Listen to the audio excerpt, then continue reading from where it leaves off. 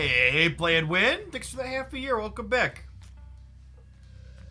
Appreciate the support. Daredevil here. We'll vibe on the goose for now because we might want to see what the other locations are for make a decision with that. Or what else they play, I suppose.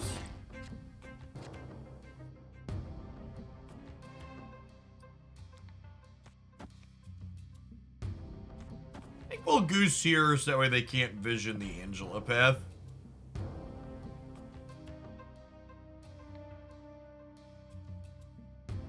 Opponent snapped. It's okay, we'll stay.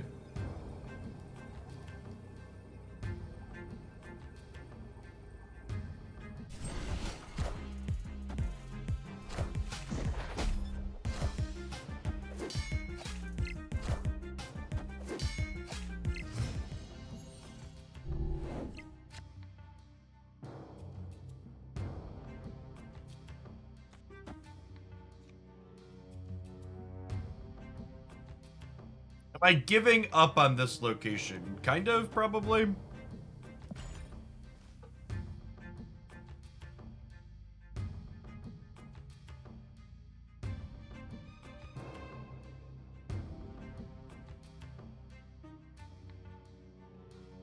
There's a world where they have a bigger move thing than we do, so maybe I'm supposed to, like, stack a ton of power here.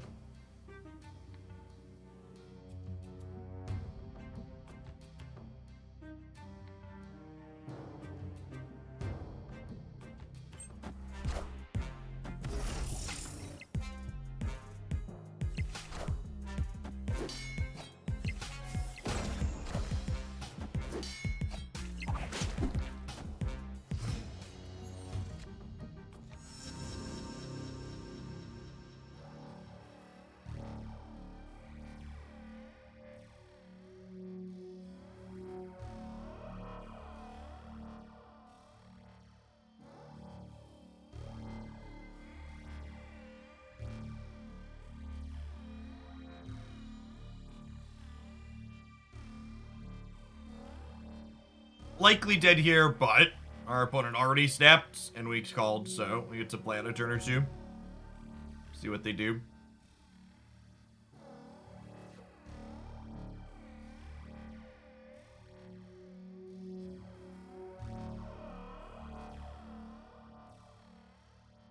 What's going on, Distinct? Thanks for the 3/4 of a year. Welcome back.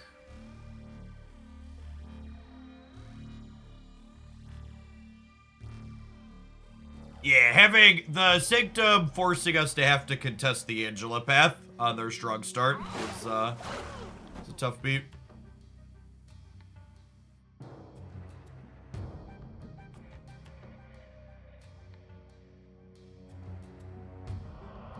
That's actually kind of interesting. So their Spider-Man could put us into the middle. Spider-Man here.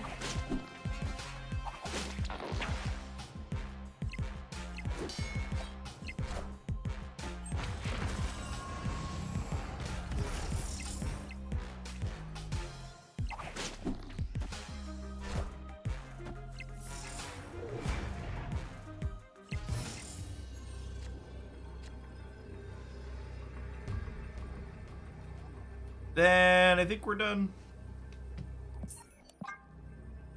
Yeah, we needed to be able to contest all 3 paths here. Or more specifically, we need to be able to play to 2 paths without playing to the Angela path. Fingers crossed they nerf Shadow King to 2 power on Thursday.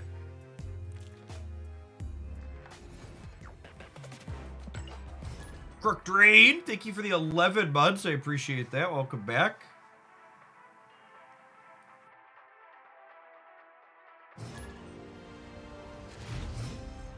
Play and win. Thank you for the half a year. Rex Drake.com. Oh, we talked about that one. That was the Captain Marvel one.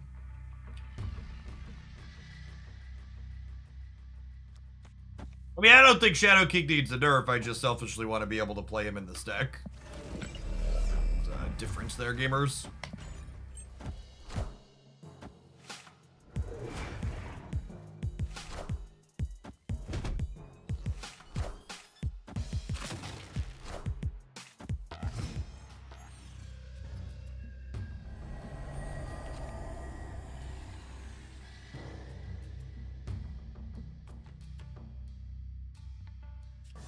I did add a channel points redemption for non-subs to be able to send a message in sub-only mode.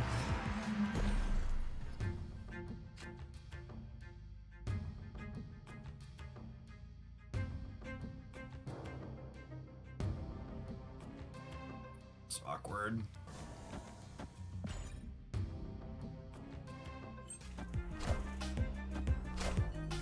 Sailor Jerry, thank you for the 5 months of Prime. Appreciate that. They are definitely the better Project Pegasus tech than we are. Welcome back, C-Pals. Thanks for hanging out.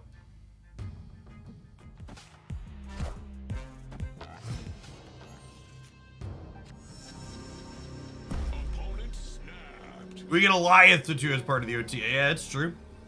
Wouldn't hate that.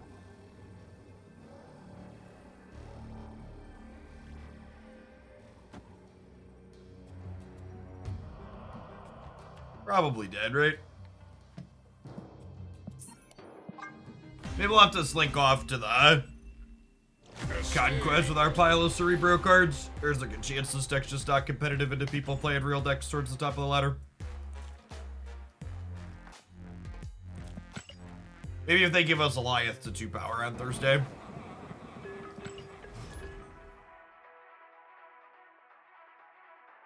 You get Shadow King, can you Luke Cage and get the power back? Correct, yeah.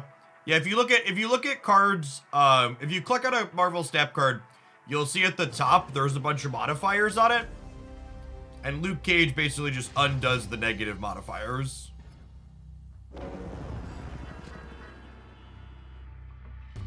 Did Second Dinner mess up the weekly releases by changing the schedule? Depends on what you mean by mess up. The explicit reason they changed the schedule was to move weekly releases to during the daytime instead of 8 o'clock at night or 10 o'clock at night or the middle of the night, depending on where you lived.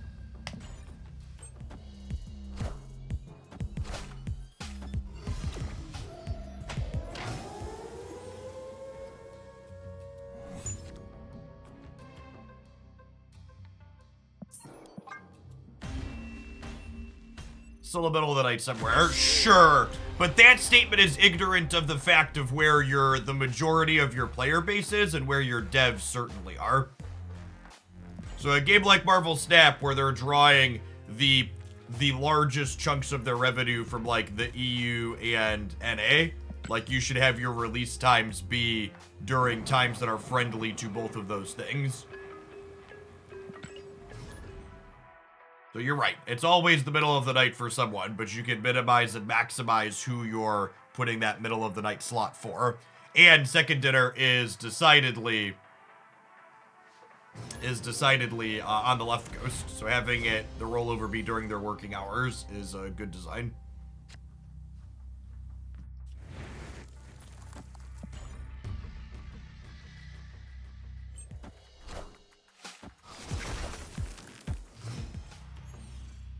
There are currently some growing / transition pains from the rollover. Yeah, like weekly missions reset last night still for some reason. I assume that's a bug.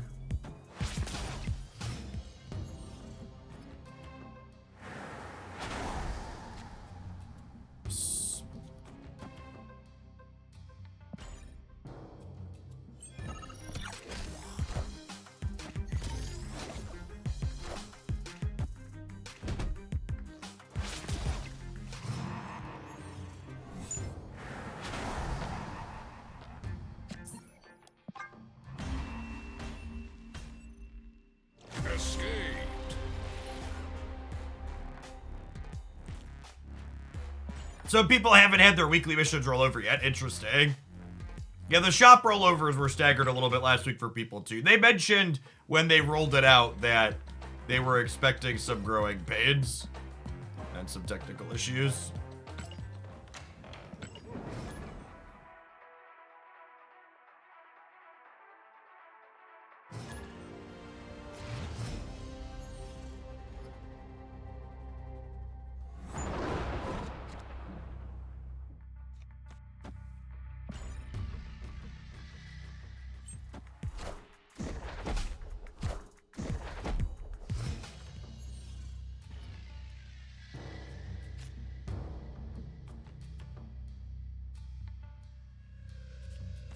Mr. Sinister here.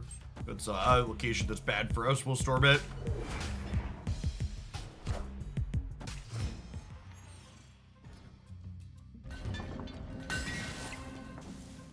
Aerator, he was storming it.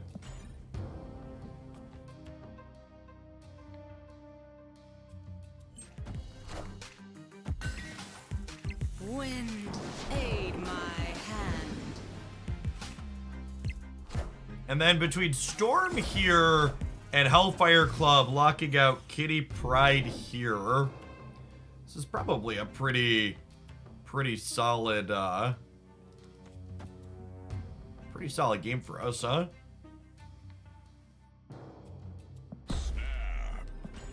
A snap. We'll go Cerebro into Mystique Goose. So that way they can't Goliath us in the middle. And we'll be able to play Mr. Fantastic Daredevil move Nightcrawler.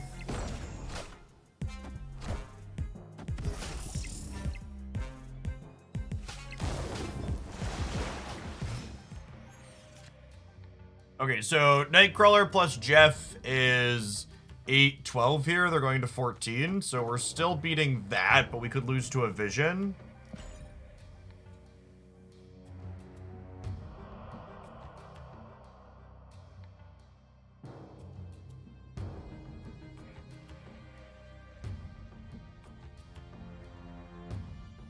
There's also a world where... Okay, that's not a Vision then. Just like Angela into Spider-Man, sure. I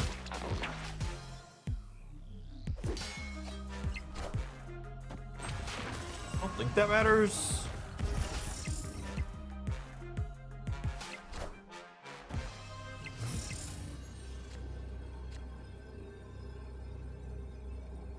They took priority from us, which is kind of annoying.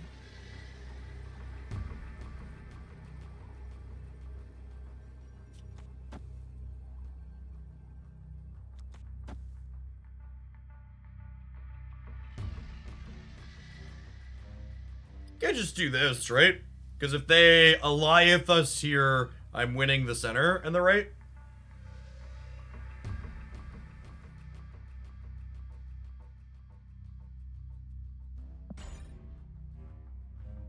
Gone. Victory. Matchup doesn't feel terrible when we get to actually play the game.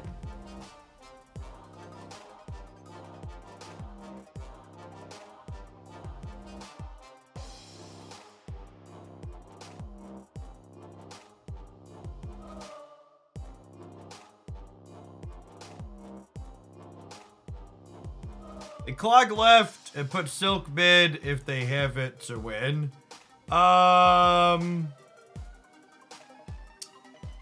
Yeah, I guess Silk into here would do it for them, but I'm at 26 here, so I think if they Silk here and they play something else here, they would only be 5-15. They can't play Silk and beat 26 on the left. I think we're good to go there. V-Boy, thank you for the 3/4 of a year. I appreciate that. Welcome back. Good morning, good morning. What's going on, TJ Dowdy? Thank you for the 10 months. Appreciate it. Welcome back.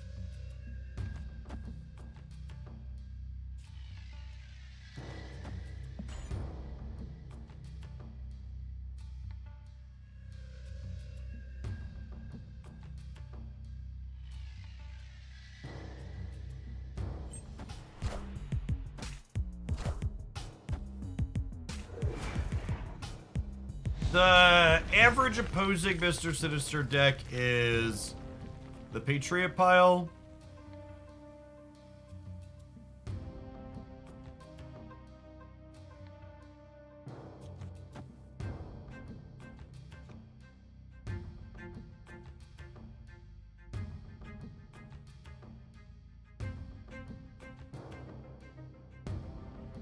Just an air pretty bad for us.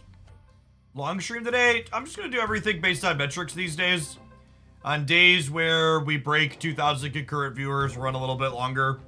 On days where we have less than that at the end of the day, I'll end probably about 3 or 4 o'clock. Today we're going till at least 4 o'clock, regardless of viewer count, because of Man-Thing's release, but generally speaking, snap metrics are down overall, so I'm not gonna work super long days unless we're having a good day. Still plan to be here and stream, 30, 35 hours a week, but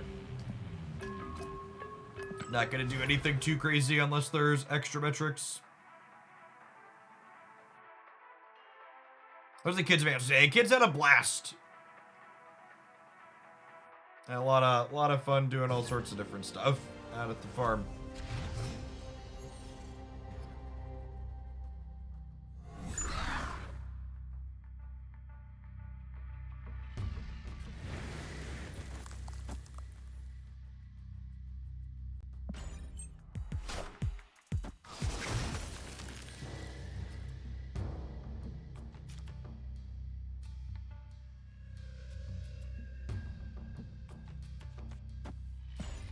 Here.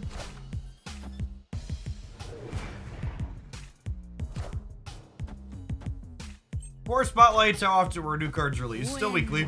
Aid my hand. The previous system before spotlights was you got more collector's tokens.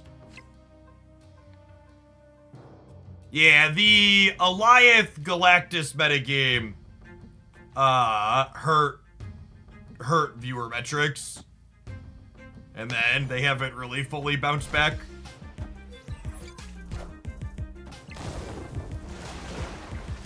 Galactus more than anything.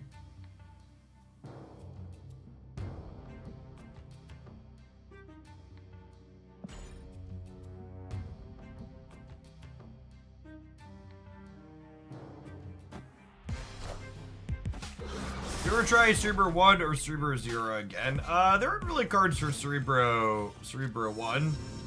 Cerebro 0 is just like a bad joke. Reference metrics, are you speaking personally or Marvel Snap as a whole? Anecdotally, just my personal stuff. On the Twitch side. YouTube's actually been relatively stable. Twitch side is down. What's the category as a whole look like?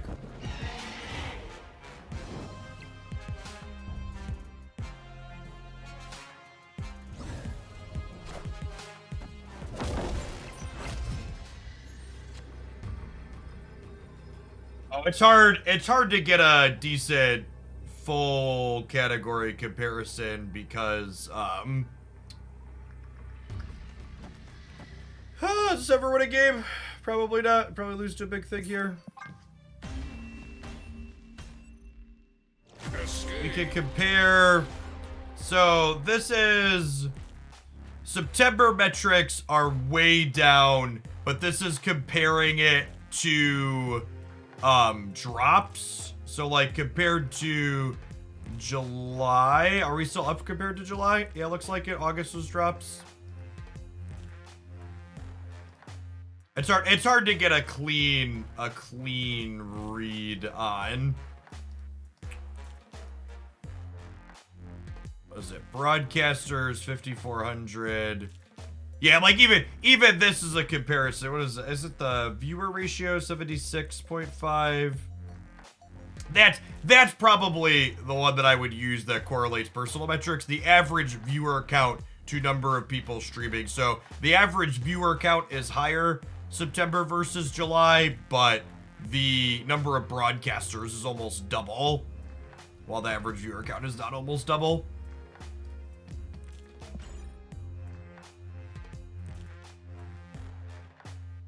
I don't know. I don't expect. I'm working on a video for the 1 year anniversary, talking about like a year in reflection and thoughts on the future of Marvel Snap. But like one of the things you have to realize, Chad, is like Marvel Snap is 110% past its prime in terms of what metrics are going to do, right? Like live service games like this are most popular right when they release, and they get like some small bumps here and there with things like drops or like new releases or stuff like that, but they don't really ever, they'll never have like the big broadcast that we had at the start, like in comparison. So like to show you Marvel Snap, so like December, November, January. So like this was 3,700 average viewers, 3,900 average viewers was the month after it released. I think January was okay. Now these are still, so like even September here, we're still down from like where that was. Yeah, we'll see. They said drops will be coming back, so I wouldn't be surprised if we get 1 year anniversary stuff for that. Non-subs, I canceled that queue because we gotta run adverts. I'll see you in 2 minutes, BRB. I don't know. I expect my income and metrics to drop off a bit, but I also like my income and metrics to drop off a bit and still my income and metrics can drop off a bit and still have this be a sustainable job for me. So that's like one of the reasons why we're running ads this month, is it offsets some of the losses in other places. Becomes a more narrow field by the Nick-up. Well, drops encourage more people to stream the game for the first time, Hater Anonymous, and then some amount of those people stuck around. What's going on, Oswald? Thanks for the 3/4 of a year. Welcome back.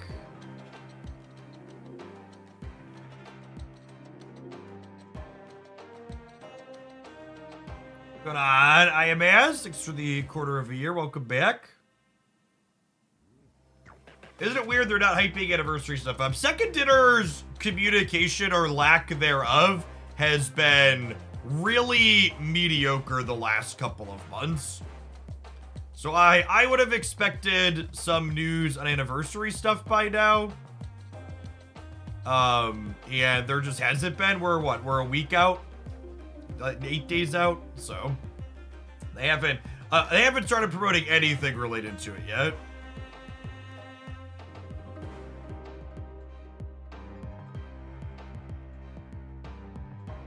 Yeah, but even if they're busy and working on something huge, they could be sending any amount of communication about it, right? I mean, getting 1,000 collector's tokens on a Spotlight is definitely the low point of the system. You ever play Hearthstone? Yeah, I played a bit of Hearthstone. Just, the deck building depth in Hearthstone isn't very interesting. Someone asked, would you ever jump games again like you jumped from Magic to Snap? And I really like Snap as a game. I've been doing this a long time, chat. My channel's been partnered for like 87 months, so I fully understand. 97 months? Maybe it's 97. Counting, 97 months, yeah. So like, I understand that this job has ebbs and flows. And honestly, like, as far as my streaming career goes, like, I fully expected the year Magic Arena released. Oh, we're just talking about how these types of things work now, because a lot of people aren't familiar. This is a lot of people's first lifestyle game. So like I fully expected the year Magic Arena released to be my biggest year ever lifetime on Twitch and to never beat it. And Marvel Snap for me is gonna end up beating out my income from the year Magic Arena released by a small margin. With about a week left to go. That was a pleasant surprise to mine and Christie's savings and retirement planning.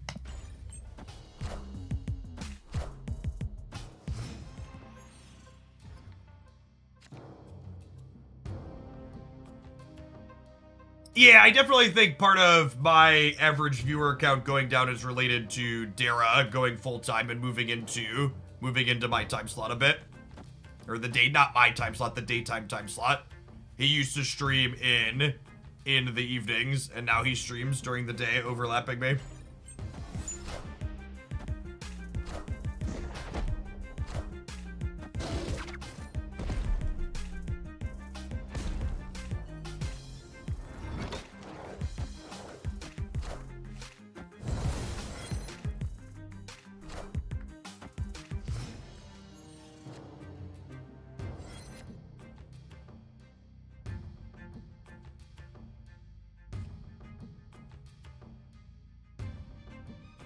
We have the power.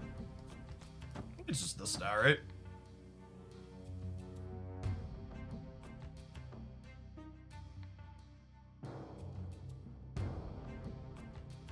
Why Daredevil in this? One of my maybe lukewarm Marvel Snap takes is I think Daredevil is an underrated card when it comes to just being a generically good 2 energy card. Thanks for the death, I think. Wind, aid my hand.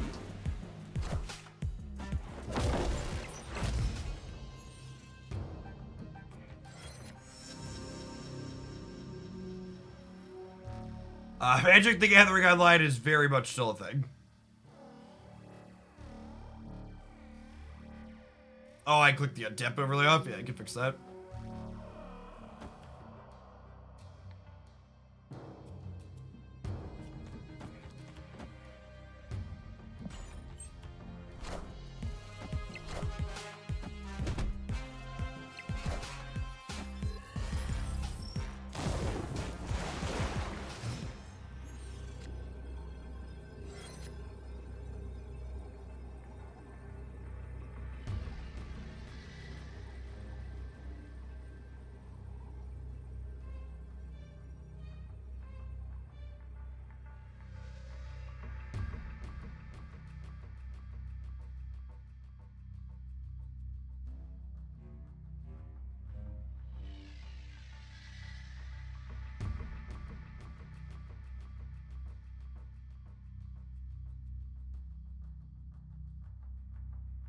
I have a goose here. Can we win this? Probably.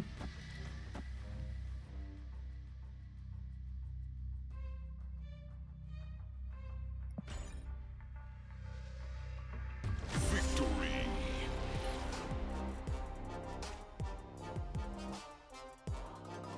You guys see the UI put Taskmaster up before Jeff played. Yeah, I have Daredevil.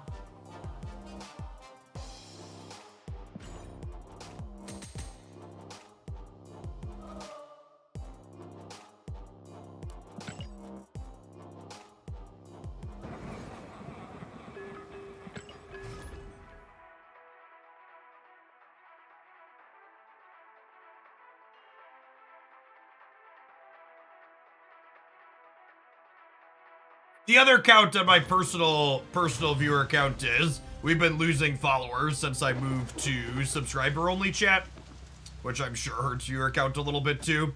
But thankfully, chat, I am an individual human being and not a massive corporation, so I'm allowed to do things that make myself slightly less money for the sake of improving my mental health.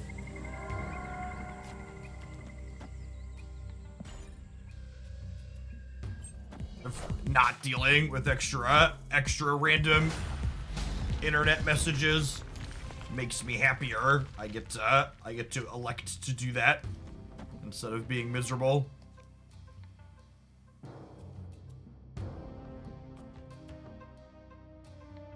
It's just not gonna be a Cerebro game, huh?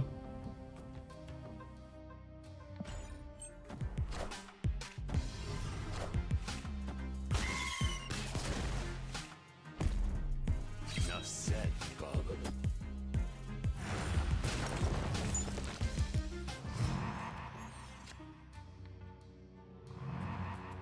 Was there a spike in Bozo showing up? There was a spike in the discourse around Marvel Snap because of Galactus and Alioth in a way that was making me enjoy making content significantly less.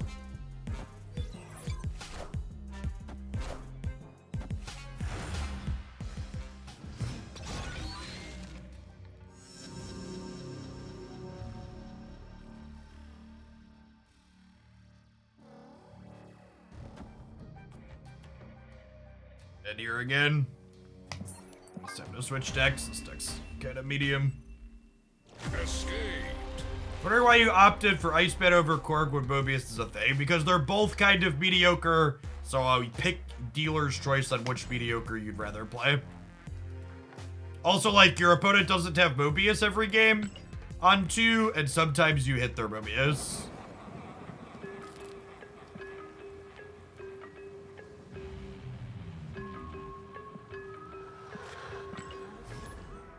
I play some double up Elsa. I think that deck is kind of underpowered compared to the other Elsa decks that have been optimized, so I don't think it's as much fun to play. Because you mostly just lose to people playing more optimized decks. We're gonna try a few different things. We'll probably just end up Goliathing people here until Man-Thing happens, because it's just the best by a lot.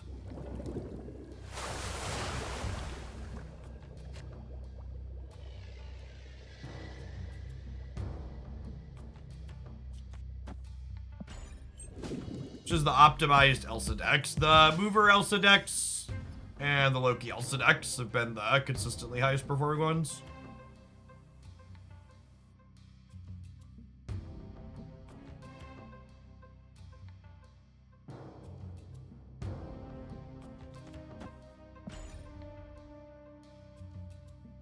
Oh, snap.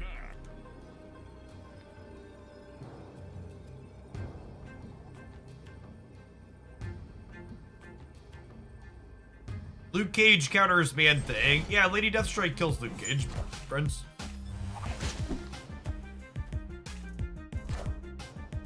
Games like Marvel Snap is a game that's built around having counterplay to stuff.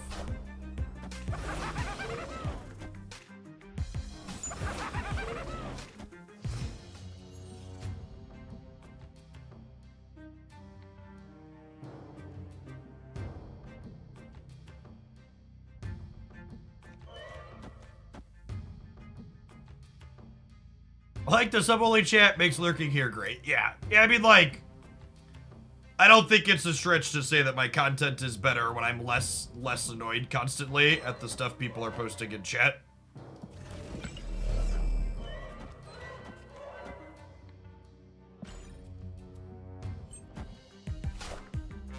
My content is improved by having my chat in sub-only mode.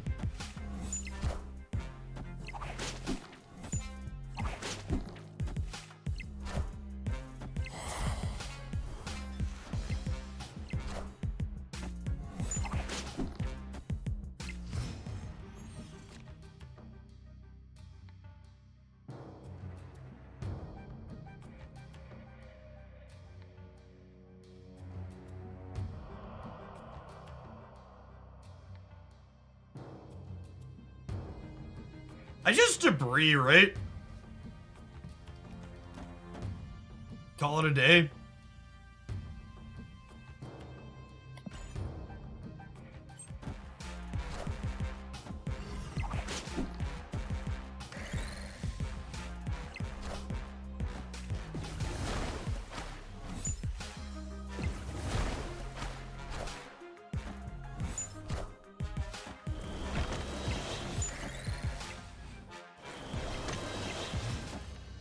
And then we were winning regardless of where that debris went, because Mojo was going to get turned out in the middle. Beating the deck that has Luke Cage in the negative zone feels pretty good. Victory.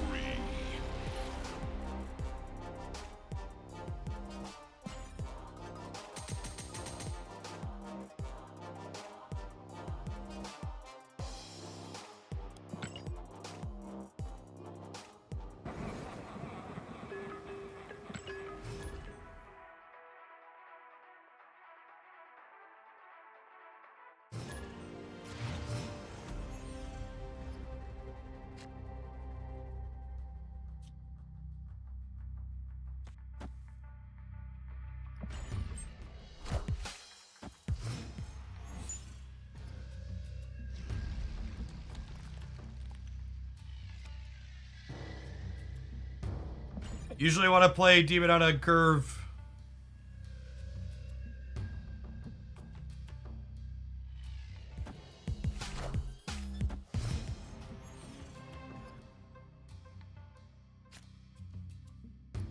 I'm gonna Green Goblin here because Stark Tower is gonna end up in one of the other two spots before it triggers.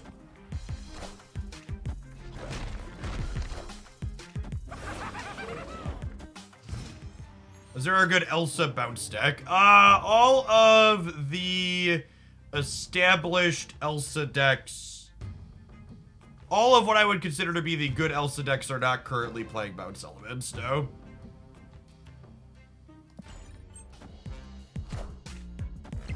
I posted a Human Torch Elsa move deck this morning as a highlight, but it's definitely not one of the top variations.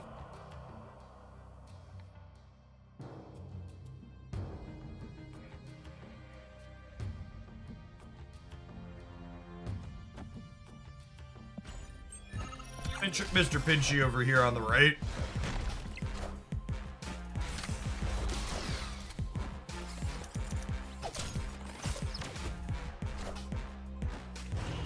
All systems go.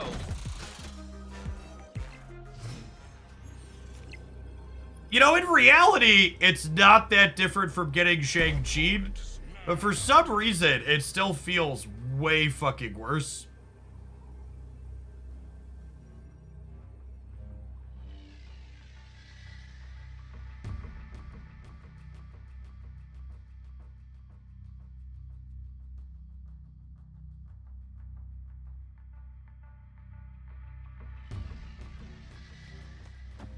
Yeah, if this had been Shang-Chi, we'd have been able to win here, right? Spider-Woman takes us to 11 and them down to 13, and then we go to 13 as well, but then we lose the tiebreaker.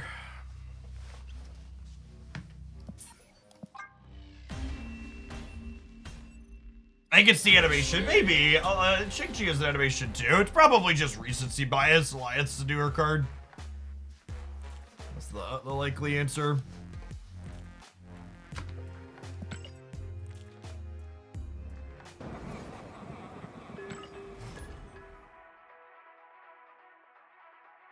You should try Daredevil Hobgoblin. Why?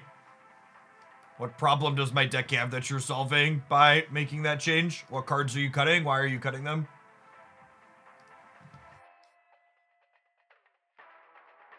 Somethino, thank you for the quarter of a year. Welcome back.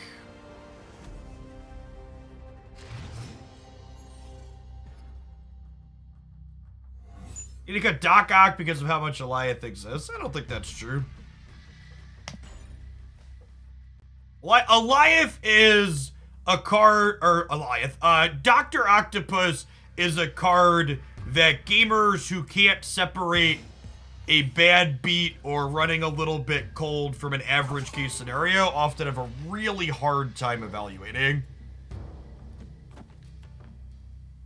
Just like you get burned by like a 1 in 3 when you play Dr. Octopus one time and gamers are all of a sudden like, nope, gotta cut the card. Can't play this one, not tenable.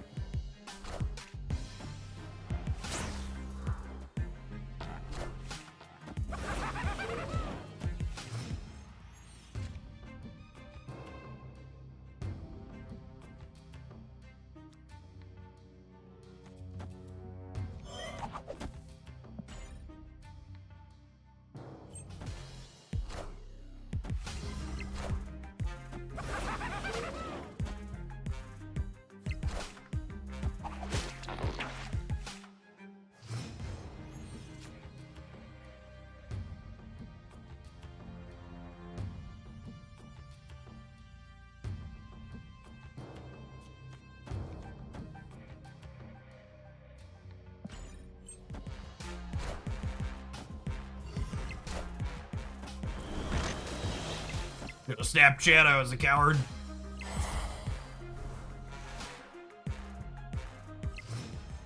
Snapped.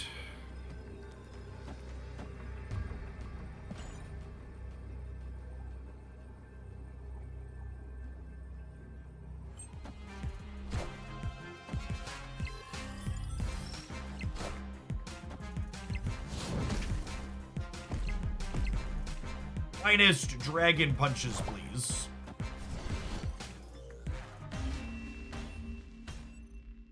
Victory.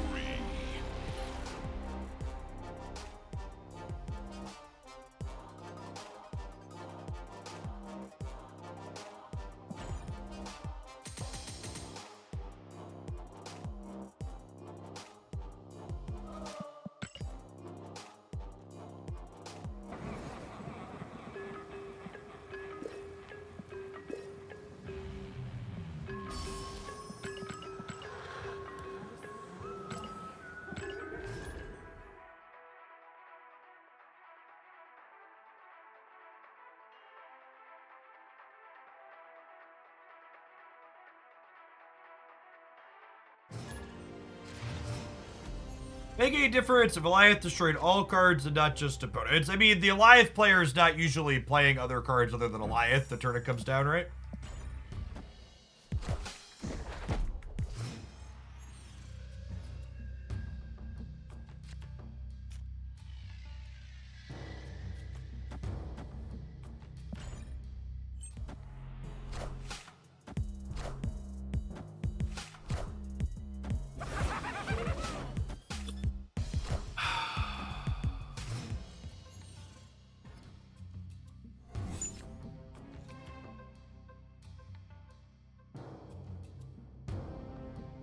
I think we're dead.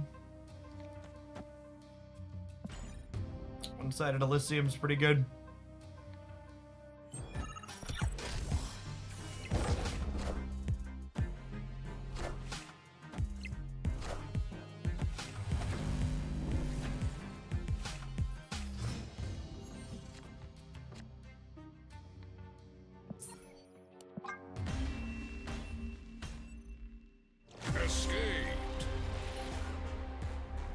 I'd like to move off of the discussion in chat about how would you fix Alioth.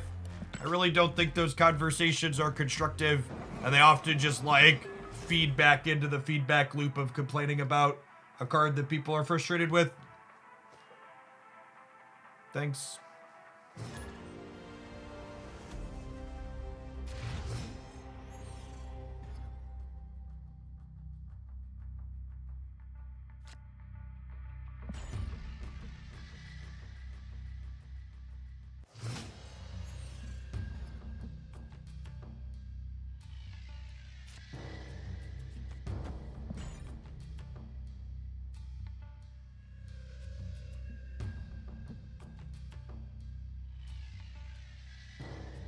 Pick up Alioth in the November cache seems too strong to not have. I mean, the big question is if Alioth hasn't been changed by the time the November cache on it rolls around, will there still people be playing Marvel? Will there still be people playing Marvel Snap?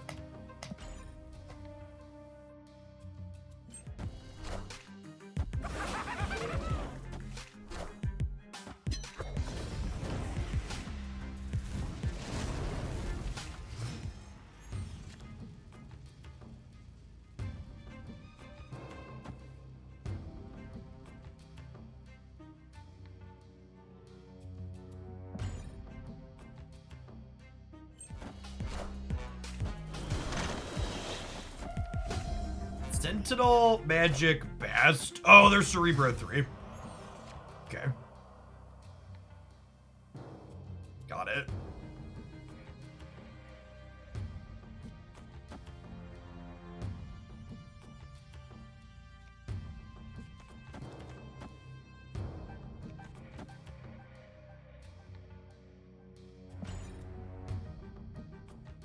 Yeah, Titania before Polaris, so I can pull them over here.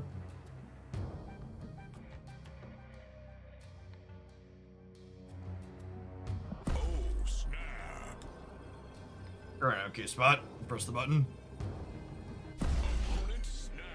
Sure. What's going on, Lucas? Thanks for the 2/3 of a year. Welcome back.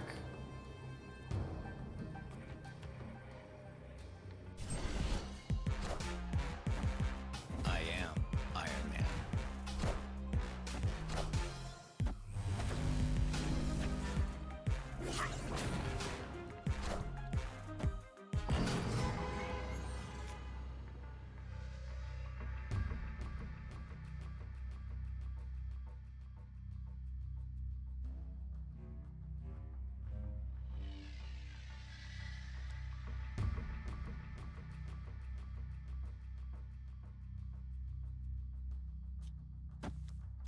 I do this.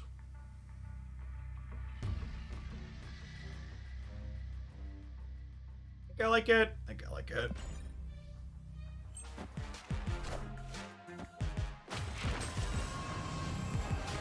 I am Iron Man.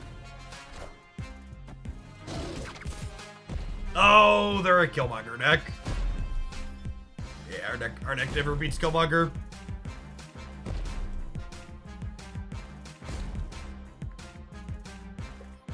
Doke.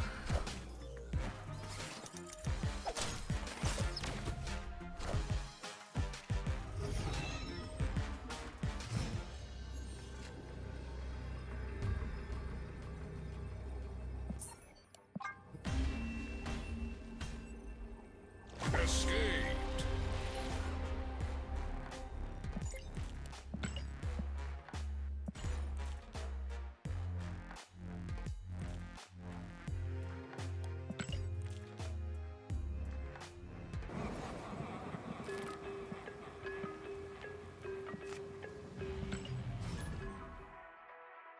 Ever played with VR? Yeah, I have the PSVR too. I play a lot of Beat Saber. The universe shall be set right.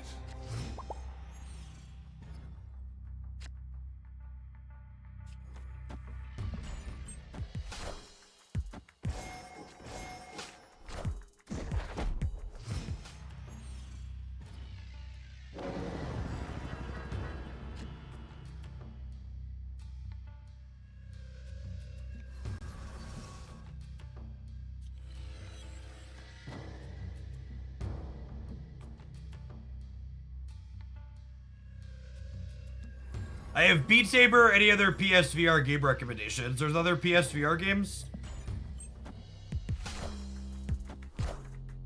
Just Beat Saber, chat.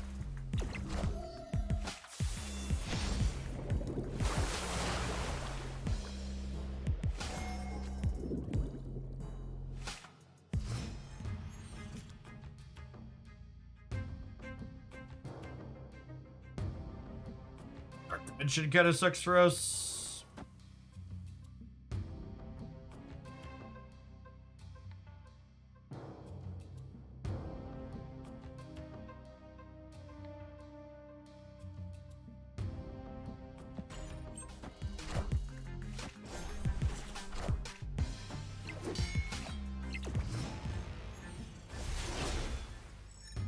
A lot of the same people that I see complain about... A lot of the same people that I see complain about Mobius being bad for the game were also people who thought didn't have a problem with Wave being in every deck on turn 5. So it's not really so much as they think it's bad for the game, so much as they just think the inability to toxically lock people out from playing their cards is something they should be able to do.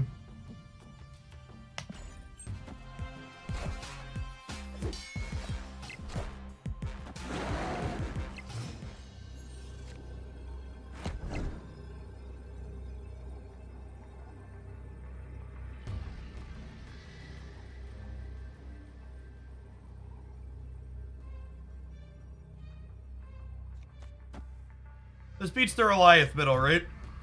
They go to 19, I go to 20. It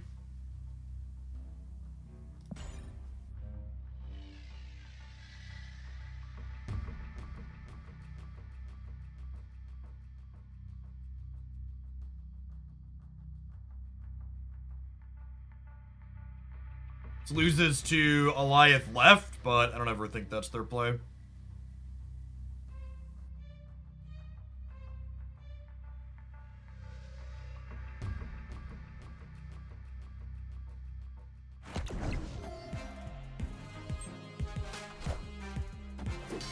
I'm on a heater. About to take them to class. No, you go to 22 actually, right? I am the wiener. This is why leader is in the deck, by the way. Leader lets you beat their Goliath when you don't have priority.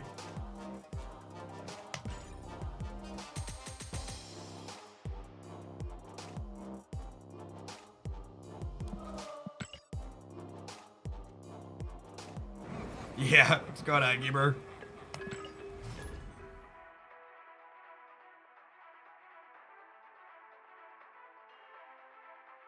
Leader redemption arc. Yeah, leader certainly the good guy in this situation.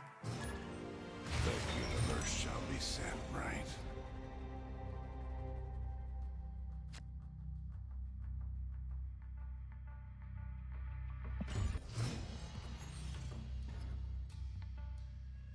I think people talking about Mobius being bad for the game because it's popular is a lot like when people were complaining about Shang-Chi being in every deck when Shuri was the dominant card. The problem in that equation wasn't Shang-Chi.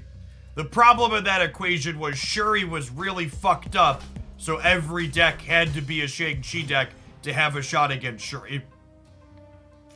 That was the actual problem.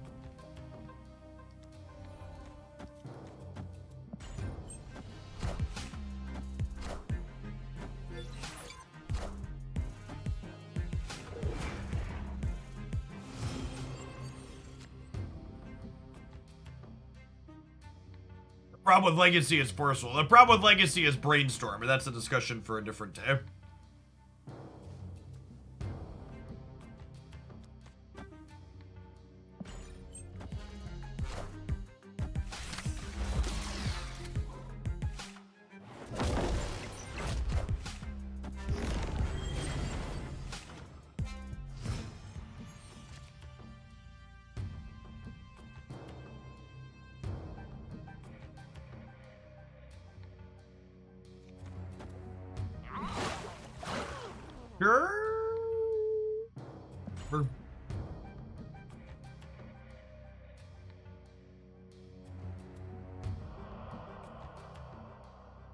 I think you just like Magic's Legacy format is just like, you just accept that like the goal of Legacy as a format isn't creating a balanced competitive experience.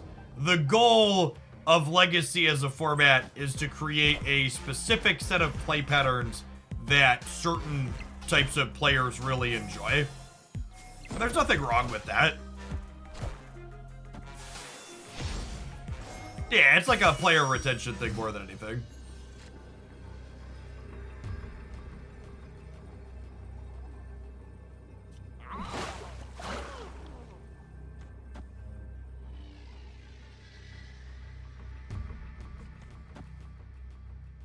If they Alioth here,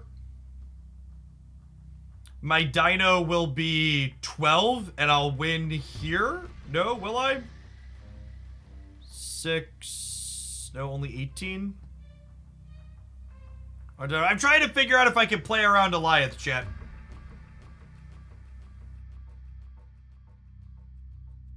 I don't think we can, which I think means we have to leave.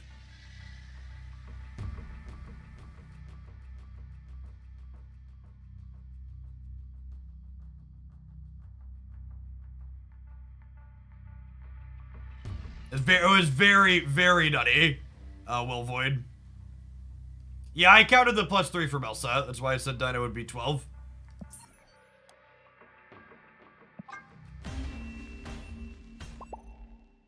Escaped.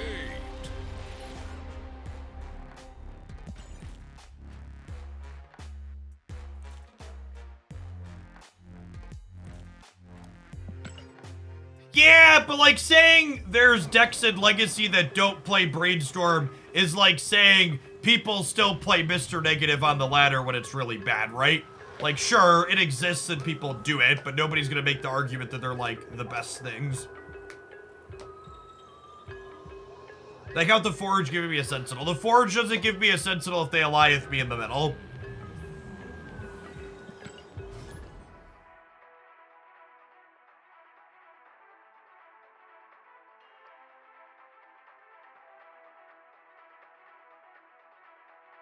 I'm gonna choose to move on from talking about Magic's Legacy format. If you're a Brainstorm enjoyer, you should go. I'm a liar. I'm just gonna ban you and move on with my life. Just like we're not gonna have reasonable conversations with you about anything else. Gamers.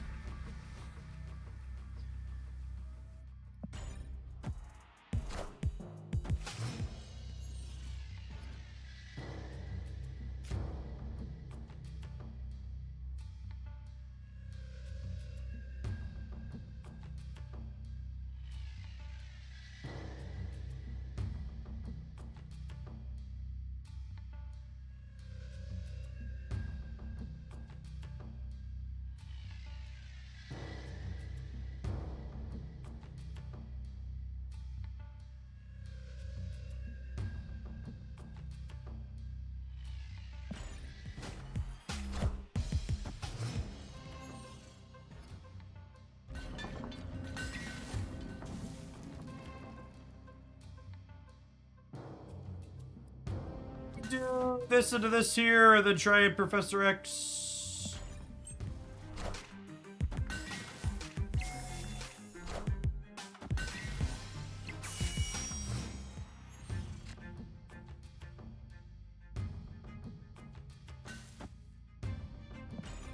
Priority here, so it shuts down them destroying anything too.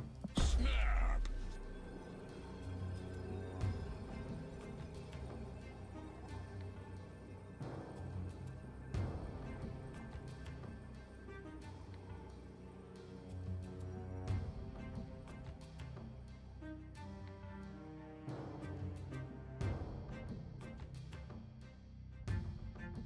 Just to confirm I'm not crazy. That's a brainstorm deck. Brainstorm. Oh, this one not a brainstorm deck? It's hard to tell. I'm gonna move on. It's like it's so weird to me that legacy gamers I'm gonna move on. I can't. It's just so. That's part of the reason why I went into $5,000 decks, by the way. And that's the other. Okay, I'm gonna have a full rant about this because LOL. You wanna see one of the other reasons why? And this is something that's hard for a lot of legacy gamers to not get to. Legacy gamers will look at you unironically and be like, there's non-brainstorm decks in Legacy. Because the best fucking brainstorm deck costs $5,400. Here's a non-brainstorm deck that costs half that much. Here's another non-brainstorm deck that costs half that much. Here's a non-brainstorm deck that costs 1/4 that much. So this is one of those things where, like, you can't even ever have an objective conversation about it because the reality is part of the reason people play the non-blue, non-brainstorm decks in this format is because they're budget decks. This is a budget legacy Magic the Gathering deck. Costs $1,100. So when people talk about Magic having whales and costs and stuff coming into like this is the type of shit I used to play before this, chat. Like when people talk about what this game costs to play, it's just like it's just like night and day different coming from a Magic the Gathering background. And you wanna see it even funnier. Okay, so these are tabletop prices. Let's switch to Magic the Gathering Online. These are Magic the Gathering Online prices, their digital client. One ticket is $1. So this deck is $560. This deck is $637. This deck is $664. What's our budget deck here? Our budget deck is $370. Yeah, it's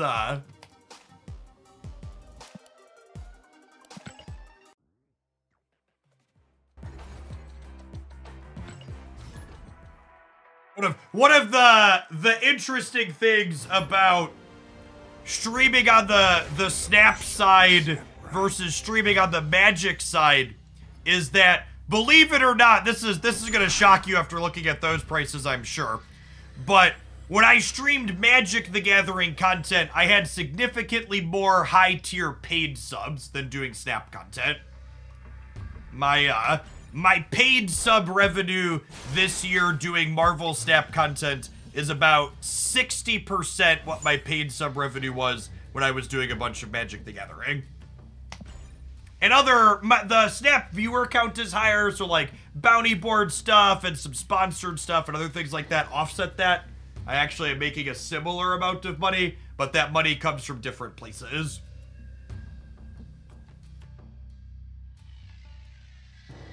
Because people that play Magic are used to spending.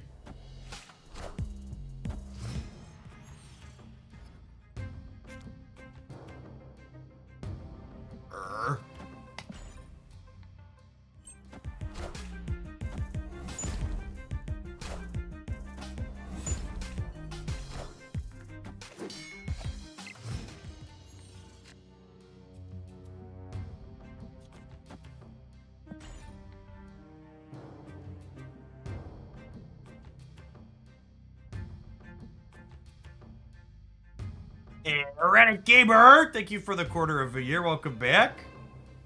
Thanks for the biddies, Lord Francisco. Dead? I think we're dead on the left. Did I have supposed to Professor the Altar? I don't know. I wanted to try and cheese the left here. Maybe that was wrong.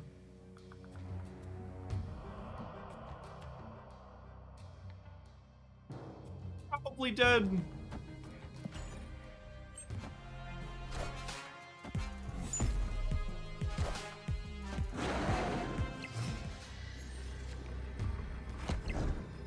I have priority here. Gas him up? Gas him up, chat.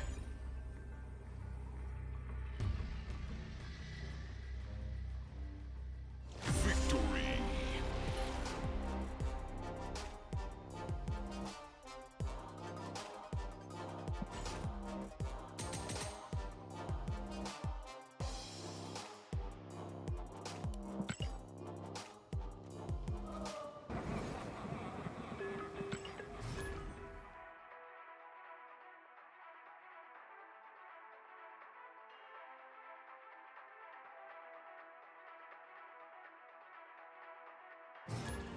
Destiny will arrive.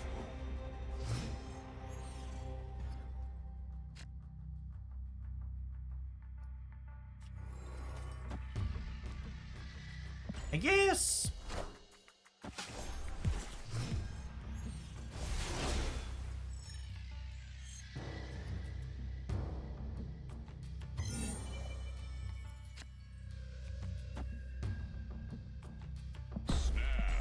Hey, it's real good. Bloodstone into Psylocke into 5-drop. Thank you for the 5 gifted, by the way, Tiago. That's very generous of you. Appreciate the support. Steve Blockhead, thanks for the 2/3 of a year.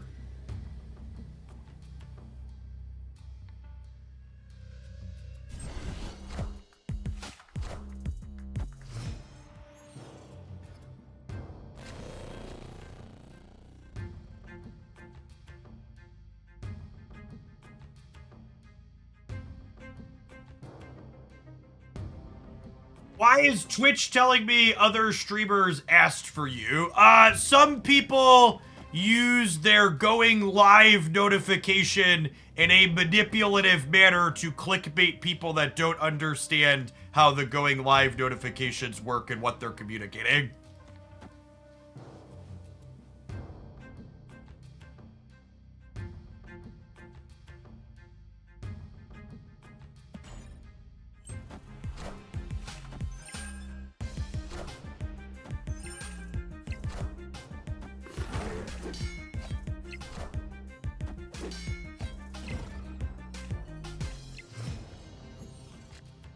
That is lame, I agree.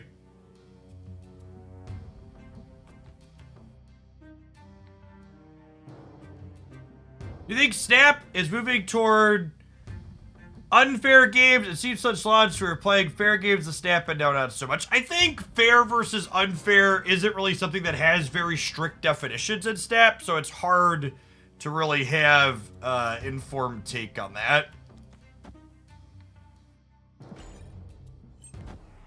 The problem with Professor Xing the right is there's a good chance they're a Jeff deck as an Elsa deck, so...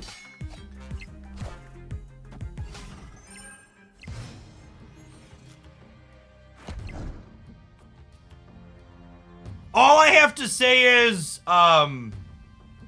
it's similar to when you watch on YouTube, what's supposed to put it? I always tell people, if you're annoyed that your YouTube feed is all clickbait content, you only have one person to blame, yourself. When I go into my YouTube, there isn't a bunch of clickbait because I don't click on clickbait and I aggressively tell YouTube do not recommend. What YouTube is serving you is based on your habits as a person.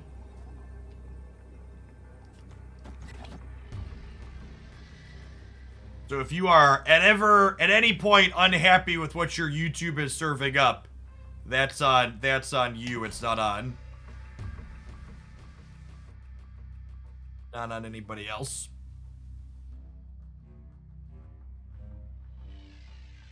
Vision first in case of Shang. Yeah, it's a good call out. This is where I would put my undo all action buttons if I had one.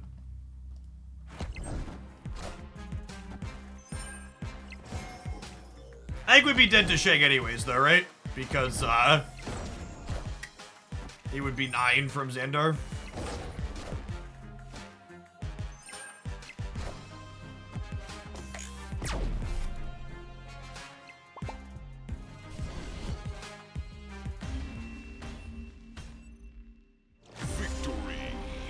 Alright, non-subs, it's about that time. I'll see you in about 2 minutes. As always, you'll never get an ad over gameplay on this channel. Thanks for hanging out. Don't go anywhere. Also, non-subs, I know we've been in sub-only chat recently. We added the ability to send messages via, what's it called? Channel points. So if you're someone that's a long-time viewer, you can still send messages periodically with channel points you built up. Get you on the flip side.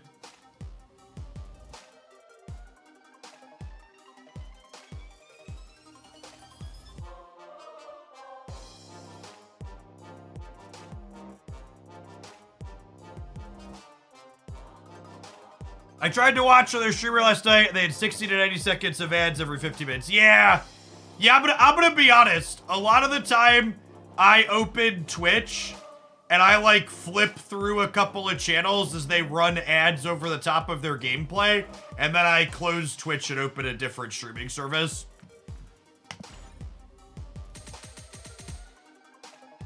Part of the reason why I do my best to call out that I have control over the ads and you won't see ads over gameplay, and I say things like, people that do that aren't respectful of their viewer base, that's me basically subtweeting other people in the space.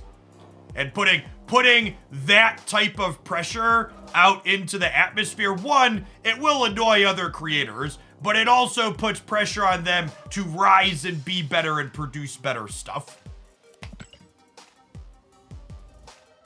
It informs their viewers, so they give pushback to the creators to be like, hey, do better.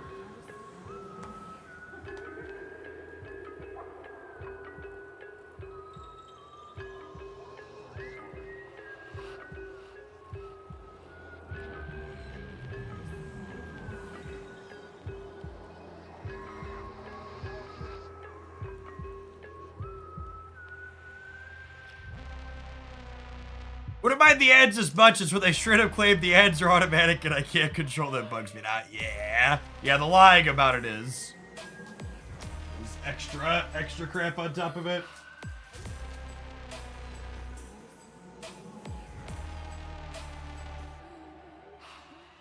It's especially tough inside of Conquest gameplay, because they'll be like, I can't tell you the number of times I was like enjoying a set, and they're like, going into the last game of the series and suddenly ads run over it. It's just like, ugh.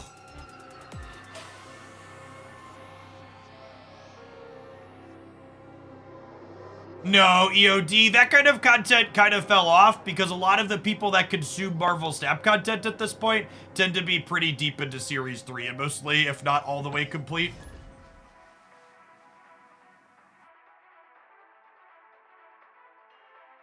Yep, thank you for the 58 months. Appreciate that. Welcome back. I got banned in a chat one time for pointing out the streamer had control over their ads. Can't let the rest of their viewers know that they're lying to them.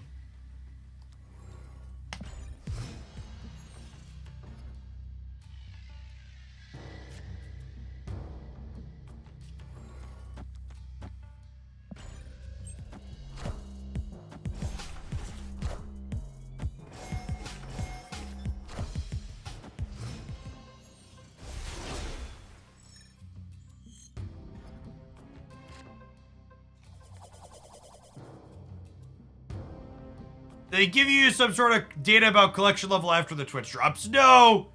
It's not unreasonable to derive that as being the case based on the metrics that, like how other content performs. Early series stuff tends to have weak performances.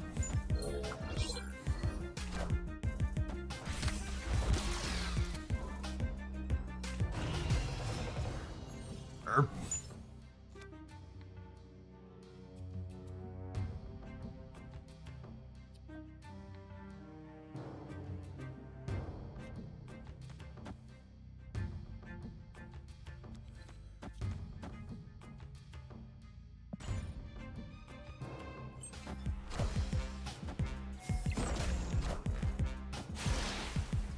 Let me dressing up for Halloween. Yes. Haley hasn't decided if she wants me to be a shark or a unicorn yet. I just let the toddler decide shit.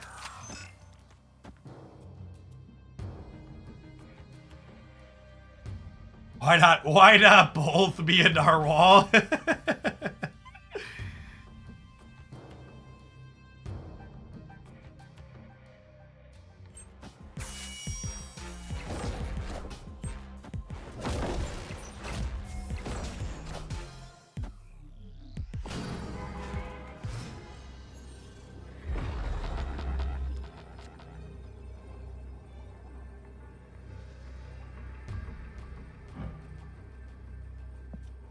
Agent 13 leech.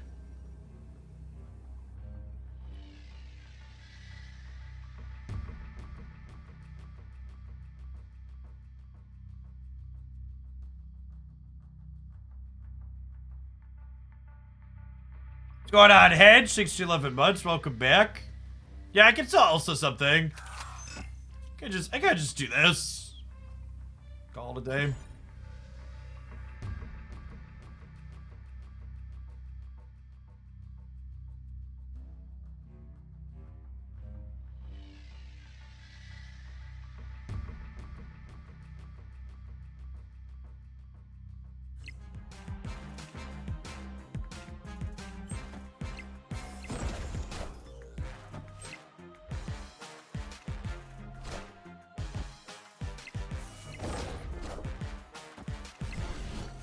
Rushed them. Victory. Hey Jeff, I'm curious, can we expect some kind of Snap 1 year recap from you? Yeah, I have the working title. I'm not sure if this is clickbait enough, so we might have to rework it, but like loosely 1 year of Marvel Snap, what I made, what I spent, thoughts on the future. That might be too long. I gotta figure out, but that's loosely what the video is gonna talk about. We'll talk about money, where Marvel Snap started, where it's at, where we think it's going. Yeah, maybe we'll put something about 1 year of Marvel Snap isn't dying. That's usually good clickbait.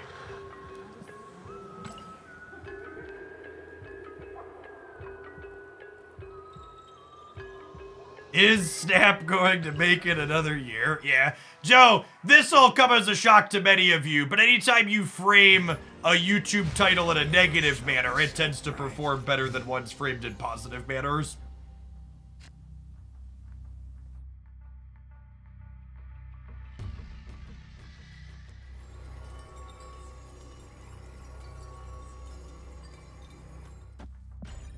Is there any reason to put money into Marvel Snap? No, not really. Depends on what money you have to spend and if it brings you joy. The season pass in Marvel Snap goes a long way for spending dollars by design. If you're gonna spend any money, throw it at that.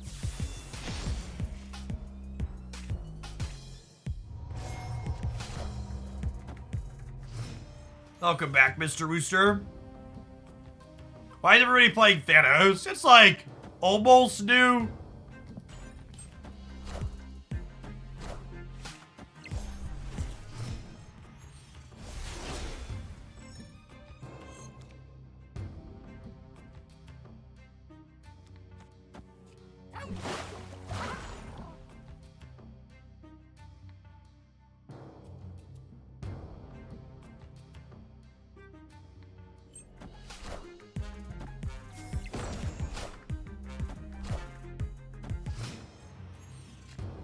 ever done or looked into doing giveaways? I would be shocked if anybody that regularly runs giveaways has done a proper / appropriate value proposition of what it actually does for their content. Any single time I've run a giveaway, the amount of work it takes to do plus the cost of stuff to give away, generally speaking, isn't proportional to the amount of return you get from it, in my opinion.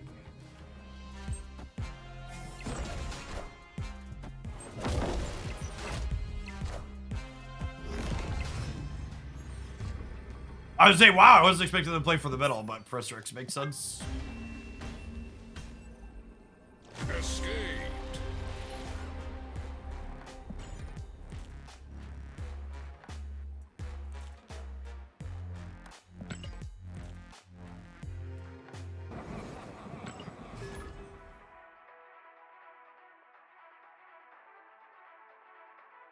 Clickbaiting us when you tell us not to succumb to clickbait. I'm gonna let you in on a little secret, chat.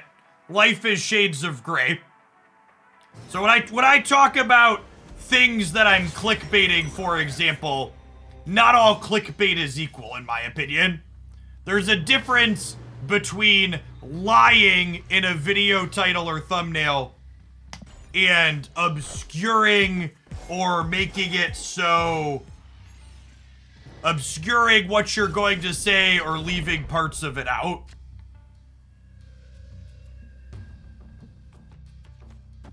Or, for example, I no longer reference anything related to Conquest in YouTube titles or thumbnails, even if the video is about Conquest, because anytime I post about anything related to Conquest in a title or thumbnail, the video automatically underperforms. Because Conquest is a deeply unpopular format.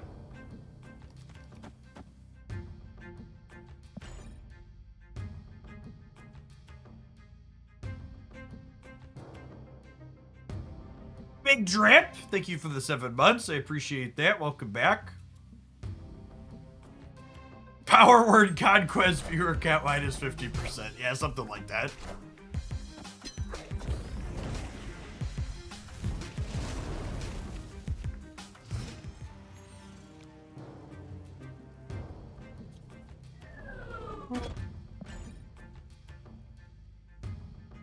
Yeah, definitely a hella gamer.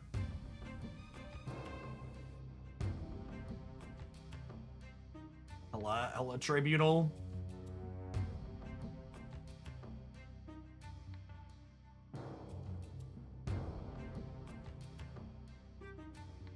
This Thanos deck working. This deck has a bunch of strong stats on Untapped that has done well in a couple of community tournaments. If you're looking to play a Thanos deck, I think this build is very reasonable.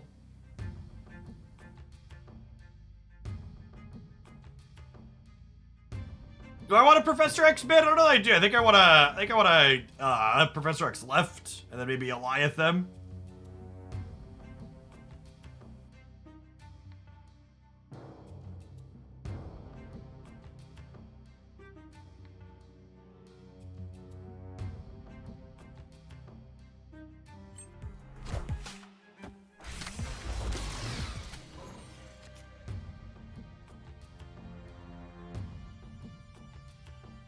Opponent snapped.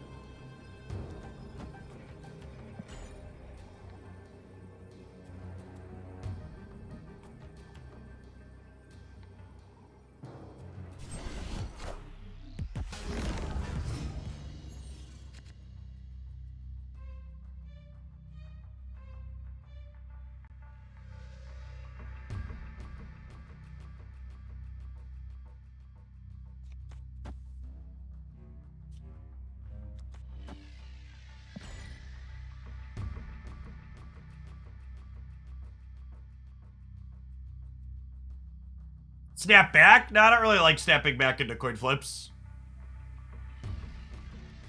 Which is most of Snap these days. Eliath added so many coin flips to the game.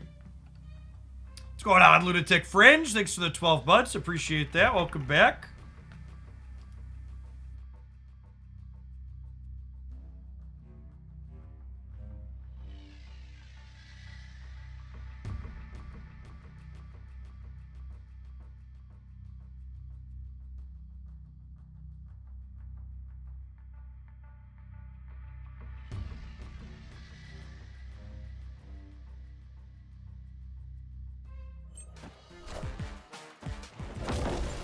think X on 5, X on mid, turn 5 is the better play. It guarantees no Monekadala. That's just not true. There's a Titan in play.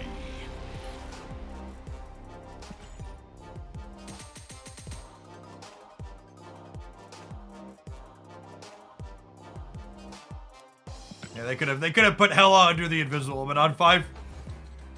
Titan made the end more coin flippy there.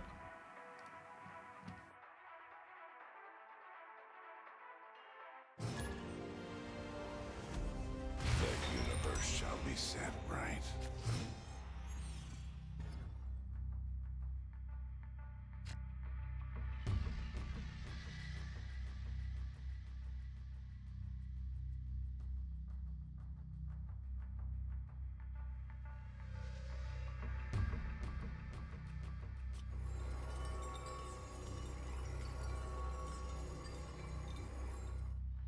You usually want to wait on this. Usually you want to play Time Stone on 3 in this deck, so you can play a 5-drop on 5-drop on 4.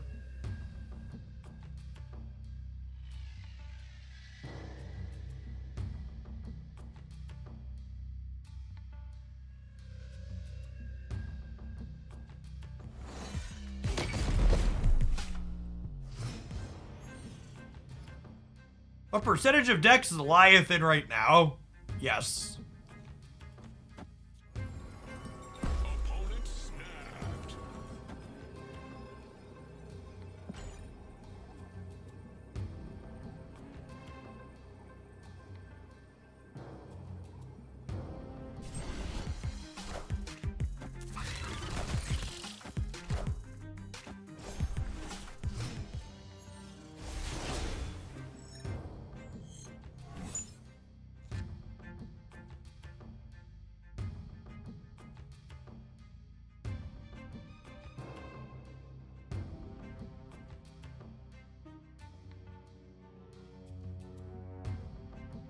Peter, they're absorbing. Is that even good for me?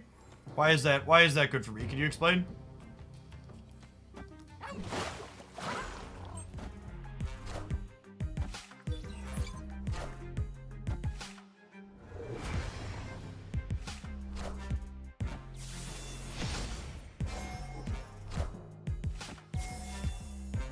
Untapped has Elias popularity at 33%. Sure, I'd expect Goliath to be more popular on Untapped than it is with the general player base. If I had to venture a guess.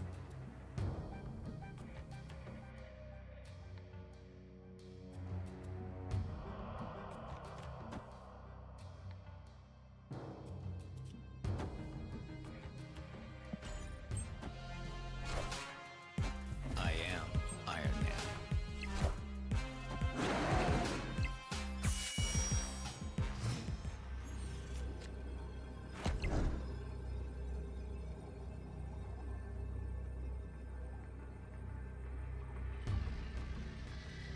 Isn't Mobius also at 33% on Untapped? There is a big difference between a finisher having a high play percentage and having a tech card that interacts with key opposing cards having a high play percentage.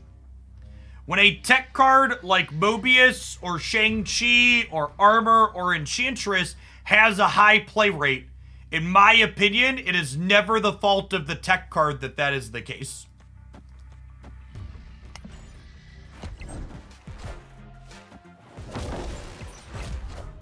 Tech cards only see play. Oh my god, I forgot there weren't stones in my deck. Fuck me. That's fine, we're dead anyways.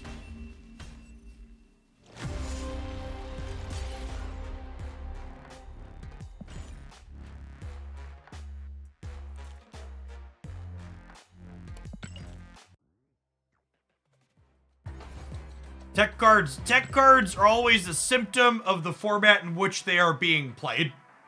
Mobius has an incredibly high play rate because the format without Mobius involves getting waved a bunch, and Mobius is basically the only counterplay to wave.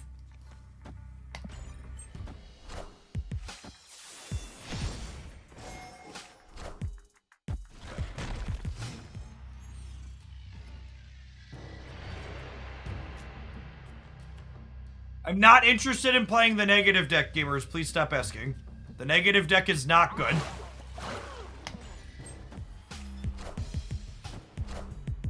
The current metagame does not feel rewarding for brewing new decks, and I'm not interested in playing bad decks and just losing a bunch today. We'll do that with Man-Thing in a little bit, but this morning I'm not. We're gonna lose plenty trying to play the new card here in 2 hours. I don't need to lose a bunch now beforehand.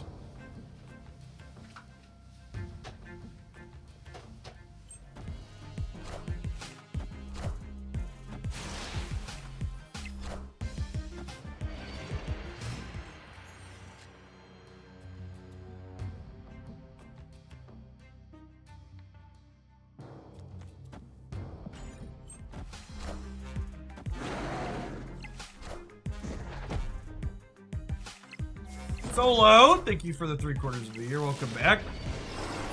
Using invest spending tokens for Series 4 cards and spotlights. If you don't want any of the Series 5 cards that week, sure.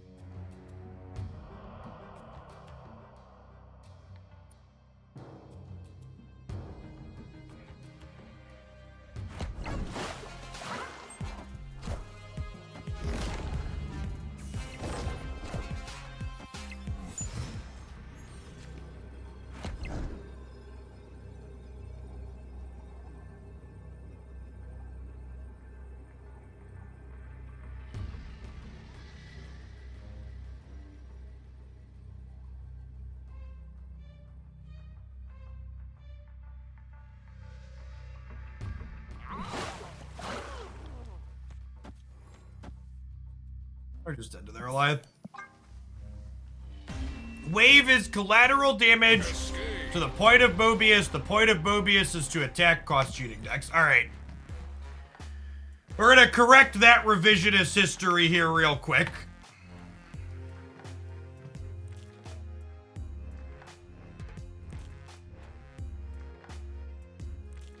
So what I'm thinking of. Best decks. This is Mobius. Where's my best decks from before Mobius released? Just because people have such terribly short memory spans.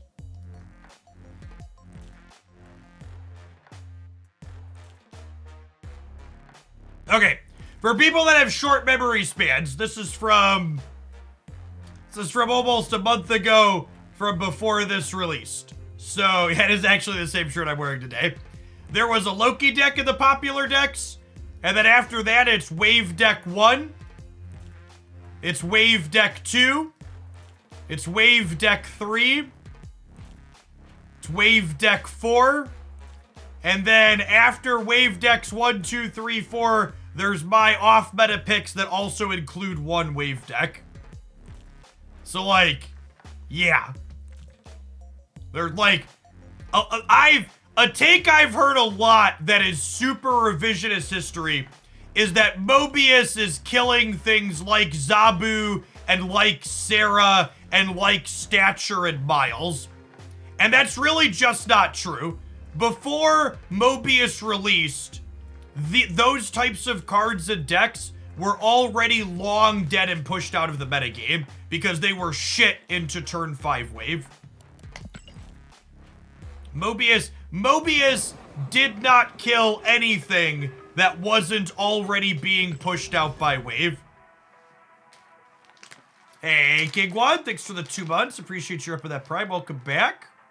Solo, thanks for the 3/4 of a year.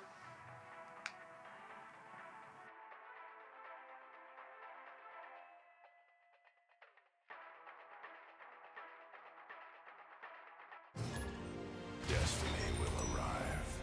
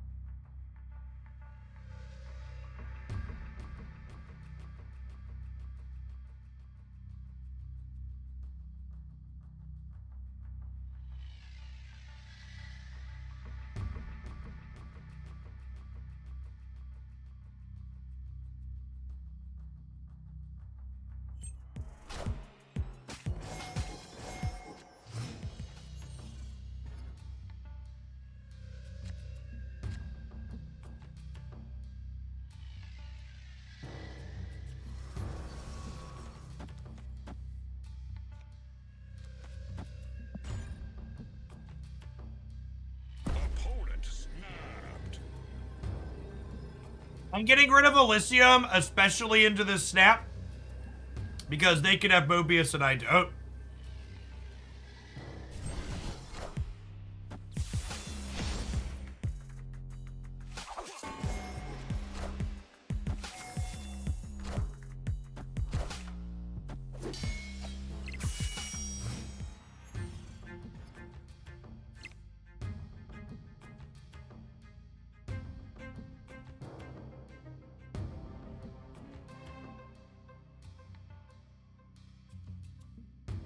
Wave and Mobius M are necessary evils. That's not what I said at all.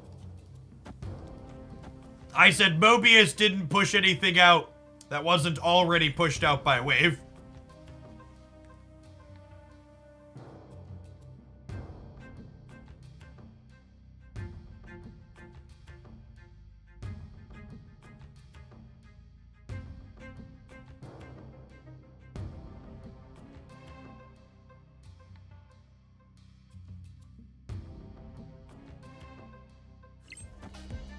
Friendly neighborhood Spider-Man here.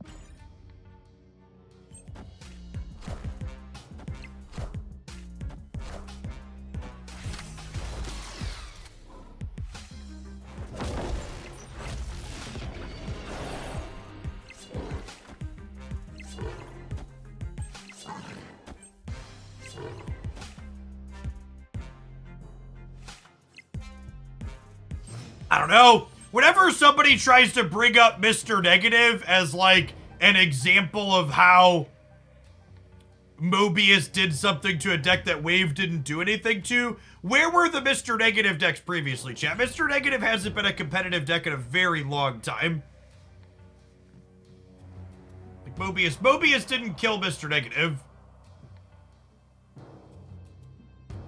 That which is dead may never die.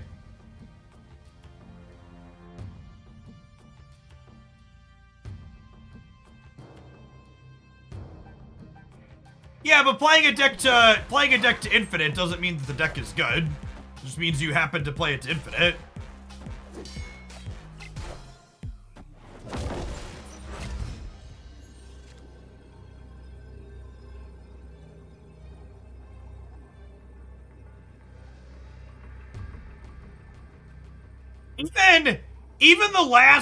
Even the last week Mr. Negative was popular. I don't even think it was good. It was just like the easy deck to slot Magic into, so it had a lot of content creators trying to hype it up because it was the easy thing to slot something into. We're dead here. Change decks. Escaped.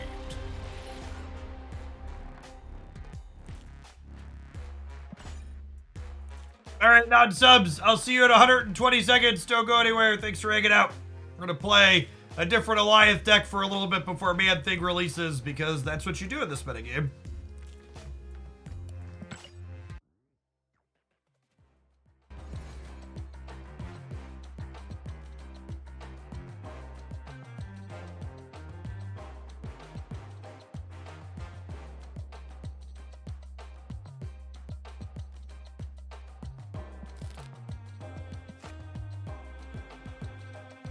Thanks for the 3/4 over here. Kitsune, welcome back.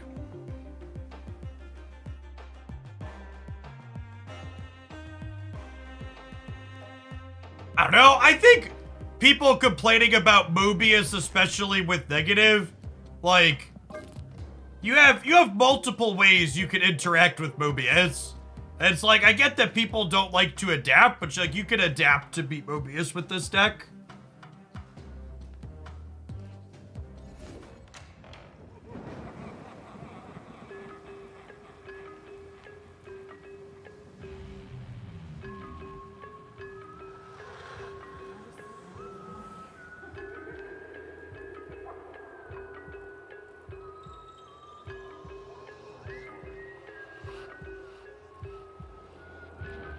Yeah, I think I'd agree with that take, Play and Win. I think the last time negative was remotely close to being good, I think the last time Mr. Negative was remotely close to being good was when Shuri was everywhere.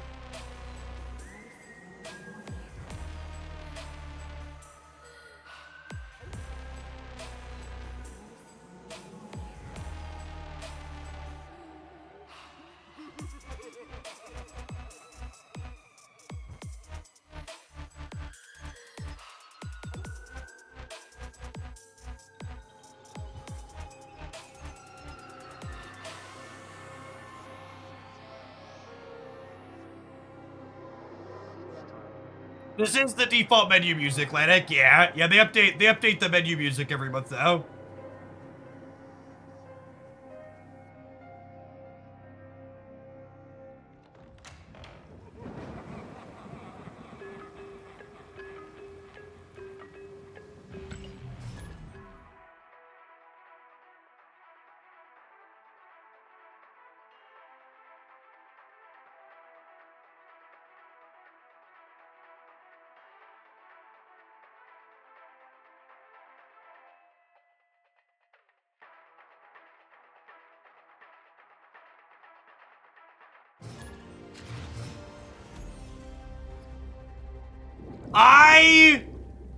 The way the Marvel Snap metagame adapts or lack thereof, I think if you are a good Marvel Snap player, I would be surprised if there's ever a reason not to play Mobius ever again.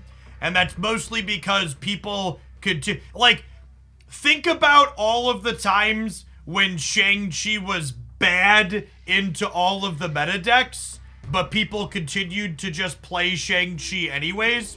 Similarly, despite a bunch of things being bad into Mobius, people don't actually move off of them or adapt.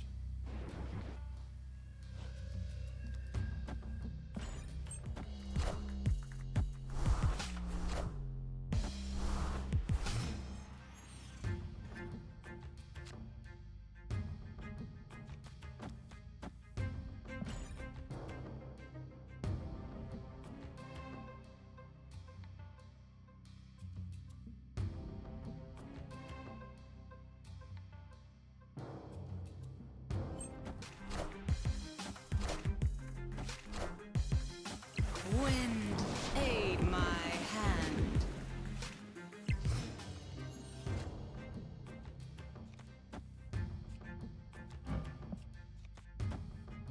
That's a mirror? Yeah, looks like it.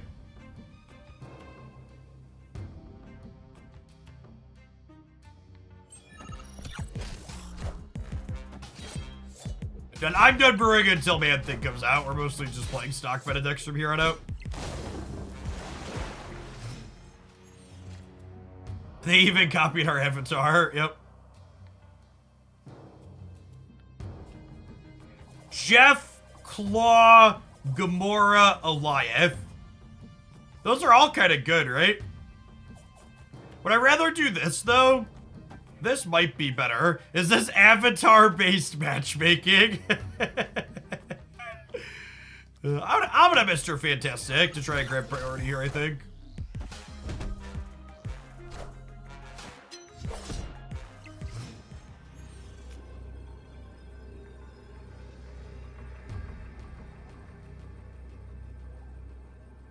All right, we won the priority coin flip. We're 7-7. This beats their Doctor Doom because we have a Nebula trigger. And we beat their Eliath because we won the priority flip.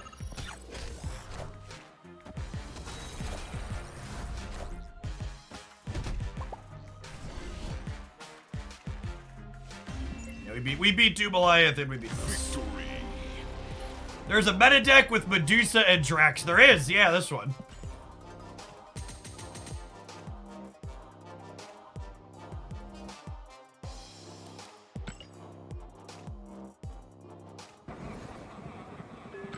Medusa's very good at helping you grab priority, which is what a lot of these Eliath games are out, having priority such a big deal.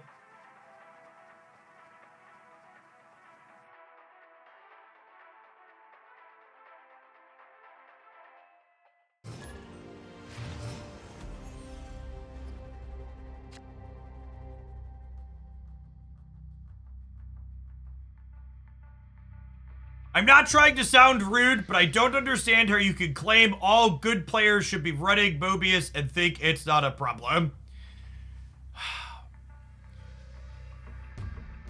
Mobius is the wheels that, Beck, that's uncalled for. Fix that. Mobius is like saying saying Mobius everywhere is problematic is kind of like saying every car is the same because they all have tires. Mobius is not the card that defines a deck. Mobius is a tech card, and the appropriate tech cards are determined by the metagame that exists. Mobius is not a card that I put in my deck. There is no such thing as a Mobius deck.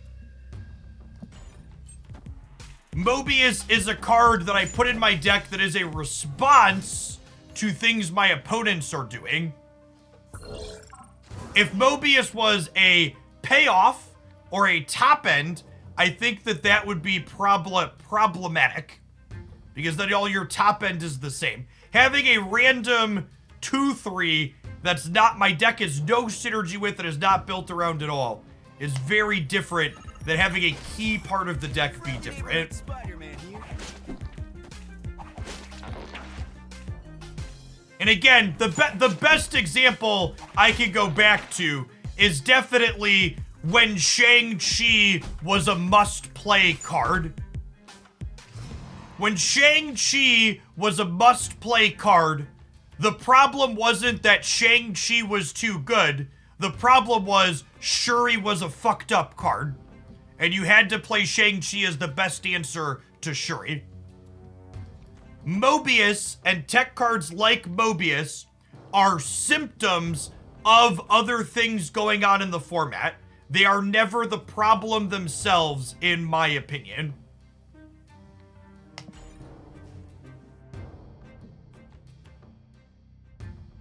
WG members ratified a 3-year deal and the strike is over. Awesome. Support your local union, shit.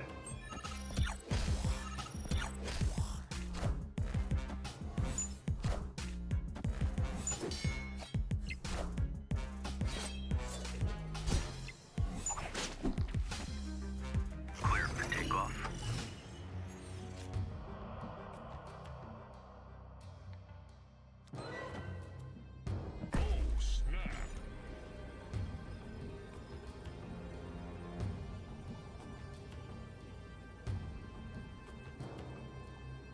Snap them, because we'll have priority going into this last turn, and I have Goliath.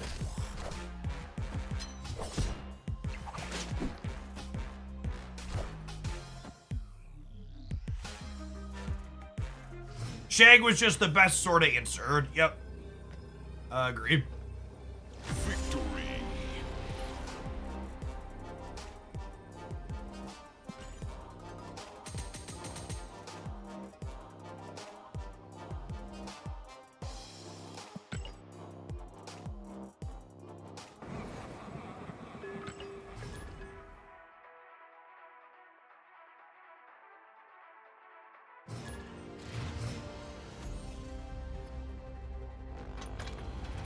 What was Old Shuri? Old Shuri was just Big Forge. Your next card you played anywhere got doubled.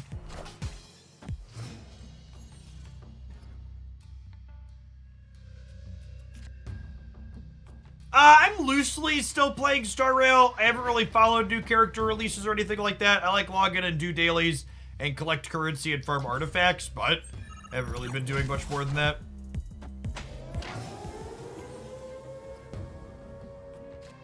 Yeah, we've had the Mobius Shang rant a couple of times today. People genuinely just don't understand how they're different. At some point, doesn't an answer that's too omnipresent become a problem? No, in my opinion. That's what I'm telling you. In my opinion, if the answer, it's not the answer's fault.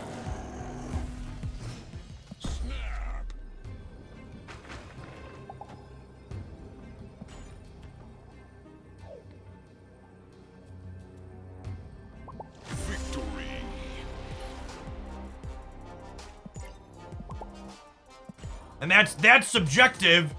You can feel free to disagree with that.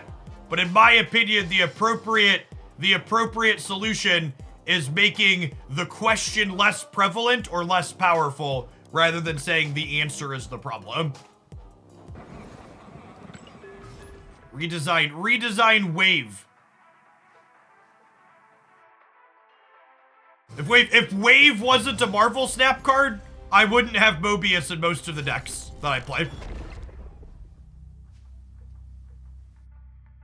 If wave wasn't a card, Mobius has the exact same text box, I pull it out of basically every deck I have it in.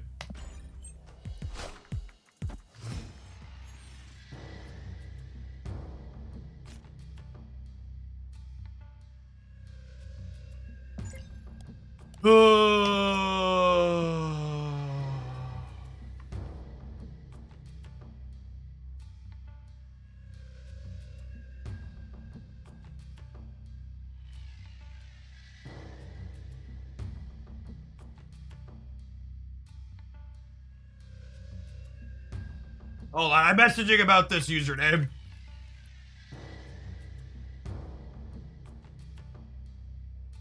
Apologies.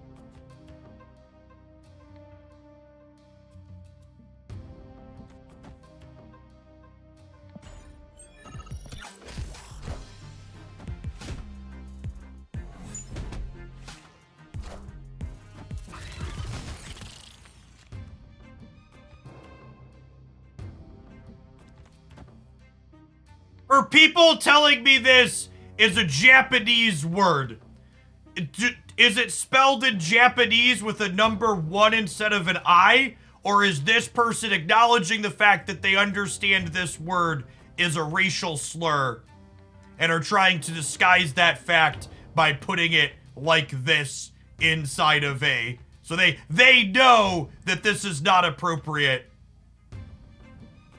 Yeah, they're trying to get away with some being shitty. Don't defend them being shitty in my chat. Thanks. They know exactly what they're doing by putting a 1 there instead of an I.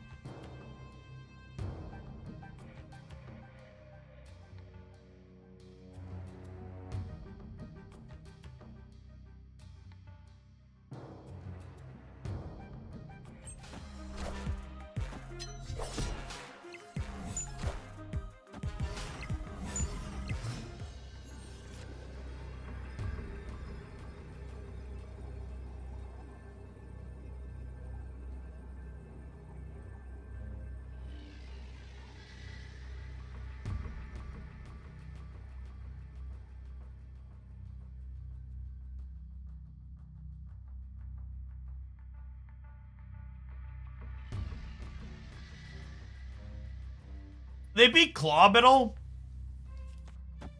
Surfer into Surfer is 20 into 28. This beats double Surfer, right? And it beats Goliath? Right? Yeah.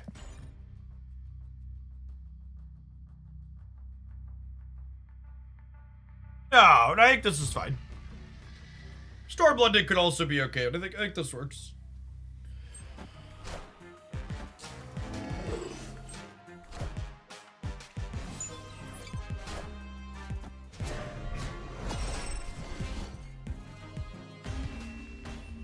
Might as well Claw London for the stats. Sure.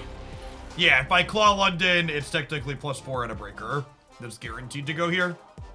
It is strictly optimal to Claw here.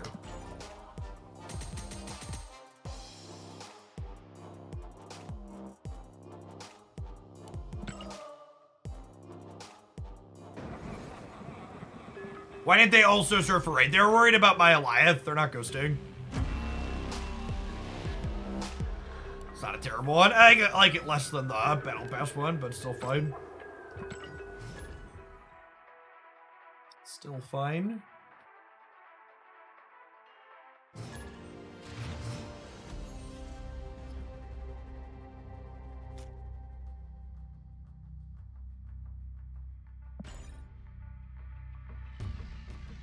I agree that Blade's one of the better hips. Blade's just got a few good variants at this point.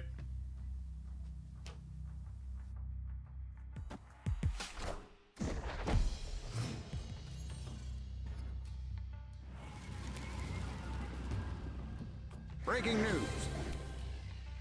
Now, you had snap points for a bit. How do you feel about the system? I think if they normalized the snap points harder at the end of the season, it would be a fine system.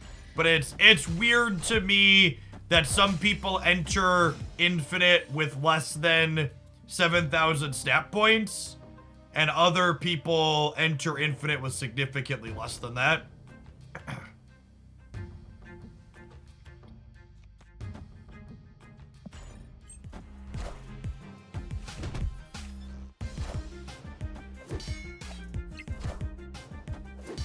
Eliath worth 16 tokens. Eliath is a very good card in a lot of meta decks right now. If Eliath doesn't get an update in Thursday's OTA, it's keeping its text box for a minimum of 2 weeks, in which case, yeah, it's probably worth getting if you enjoy winning games of Snap.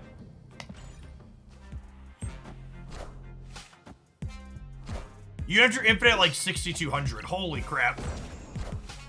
I didn't realize it went that low.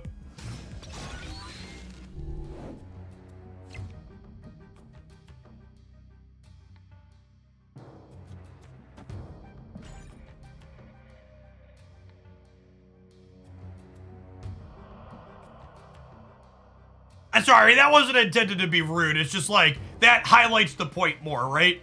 Like, I don't think two people should be entering Infinite with a...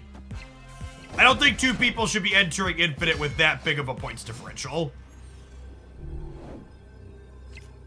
I think that is an unreasonable difference between the two.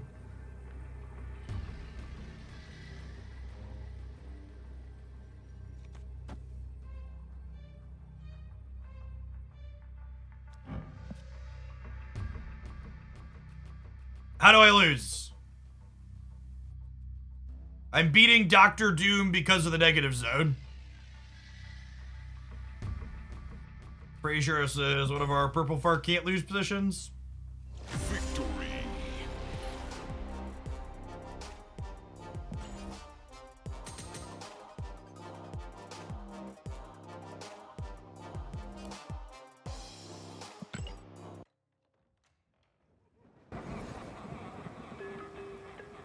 Like, I'm at 8,400 stat points. I think I entered with 8,000, and there were some people that entered as high as 8,000. Ooh, an arrow could have beaten us there. That's a good shout.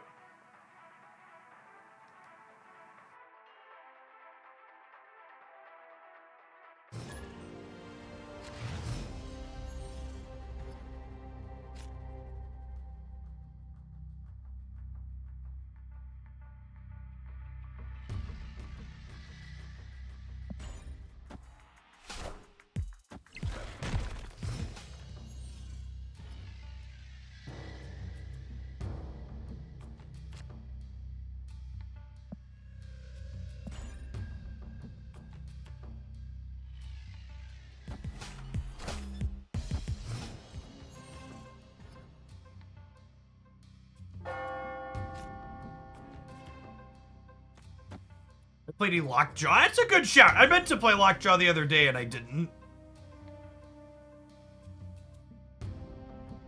So let's look up a Lockjaw deck on Untapped after this and see what that looks like. You can play that for the last hour or so before Man-Thing releases. Opponent snapped. I think I'm gonna leave. I want to play some Lockjaw. They have tempo on board and we don't.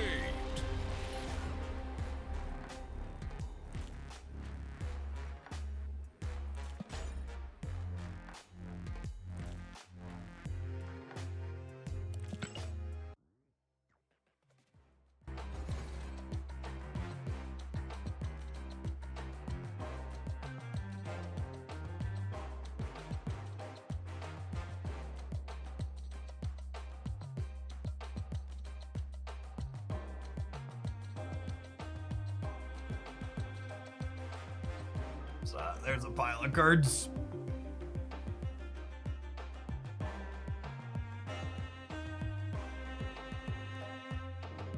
No sample size on any of these.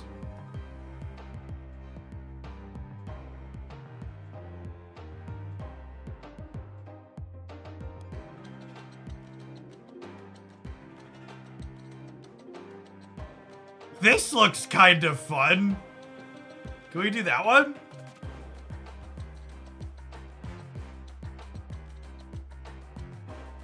I do that one. Let's lose some cubes with that, huh?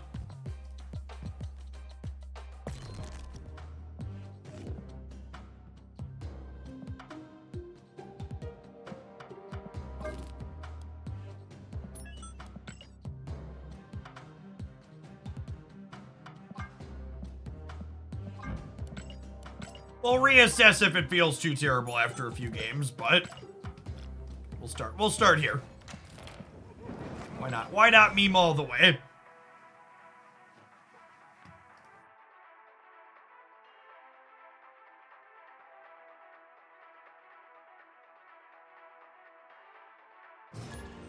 Do you plan to pack anti-Luke Cage tech in your Man-Thing, Bruce? Yeah, it's mandatory, Santana. If you're playing Man-Thing, you probably need to be playing some combination of Rogue and Lady Deathstrike.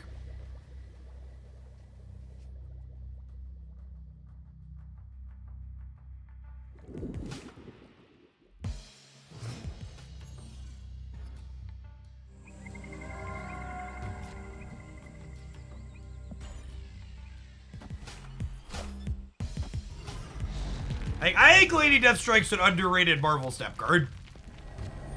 I've played a few different Lady Deathstrike decks in recent memory, and they've all feel like they've punched above the weight class. Does game make you like Marvel more? Yeah, definitely. I always like following MCU stuff loosely.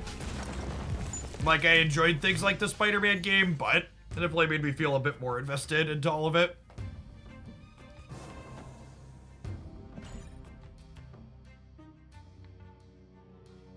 Which hella variant is that? It was an Earth Day variant of all things. It was like a $5 pack on Earth Day. Play Wasp in case Blade pops out. Yeah, maybe. Honestly, in case Lockjaw came out too, maybe I'm supposed to play Wasp here. I can see that.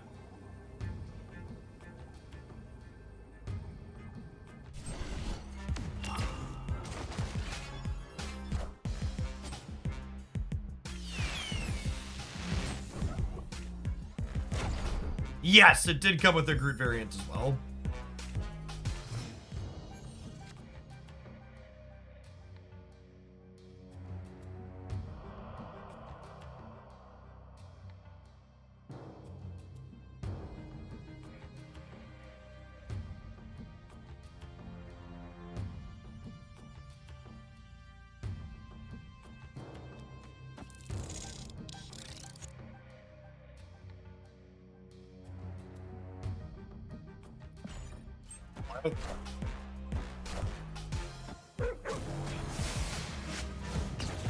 I almost owed the right to.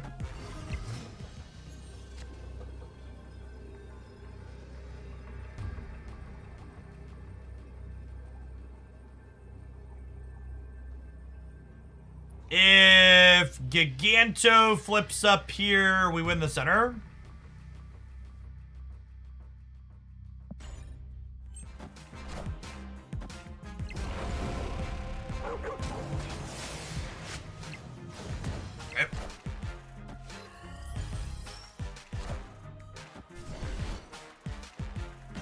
If I have 3 Spotlight caches and none of the next 3 Spotlight cards, should I open all 3? Do you want to play with all 3? One of the things to understand about Marvel Snap's economy is that there aren't really objectively correct choices under the Spotlight system. What do you want to play with is the leading question that determines whether or not something is worthwhile for you to do. Yeah, cards you won't use aren't worth anything, is exactly correct.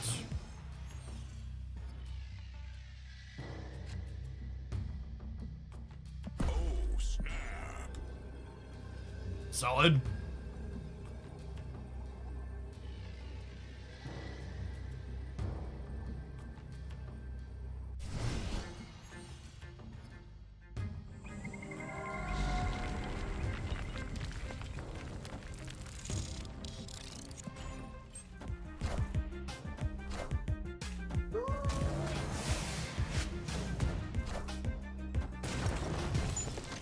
No target. Rude. Damn it, Hella! I was supposed to get to blade this turn into the Lockjaw path. Face the might of Asgard. Mjolnir.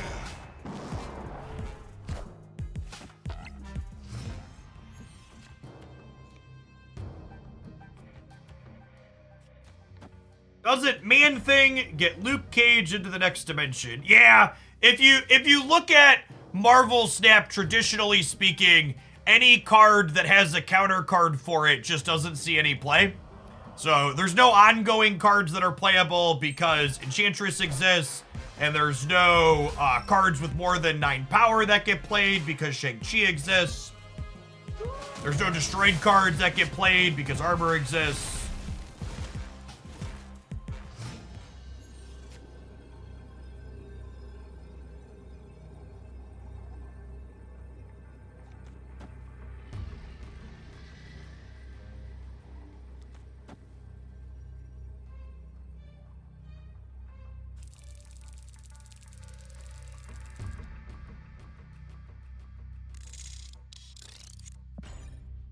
Opponent snapped. Hammer Odin.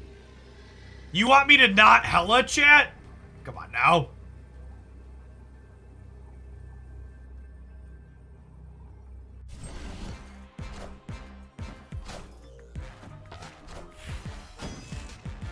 Mjolnir, to me.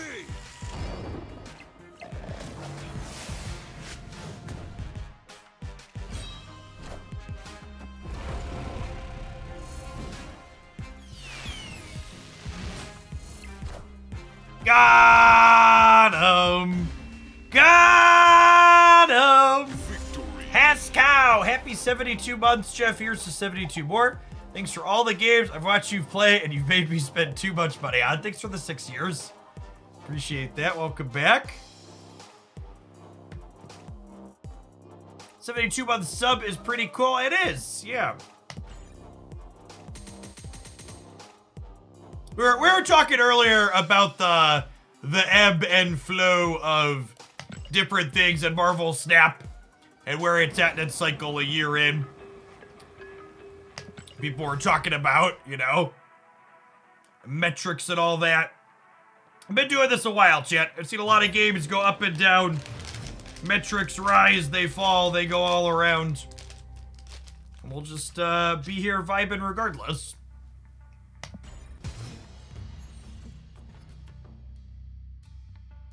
I don't think it's a stretch to say that, like, Marvel Snap's first year of life will probably be its highest metrics on platforms like Twitch and YouTube and the most money it makes overall for the company. But, like, that's also not to say that the game's gonna die anytime soon, right? Like, Snap had such a good first year. There's so much room for it to plateau and still be successful long term. Like, even now, looking at other games like Hearthstone, right? Like, Hearthstone's been around for how long? And it's just, like, just now finally approaching death throes, potentially. I'd wager Marvel Snap has, I don't know, 4 or 5 good years in it at least, maybe more if they work it out right.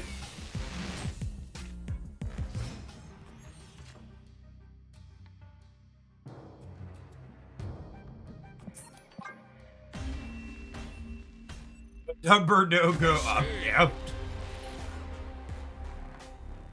Was Snap one of the most profitable free-to-play games a few months ago? I mean, most profitable free-to-play, probably not. It was the most profitable card game in the space. Yeah, something I've talked about frequently in the past. I don't think I've literally ever played a lifestyle game like Snap where people didn't talk about it dying while I was playing it.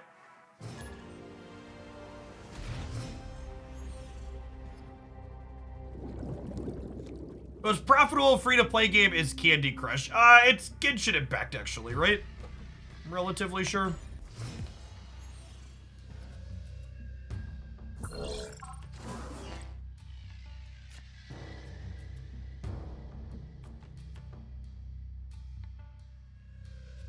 Think I want to discard Jade. I think we just vibe.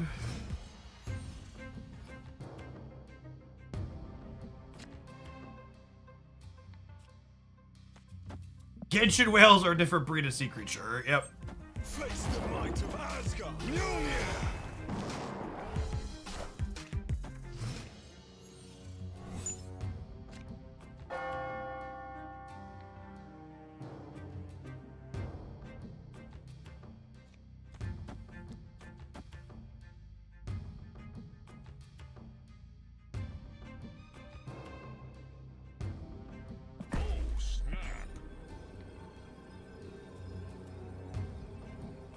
Pretty much all games are dying like 2 to 4 weeks after they launch, right? Constant player decline from there. Yeah, it's probably realistic. Mjolnir to me. Mjolnir to me. All right, I would like 1 Odin, please, Jubilee. Thank you. Pre-recorded, etc., etc. Mjolnir to me. Sorry, where was Mjolnir going against Thor? I missed that. Mjolnir to me.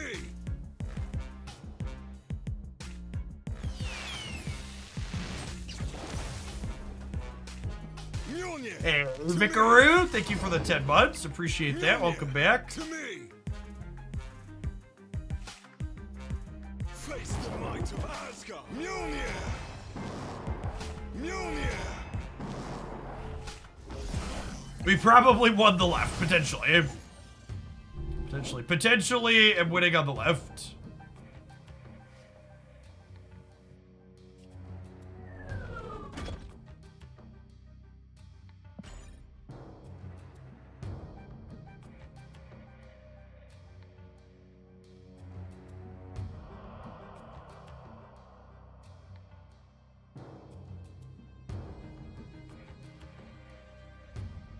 Well, yeah, I probably should have like a command to be plugging the web shop thing.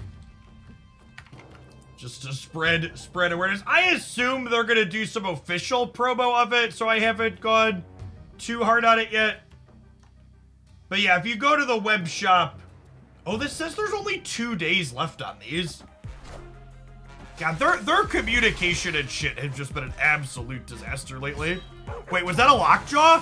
Holy shit, gamers. Holy shit, gamers! We are a god gamer, chat. Mother of God. What a sequence. What a sequence. So we have Infinite and Living Tribunal discarded.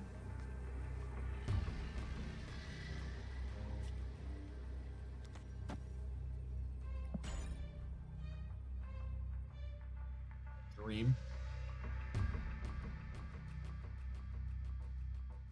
To get to the Marvel Snap shop, you go to marvelsnap.com and click shop in the top right. I'll pull it up here on stream once we finish this game to show, but there's 4 $5 bundles up there that are good ratios of stuff. I don't think that could have gone better. I agree.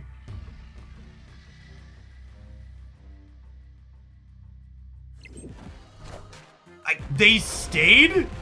Excuse me?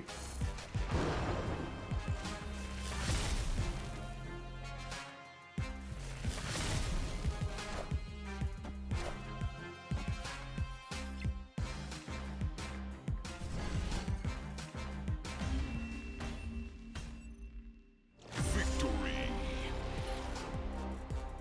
So if you haven't done this yet, chat, there's 4 web shop exclusive offers up here for $5. They come with 500 gold, a variant, and an avatar and some boosters. And you can only buy 1 of these. Then the other thing to keep in mind is you need to clam your prizes here based on your spending. So, like, if I put my user ID in here, you'll see that, I wonder if they fixed the typo yet. Yeah, it's the snapshot. You go to marvelsnap.com and click shop at the top. And if you put you grab your snap ID from here. So, that one. All right, you grab your snap ID. You can see I've already received these. And if I spend up to $50, I'll get some extra gold, and then 100, you get a variant. I'm probably going to spend to get the magic variant, chat. It's a pretty solid piece of art. I don't think I'm going to spend to get the enchantress variant. I don't really love this one. But yeah, you can only buy one of these. You can only buy one. Purchase one of the 4 bundles. Someone said, why only one? Because Second Dinner decided you could only have one. Yes, yeah, if you already bought the battle pass, you got 200 free gold waiting in the shop for you. You go there and hit claim. The battle pass spending counts.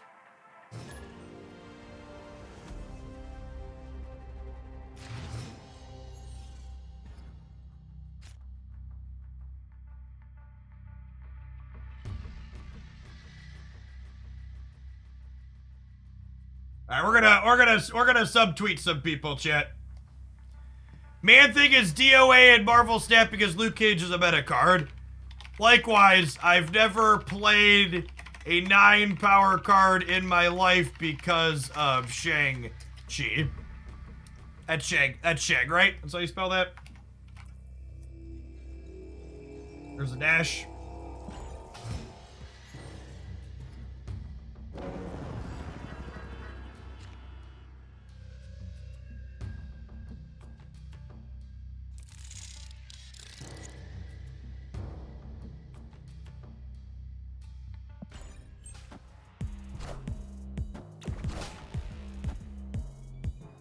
For anybody wondering why I didn't play Wasp into Quantum Tunnel on 1, it was because I was tweeting.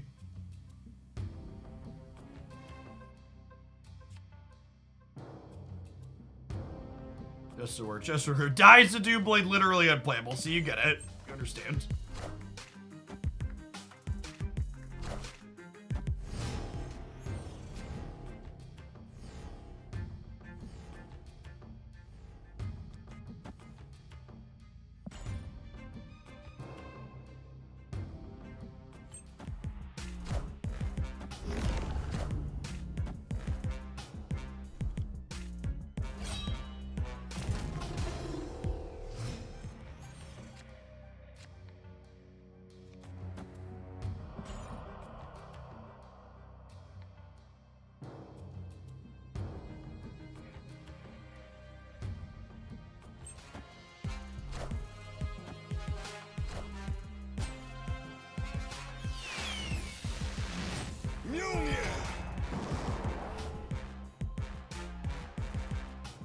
Mjolnir, to me!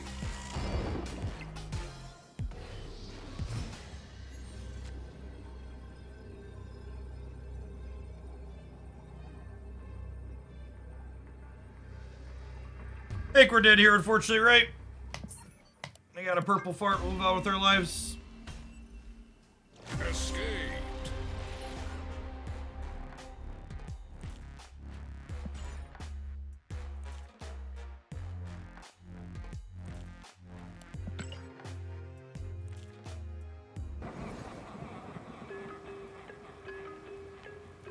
Vicaroo, thanks for the 10 months, by the way. Appreciate that. And Debo coming in hot with the 11. All of our Snap subs coming up on are already at a year. Good to see. How good our deck is. All right, gamers. Less than an hour until the Man Thing releases.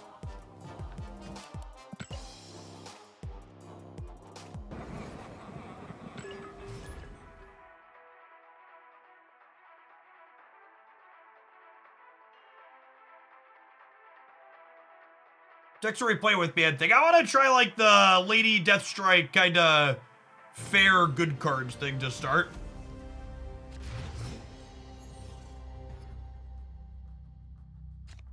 Does releasing one's man thing violate the Twitch TOS? Asking the real questions.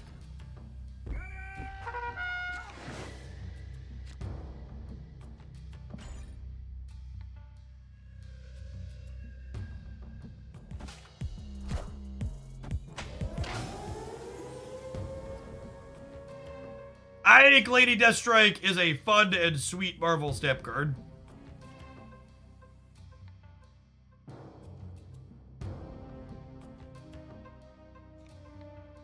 I think I'm doing this. Hopefully Los Diablos kills for us. Speaking of Lady Deathstrike, I think the Lady Deathstrike enjoyer here.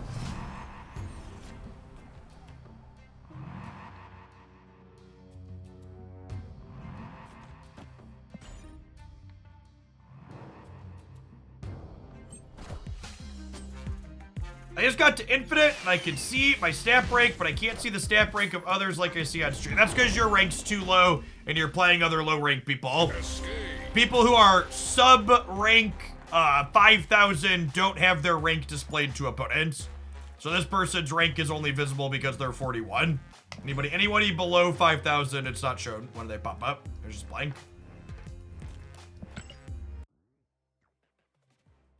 Yeah, for people that are looking for that shop link from earlier to claim your free gold for the season pass, just marvelsnap.com.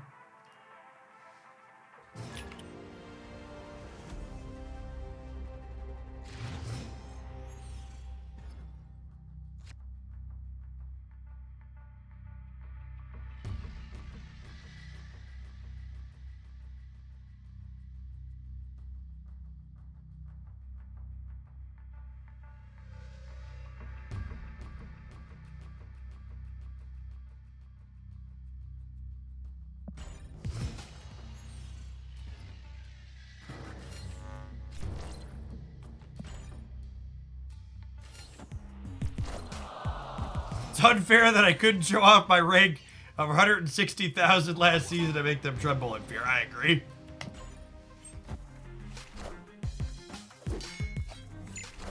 The tier list for the web store variants, they're all just regular variants, so they're not exclusive to there. If that's what you're worried about. Am I supposed to play the Wasp out to guarantee I hit a bomb? I don't think so. I want the Wasp to play into the dog next turn.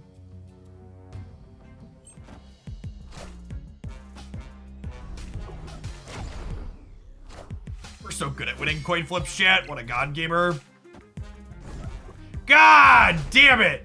God damn it! Are you kidding me? Are you kidding me? What the actual fuck, Marvel Snap?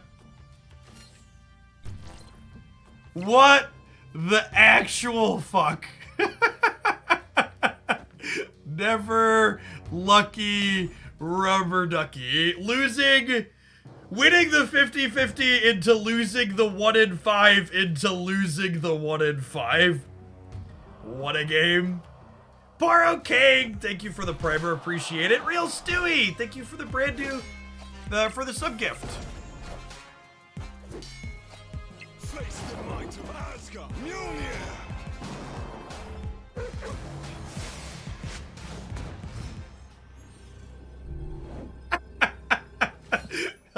I would like to leave for a cube now, please. I would like to leave for a cube now, please. All right, gamers, it's about that time. I'll see you in 120 seconds. Man Thing releases in less than an hour. Don't go anywhere. We're gonna be here for a little bit. Thanks for hanging out. Yeah, let me double check. Maybe I forgot to PayPal Brune.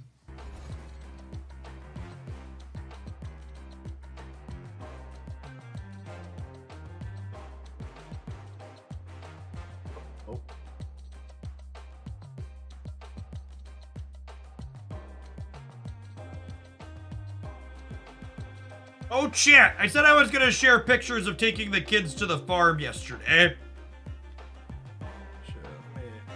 Let me share some of these.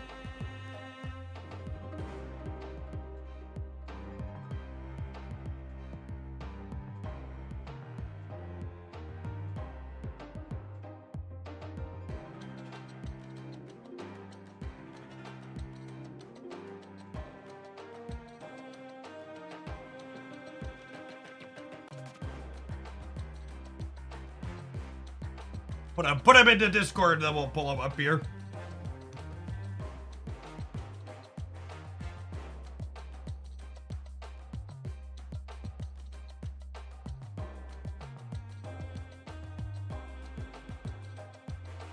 They have a bunch of like random activities and stuff for the kids. They have these on like pipes, and they can run in them like they're giant rats.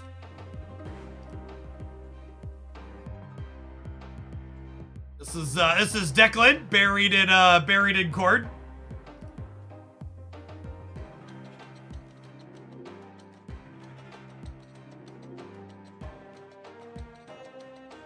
There's Jake and Declan running in the tube. Children standing on top of bales of hay. And this is really, you want to see the most Midwest thing you're gonna see all week, chat? These are the 3 children watching the singing animatronic corn. Is the Discord sub only? Yeah, details on how to get into the Discord here if you're subscribed. Midwestern Illinois, chat.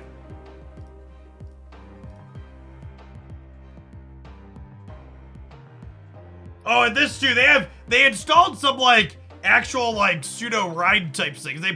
They stacked this giant hill up, and you ride down on inner tubes on this giant slide. The boys love this. What was this, Chuck E. Cheese? I'm in Bloomington Normal in Central Illinois. Not quite southern.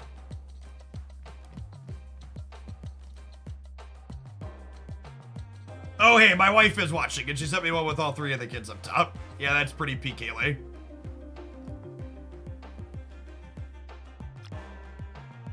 This is better perspective on how high the hay is. There's another bundle here. There's three bundles up.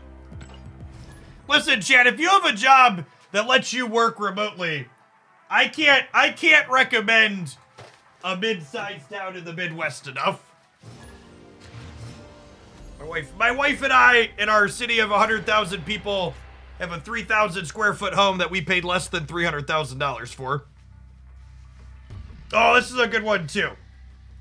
They had a tractor tire swing. Yes, yeah, I have fiber internet. Fiber internet is basically the one and only requirement for my job.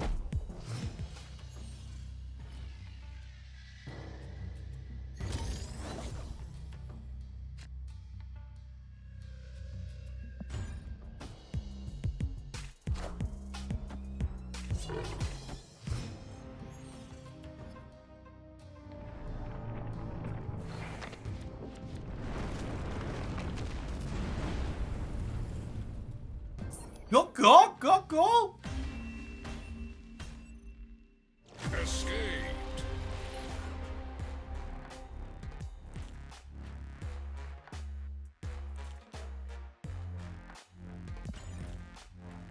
You had nothing to do. I mean, there's plenty to do in the town where I live. 35,000's a bit more rural than 100,000, Jin. And our town's a college town too. We got a big state university, a big private university on top of the people that live here permanently.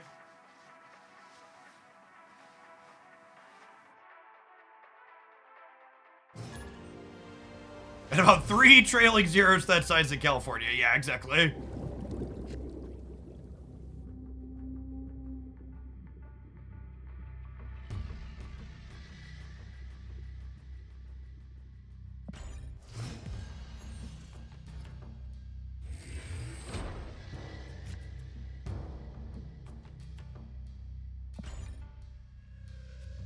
Which university? Illinois State University. That's where I did my graduate degree at.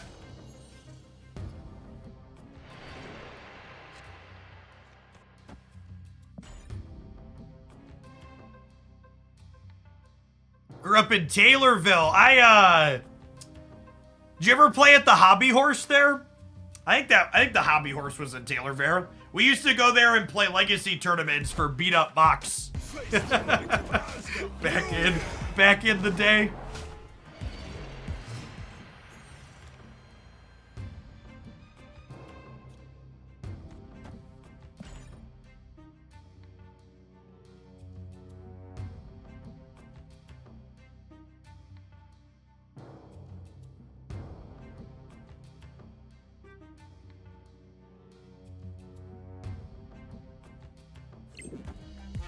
Friendly neighborhood Spider-Man here.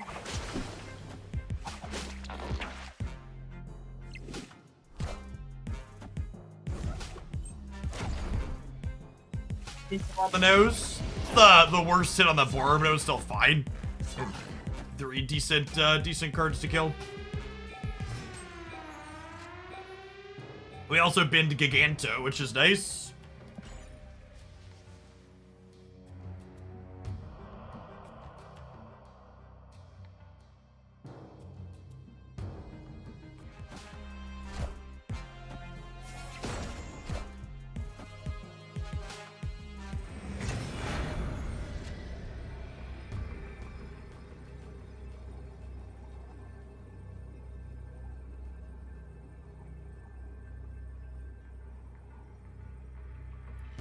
Unfortunately, we lose to Silk going middle, right? And they can move Jeff.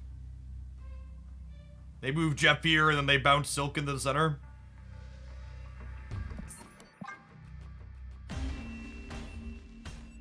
Escaped. Silk really wants tribute. I mean, we need like a real curve, right? We need like Jubilee or Lockjaw early to be able to do stuff.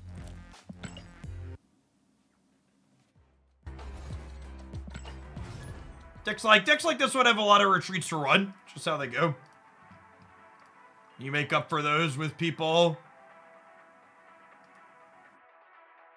With games where people stay in for more than they should.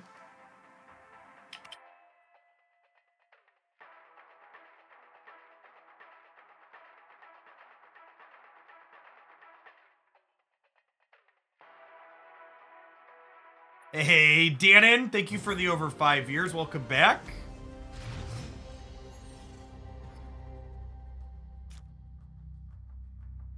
Odin Hammer, win mid and right, maybe?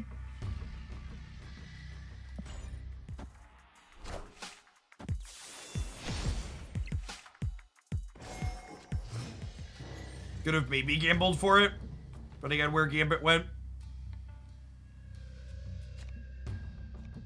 I was hoping to draw one of our 6 drops there. That wasn't hella.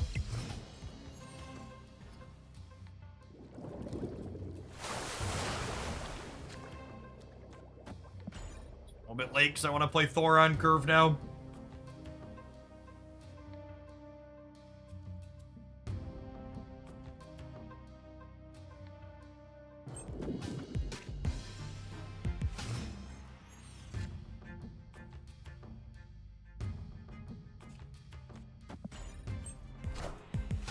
Face the might of Asgard. Mjolnir.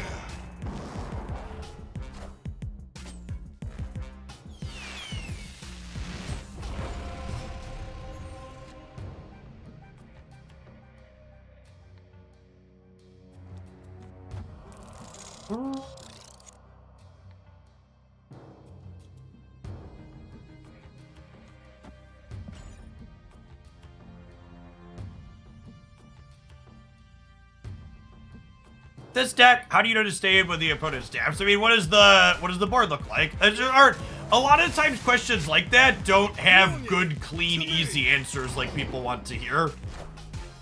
There isn't, you stay if these conditions are met and you leave if these other conditions are met. It's a whole lot of, it depends.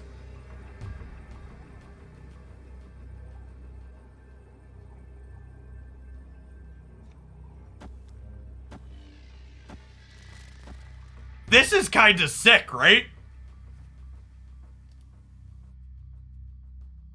Yeah?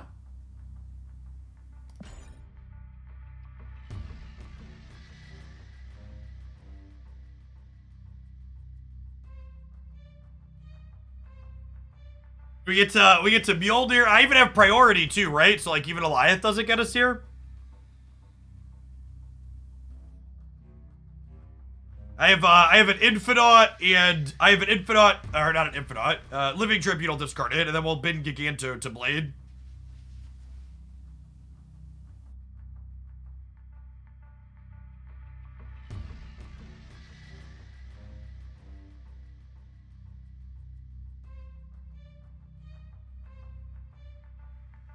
It'll feel real good to beat a toxic shitter.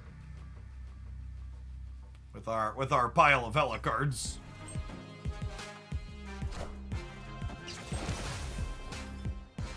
Mjolnir, to me.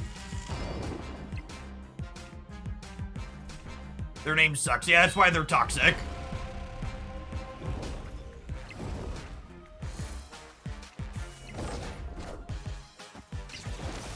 Enjoy your Odin, bud.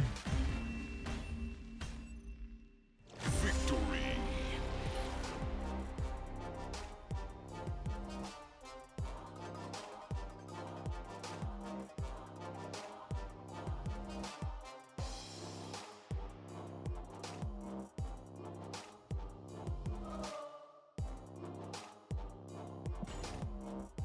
We might get a highlight out of this one, honestly.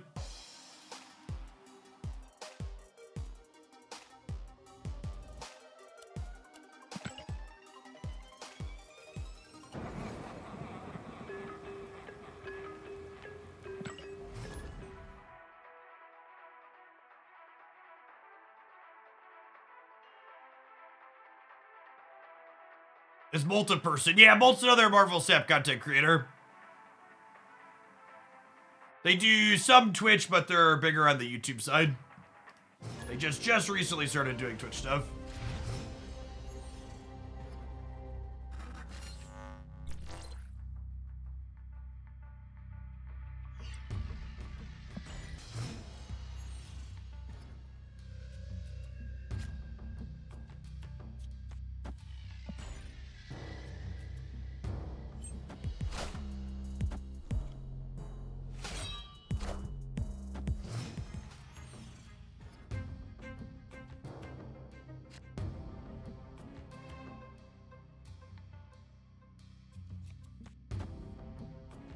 Opponent snapped.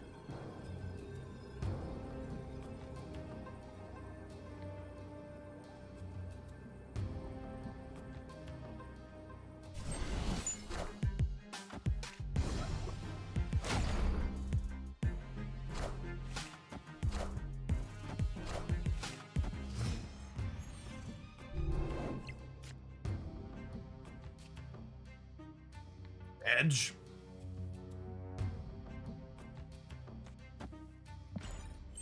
Face the might of Asgard. Mjolnir. That's fine, we work it out. We're gonna get him anyways.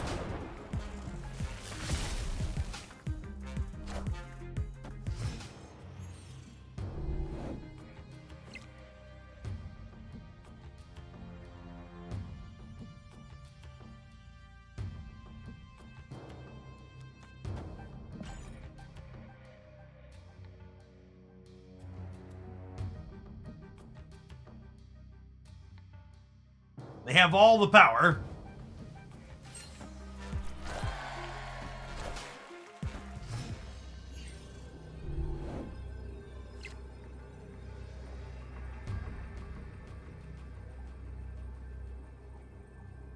I think I want to put this here so my Jubilee can't go middle.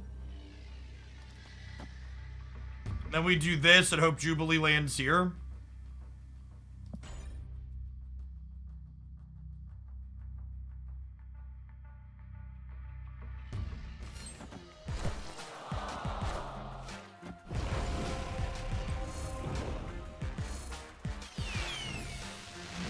Mjolnir, to me. I feel like I'm missing something about the stamp economy. Up until recently, I kept all the collector tokens I had, and I haven't spent any of my gold yet.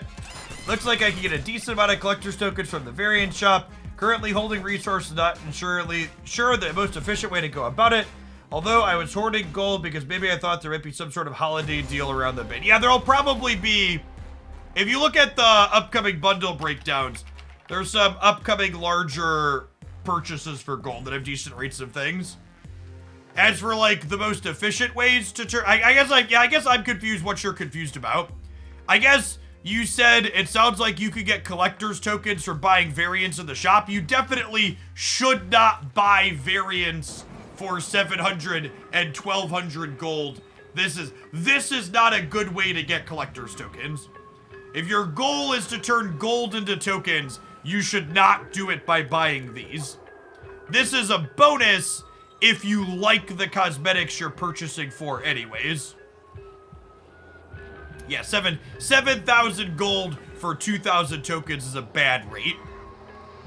The kind of baseline ratio to keep in mind when buying tokens for gold is that Token Tuesdays every week is 1,400 gold for 1,000 tokens. So anything better than that ratio is a pretty solid rate. And anything about that ratio with extras is also fine.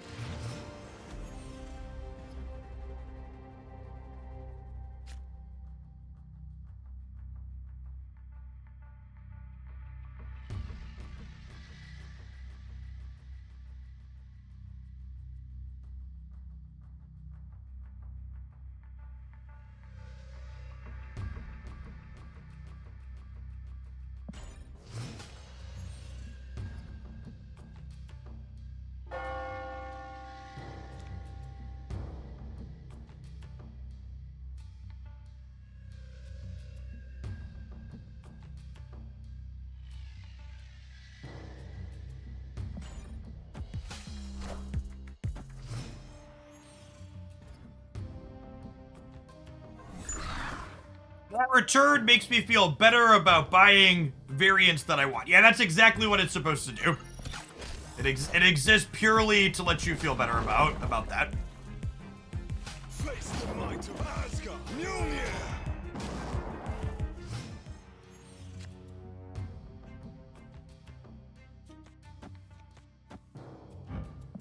Ugly Juggernaut.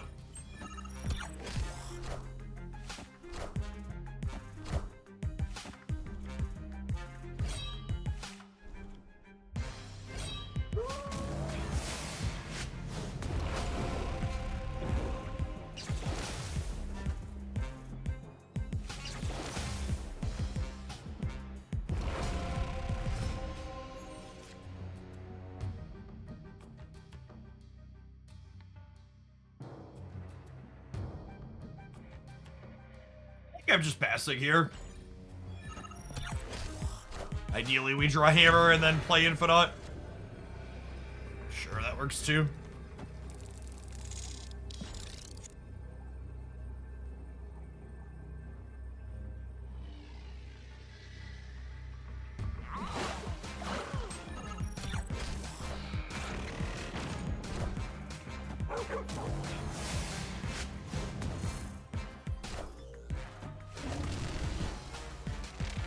Hey, T-Pain, thanks for the 3/4 of a year. Welcome back. Appreciate it.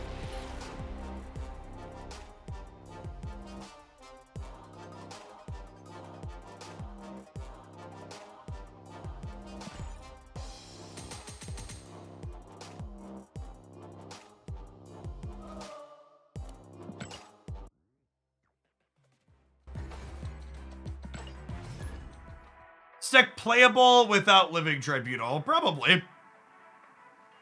Your Lockjaw lane's a bit worse, though.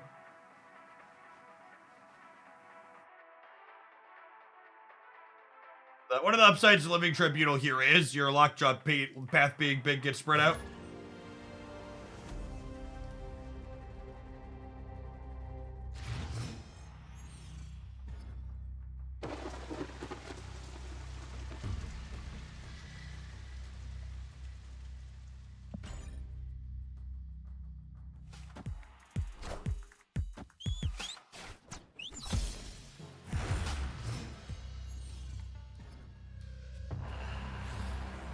I agree, this deck is sweet.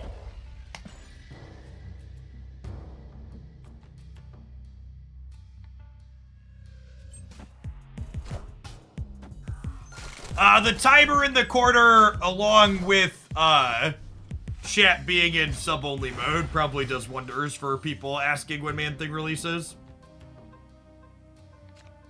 It's a solid 1-2 punch. Alright, gamers. Never lost a coin flip in my life. Not about to start now.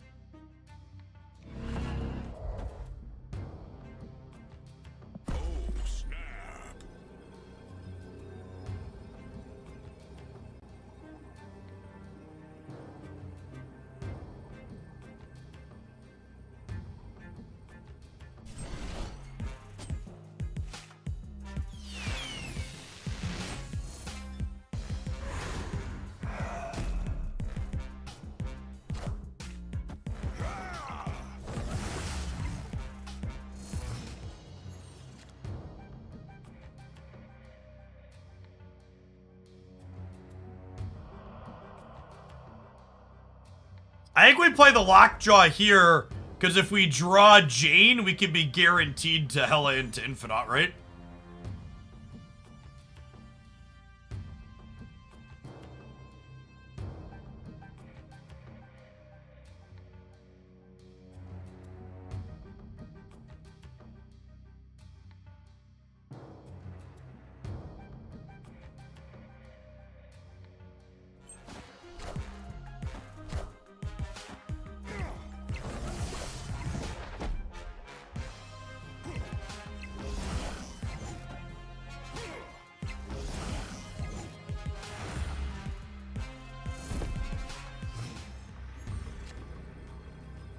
Yep, one card in the deck.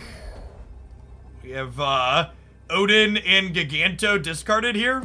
Opponent snapped.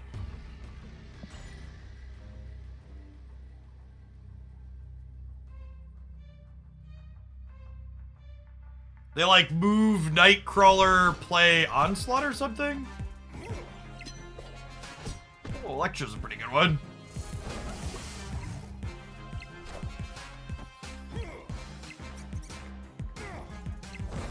I think we're good? Question mark.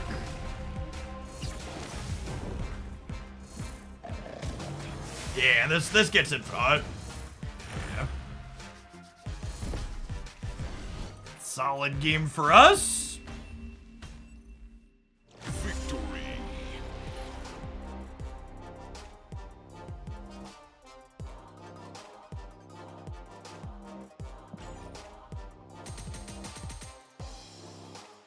This deck has definitely been exceeding expectations.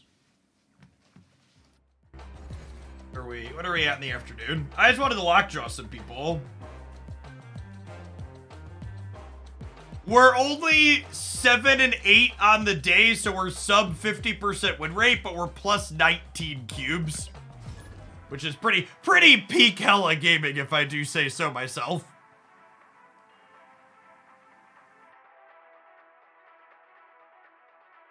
Deck sucks!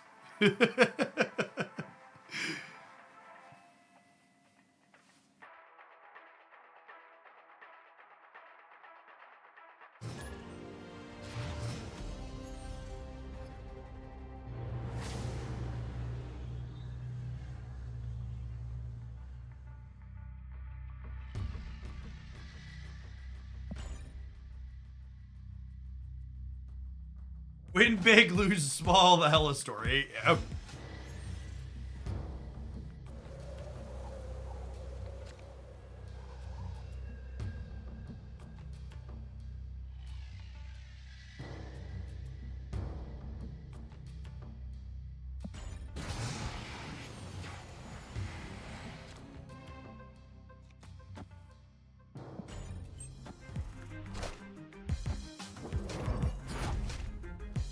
Face the might of Asgard. Mjolnir.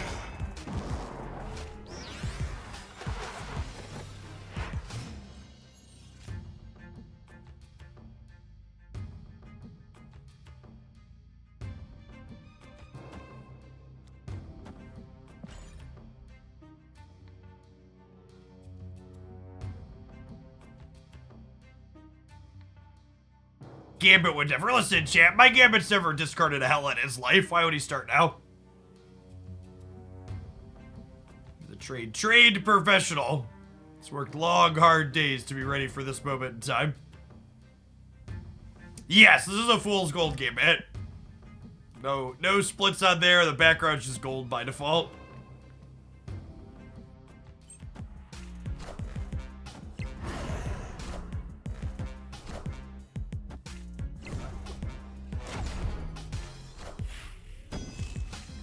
Mjolnir, to me.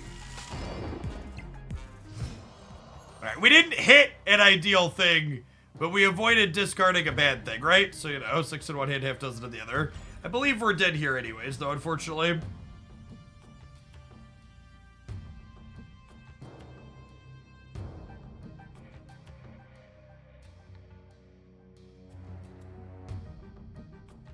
Oh, you know, maybe I'm supposed to, like, move Mjolnir to here to, like, Hela and to try and stick the Odin here. Probably not worth staying for. I was gonna bounce. They're playing so slow. Escaped.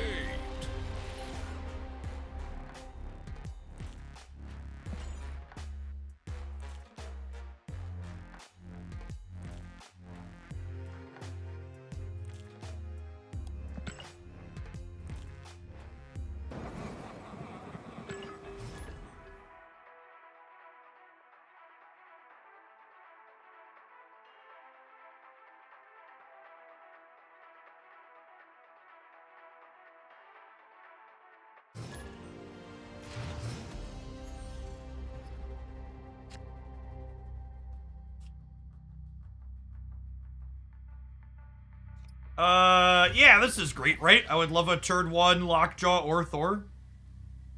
Snap. And he's Scarrett. Thank you for the quarter of a year. Welcome back. Appreciate it. Victory.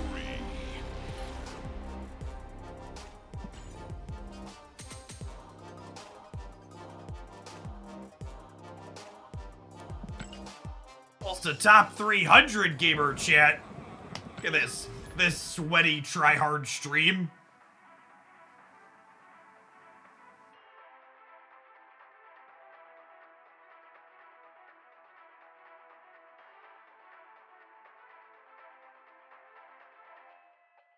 Wait, actually queued them all. The higher you get, the more frequently you hit repairs into the same people.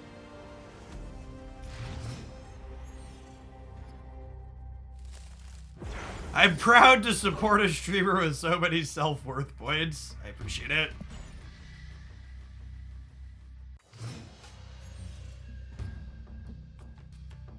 Is this snap?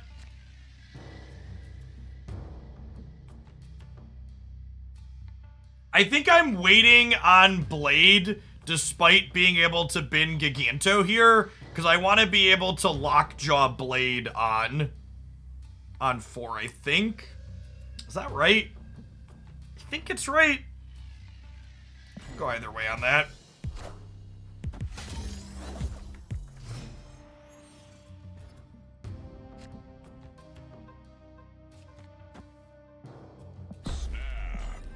Is there room for Ghost Rider in this deck to salvage games where you discard things? Nah. Just retreat.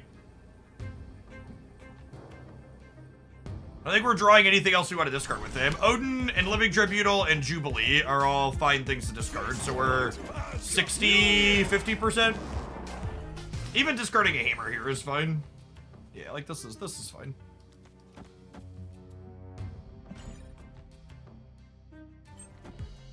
Oh, I shouldn't have played these left because of Giganto. Although I guess I'm just Jane Fostering, right?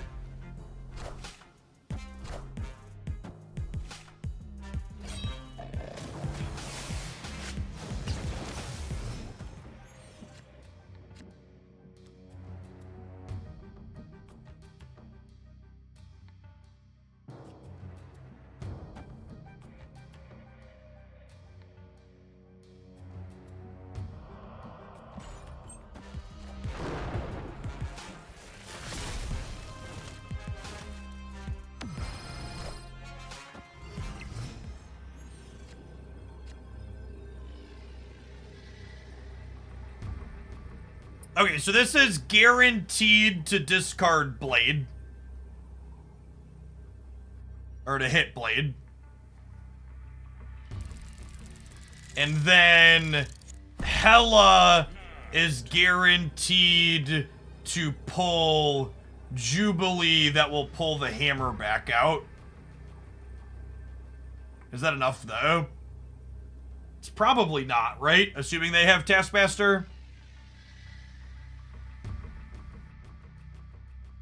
I'll get to 18, 28, 32, 40, 48, 51, 60.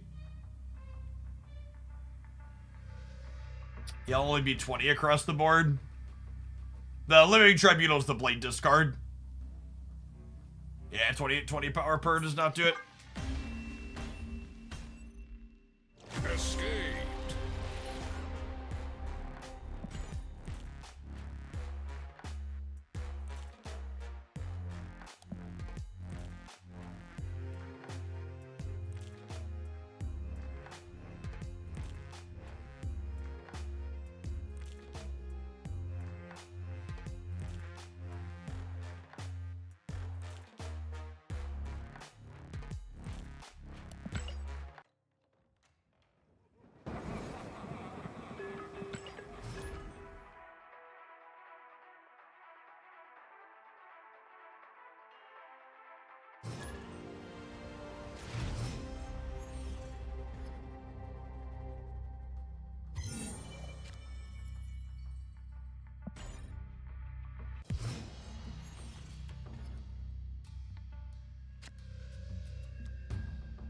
A lot of good hits for this again. I think this is again where like Thor into Lockjaw, Blade into Jane, so we're vibing for now.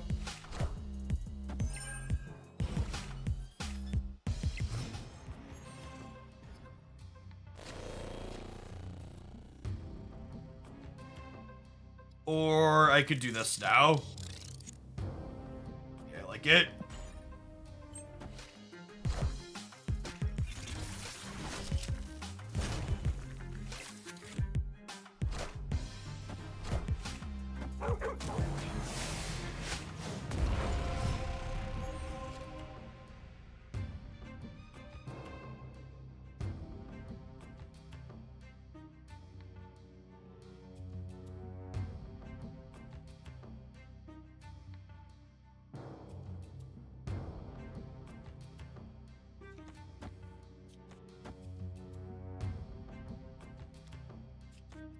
Probably dead.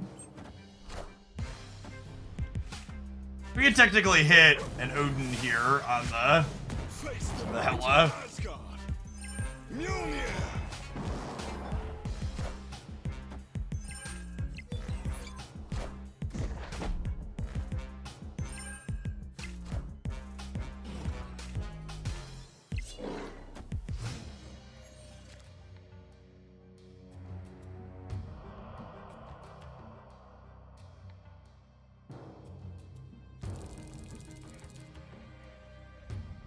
We didn't play Hela Payback. We weren't big enough to beat their stuff.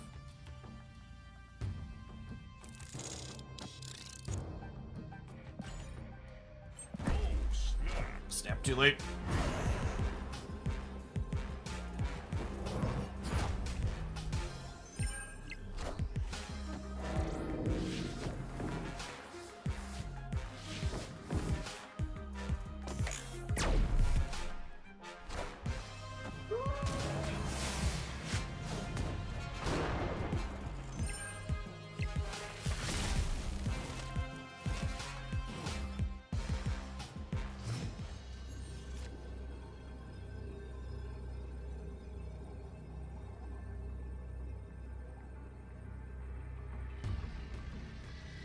Wanted you earlier, Odin. That's fine. Victory.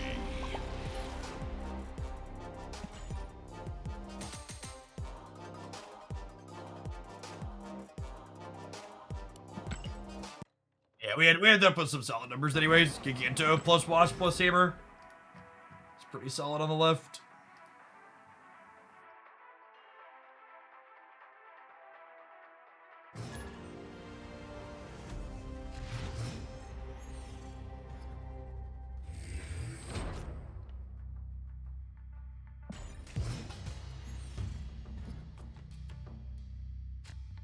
Any tips on how to beat the Elsa, Kitty, Angela, Craven deck struggling to win against it?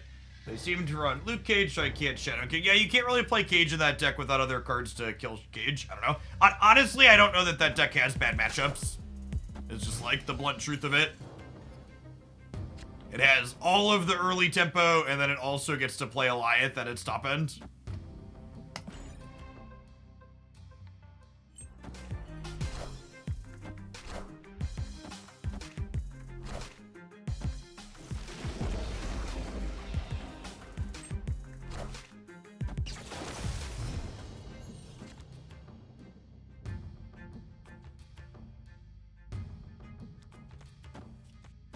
Solid, huh?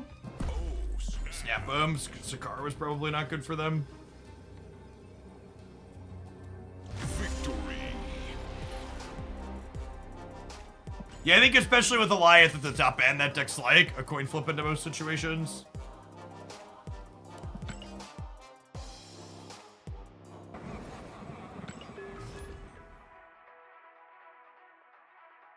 Things like Vision too, like Vision, Jeff, Nightcrawler, like Vision, Jeff, Nightcrawler, Eliath means like their actual power on the board is never fully cemented into any path, so you can't ever predict where they're gonna end up at. A lot of the time your last turn is just flipping a coin into their play. I think that's the tough thing Eliath did for the metagame. The snap feels more coin flippy post Eliath releasing.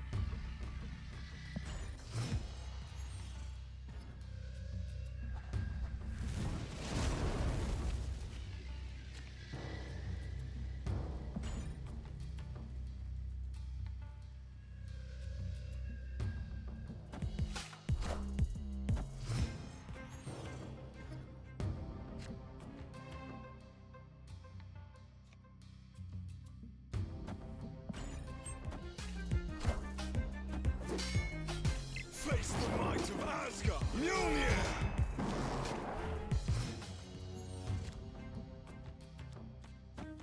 Snap.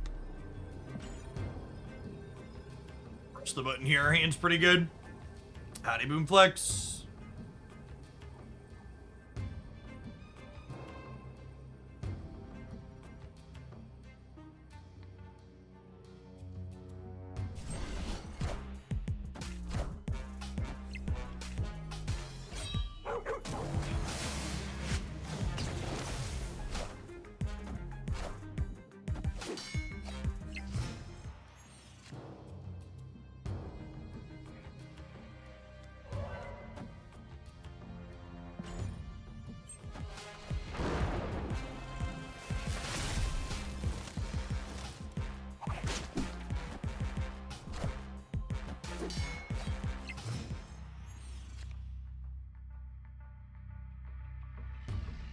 So our deck is Blade Gambit.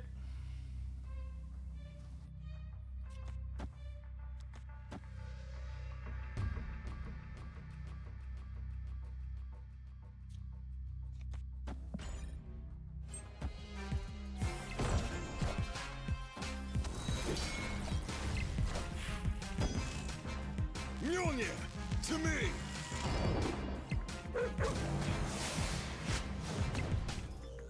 And can we avoid gambiting our Hela, chat? That's the question. Mjolnir. Certainly can.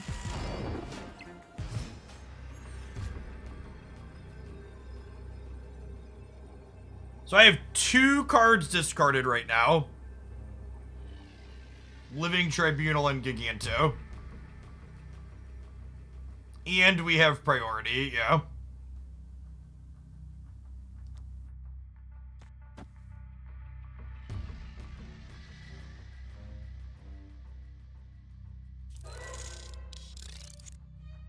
It's a shame, we don't have anything in our deck.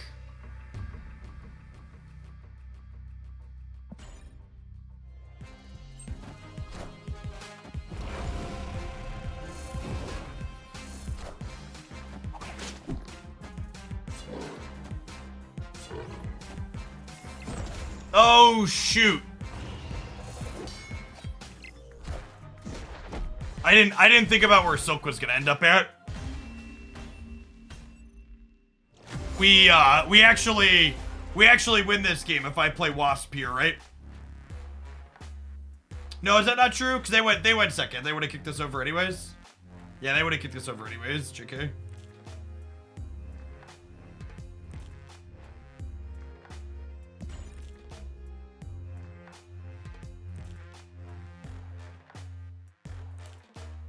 All right, non-subs, it's about that time. I'll see you in 120 seconds. Don't go anywhere. Man-Thing releasing at the top of the hour.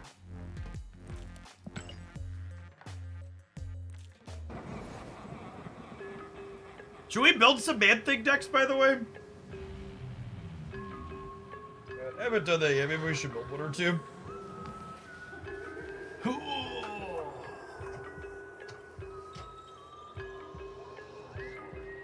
Hey, Nemesis, 60 almost 4 years. Welcome back. Appreciate it. It's the worst way to spend 12 minutes. I don't know that we need a full 12 minutes.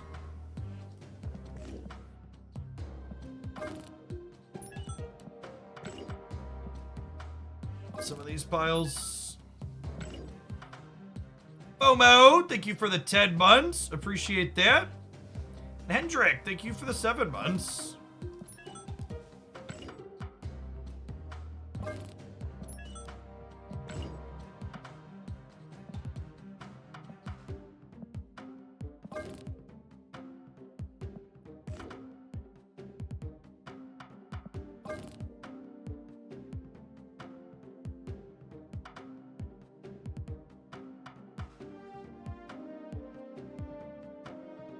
But on runtime, thank you for the 45. Something like this might be okay. As the core.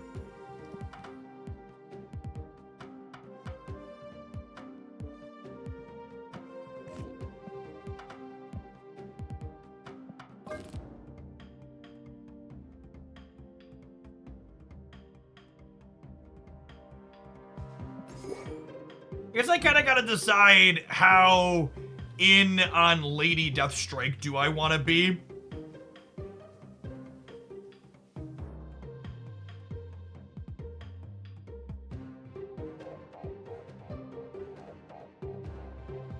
I mean, I don't think a Deadpool deck wants to be a Man-Thing deck though, Grindel.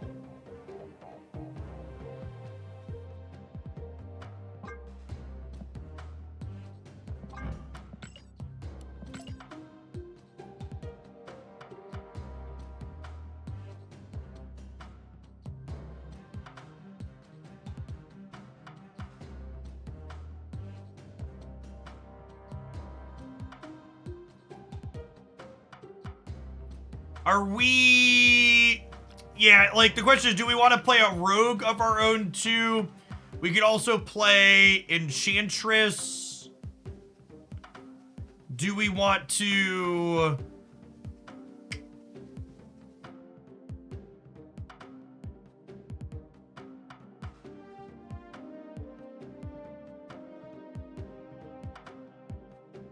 See, this is a take that a lot of people I've heard a lot that like they just don't get it.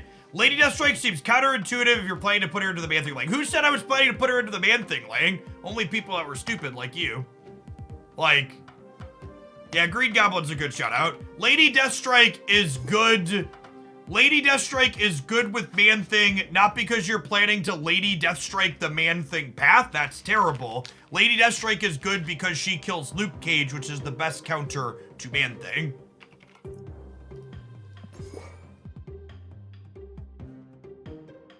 And then the only thing that's awkward about Enchantress is that Enchantress turns off your Man-Thing, right?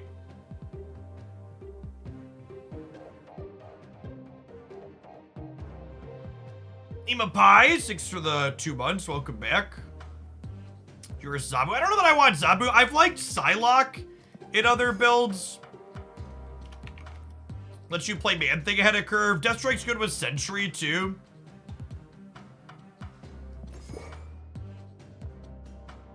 I don't know that I really want to play Zabu. I think Electro's kind of narrow and bad. I don't know if there's other 5-drops I want to play. Goosing a path and then my opponent being able to play their cage into that path seems not great. Yeah, debris could be okay. She's all right. I don't know how much clutter I want to be doing necessarily. Debris technically makes Sentry a bit worse. She's good with Carnage though. I guess she makes it worse in the...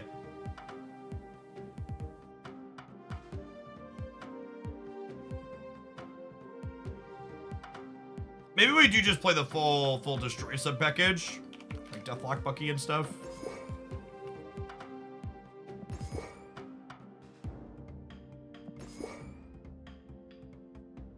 Should we play Cage of our own? Maybe. Like, what is Cage protecting on my side? Like, exactly Dakin in this list? That's not very good, right?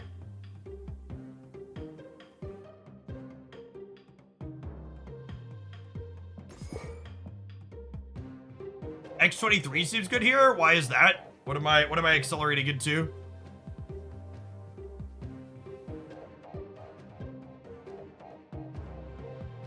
Man-Thing won't reduce Rock's power, right? Rocks cost 1. It will.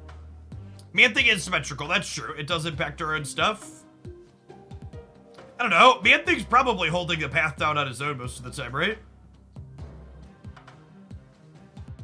Which is better for building my account, Conquest mode, or Ladder? Both Conquest and Ladder have a very limited amount of rewards you can grind from either.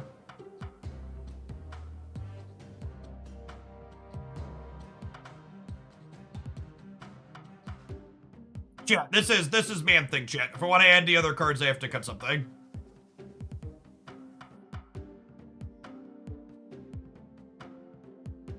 Like, I think Man-Thing probably holds a path down on his own, especially with, like, Green Goblin. I guess debris into the Man-Thing path isn't actually good if I'm not playing Luke Cage, right? Because that's just a symmetrical -2 on each side.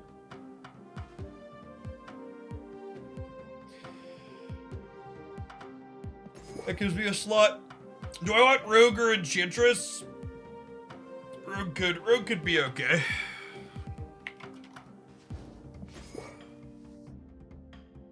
Rogue interacts with a few different things.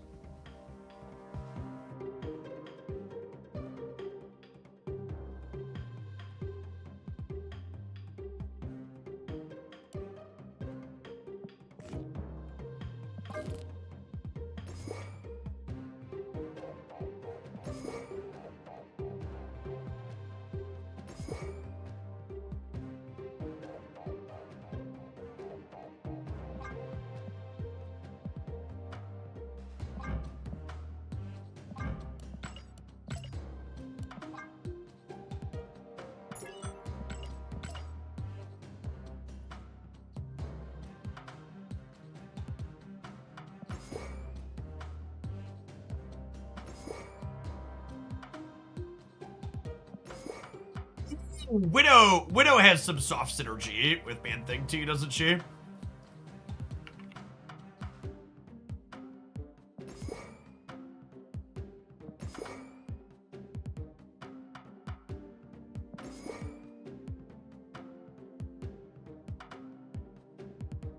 It's probably still a Carnage pile of cards.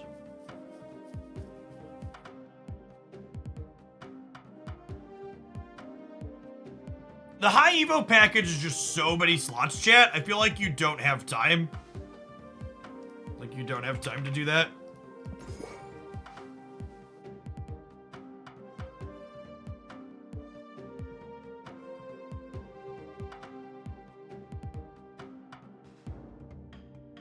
Yeah, I want Little Goblin for sure. Man-Thing is one of these slots. Well, I don't hate the idea of Daredevil, honestly. Echo doesn't really help you stop Luke.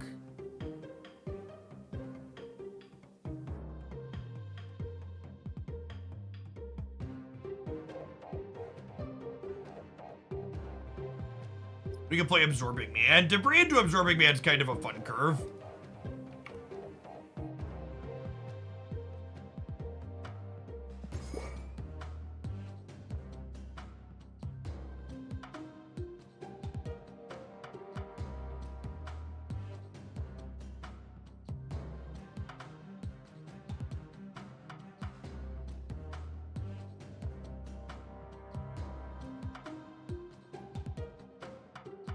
Want a Doc Ock or a Spider-Woman? I don't know on that one.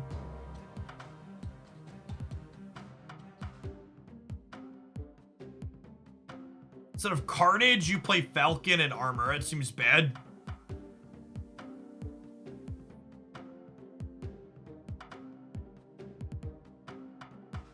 No, I don't really want a Lady Deathstrike here, I don't think. I could see Enchantress just so we have 2 Cage Answers.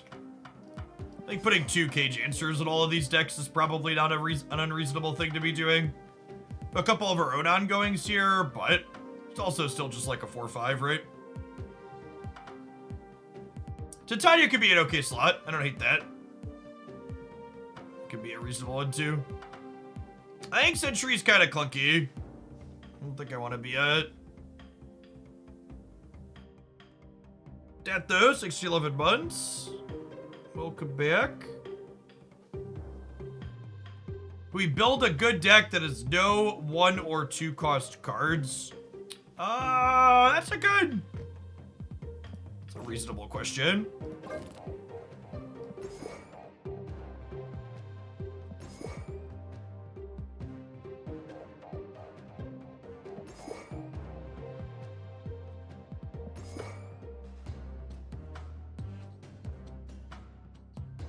Rogue and Enchantress clean up Mobius too, right? In addition to Cage.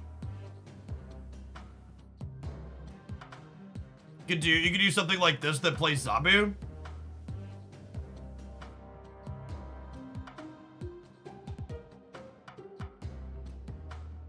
Annihilus. These types of decks will love Annihilus, yeah. Can you ask what the win condition will be in this deck? I mean, I haven't put a win condition in it yet, right? Having more numbers in 2 of the 3 locations.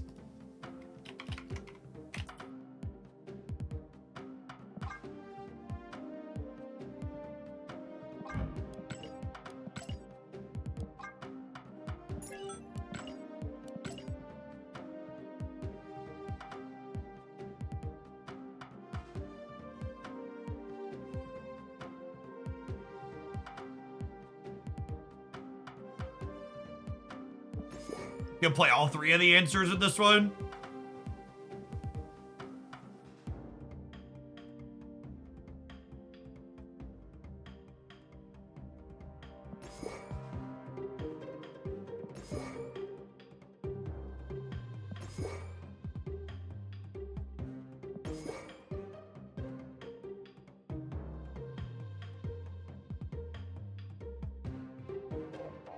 Do we want to Forge if we're playing Lady Deathstrike? Yeah, maybe. What are other 4s I might want to play? I don't know that I want to play the full Darkhawk package. Spectrum's just not a very good Marvel Snap card. I think she needs a buff.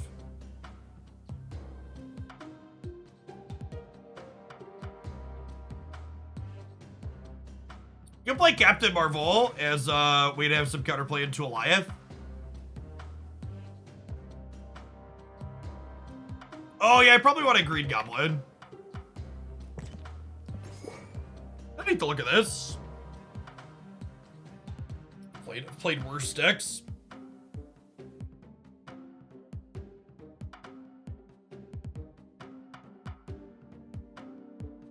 Again, the last slot here is Man-Thing, who releases now.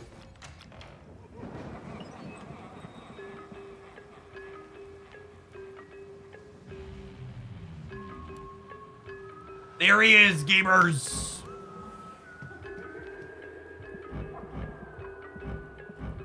Playing with my thing live on stream.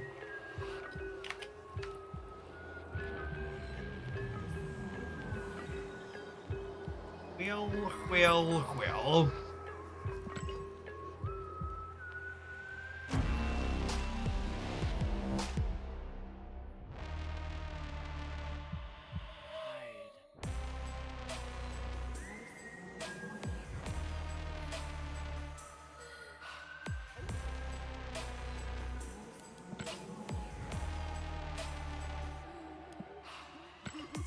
Got it for my first buy. That's the real question, chat. Do I want a variant?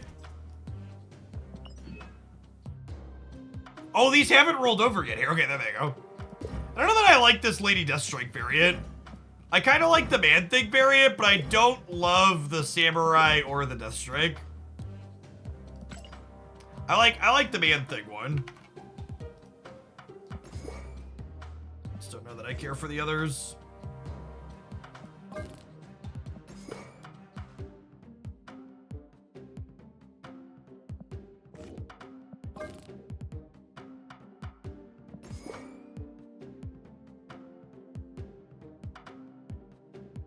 Yeah, the Hitman thing's actually pretty solid. Not a fan of all the hip stuff, but I like that one.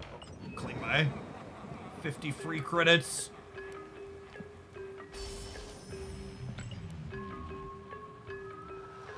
Stock Man thing is almost fool's gold. He is almost fool's gold, isn't he?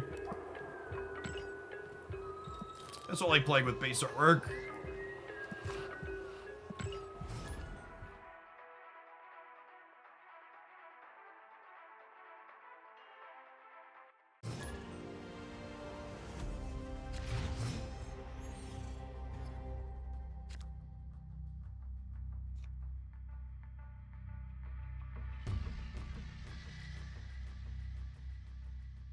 Oh, he can kill the timer. Good call.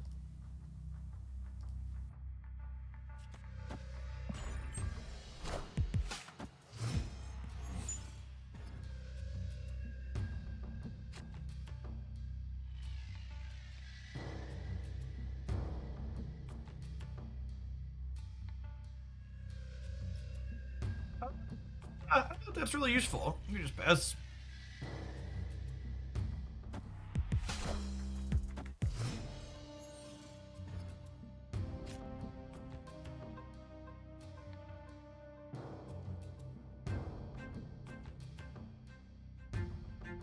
That's a super awkward one for deep space.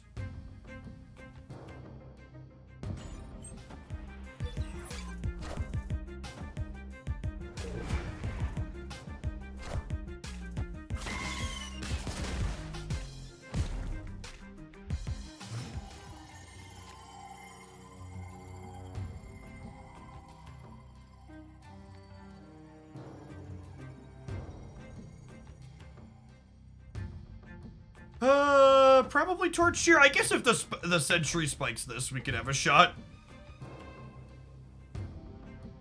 But yeah, good chance we just mulligan for a cube here.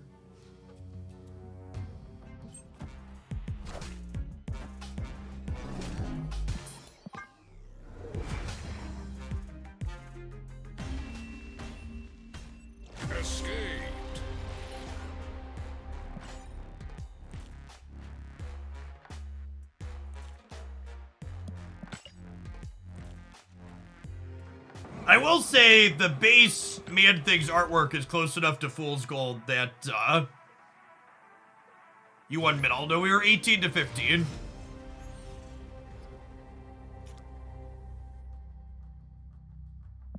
The base Man-Thing's close enough to Fool's Gold. I might put this to a gold border until I get a variant. It's kind of a fun one, potentially.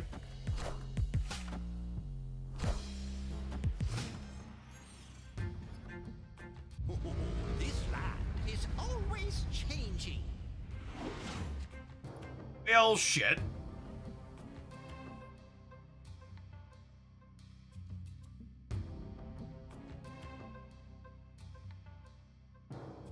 I'm not actually going to have any ways to kill this Dakin off of Cerebro 3. New deck queue into Weird World happens every time.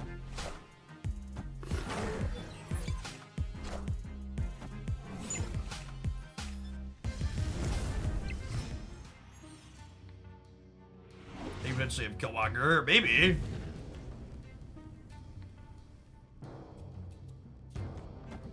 Or they could have nothing. They haven't Snapchat. It's a ladder match. There's no reason to leave.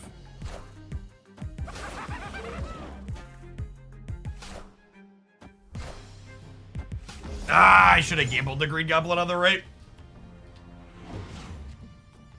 Rip.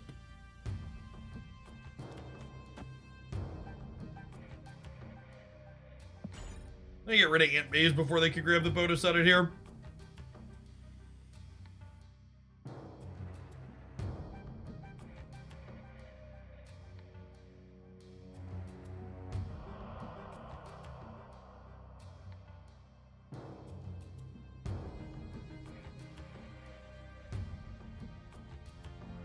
Dang, looking kind of juicy in the middle.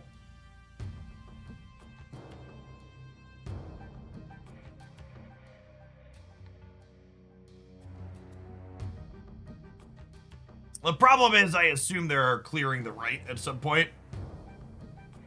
I have our Death Strike and Deathlock and Carnage.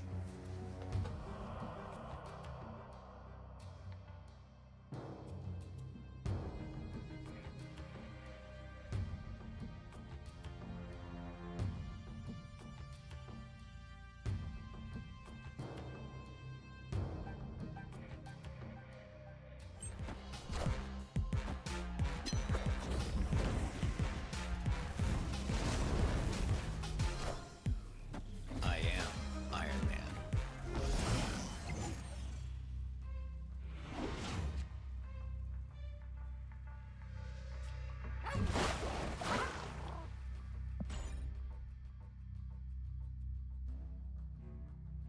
There, never before seen pop up here.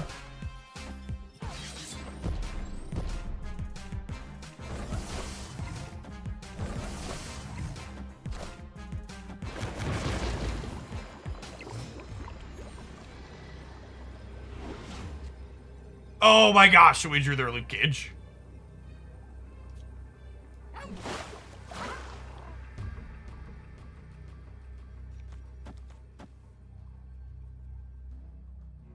We lose to them having their copy of Killmonger because we haven't drawn that yet, but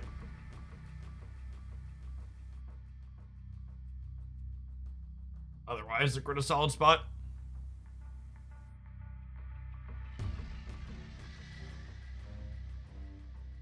His bubbly grossness.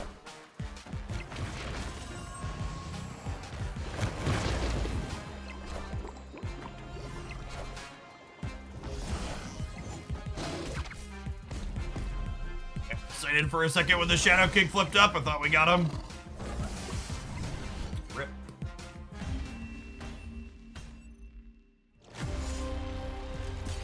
Drew Reed, thanks for sticking around. Appreciate it.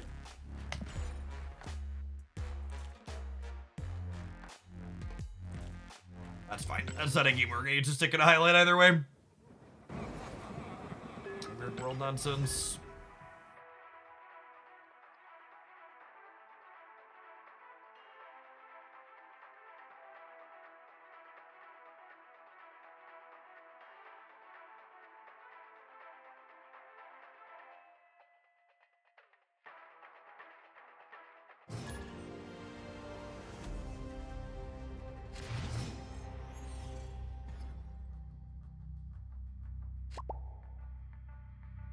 No Mobius here for us. Maybe they'll have a Mobius so we'll get to rogue it.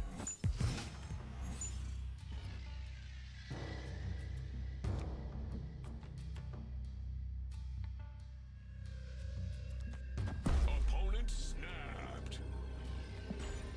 I was thinking about snapping them because we're pretty solid into this Asgard location here.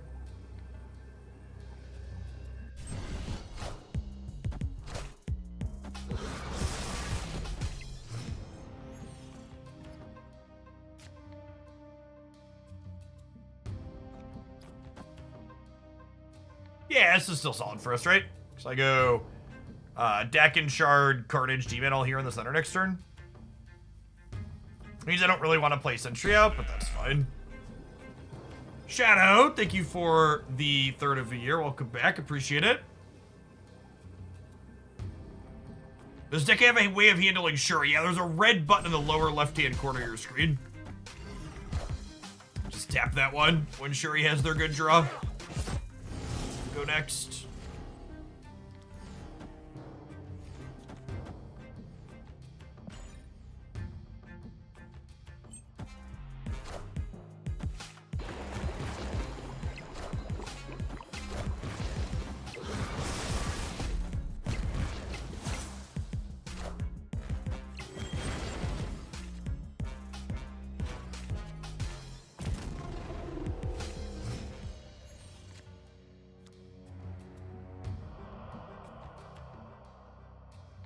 Okay, so I Man-Thing here And then we close on Deathlock here, Rogue here.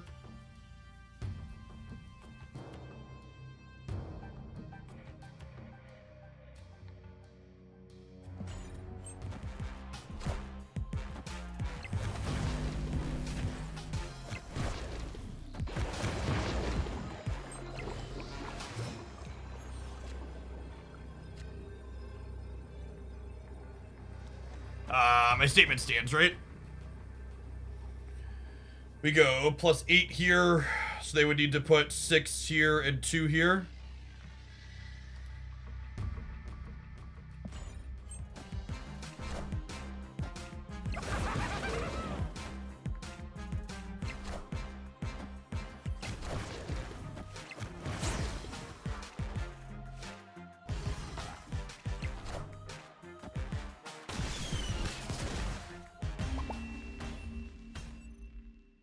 Victory.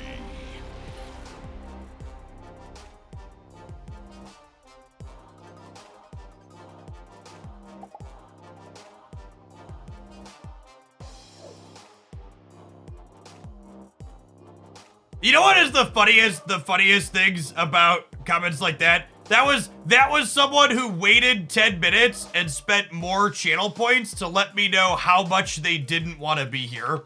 Do you know what I really do when I don't want to be somewhere, chat? I wait an extra 10 minutes to announce my displeasure with how much I don't want to be there. So sure.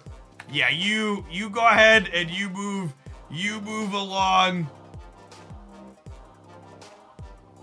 You move along with your life and continue to let us know how much you really didn't care.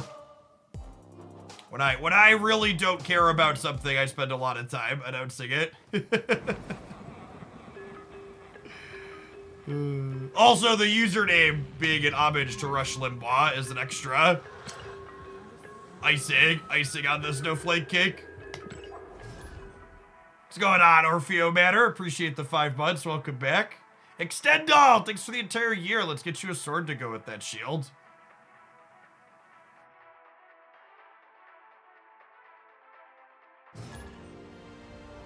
That's so good for a copy pasta. It probably is, right?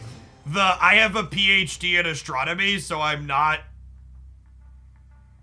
I can't possibly have said something silly. It's just like...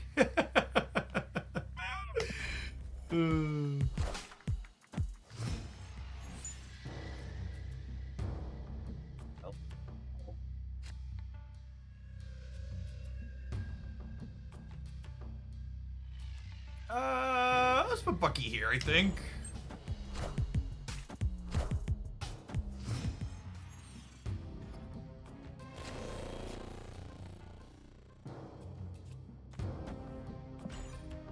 We'll see how hard they fill here. This might be a Lady Deathstrike on 3 angle.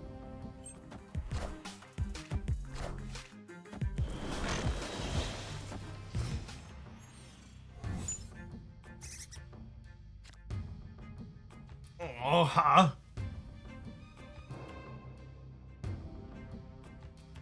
I think that changes what I want to do, huh? I think it's just this now. So we both fill White Hot Room.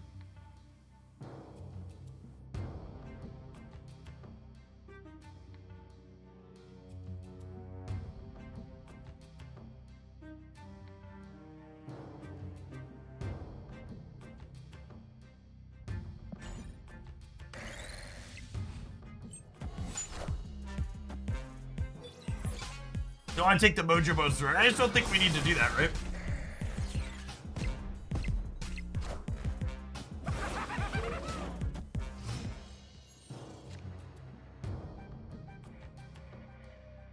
Okay, now we snap them, right?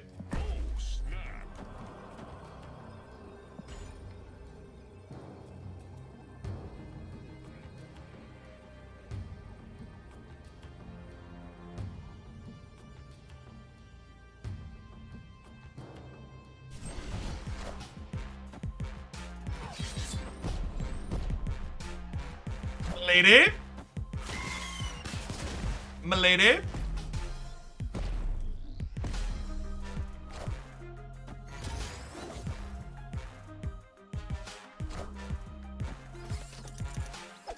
Ooh! There's a world where that could get us, chat.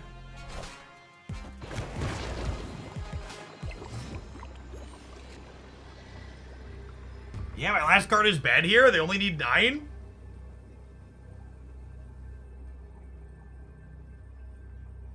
Alright, can we get him? Got Spider-Woman.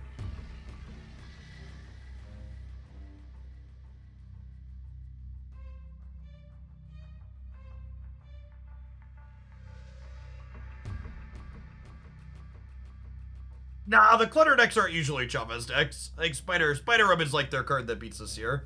Oh, they haven't played their demon yet. Alright, I'm gonna leave because they haven't played their demon yet. Escaped. Although I guess the demon's only 4.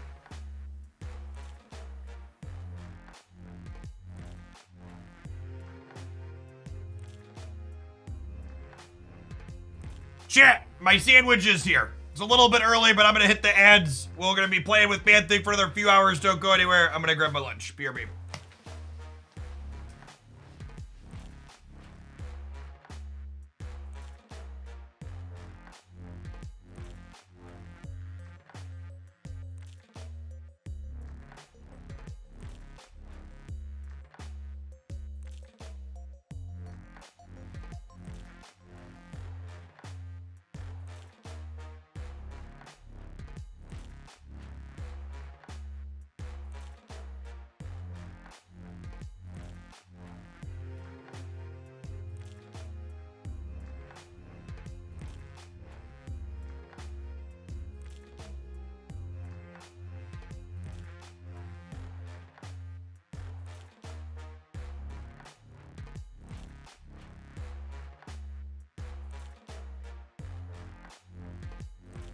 This is my favorite food. What is your favorite food and why is it sandwiches? I'm a simple man, Jim.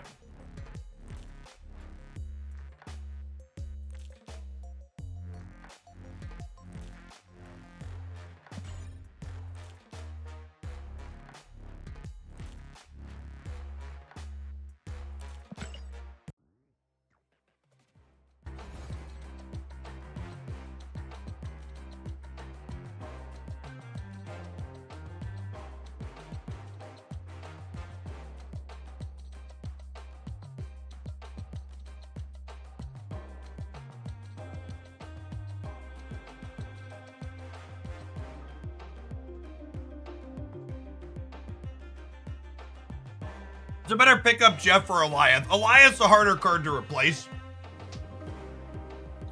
I wouldn't spend tokens on Eliath before Thursday though, just in case they smack it.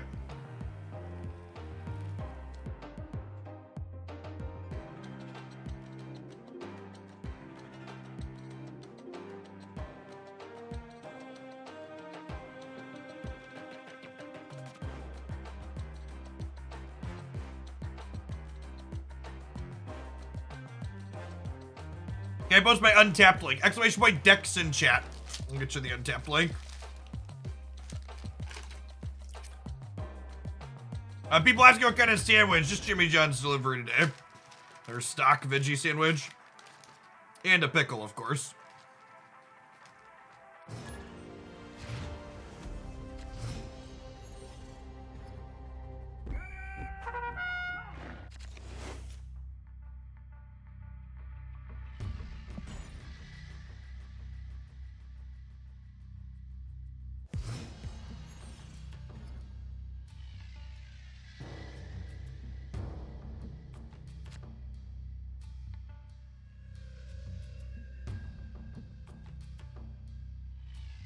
Merlin the Titan, thank you for the 4 months. Appreciate it.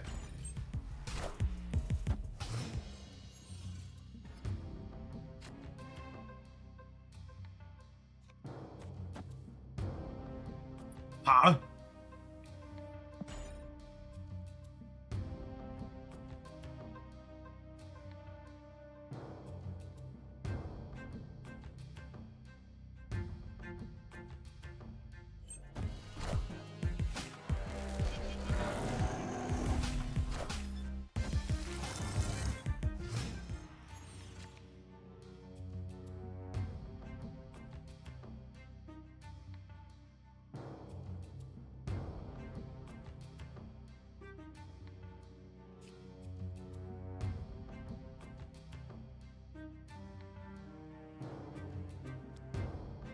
If this hits Carnage, it's only 1 in 5 though, right? Guess we'll just do this.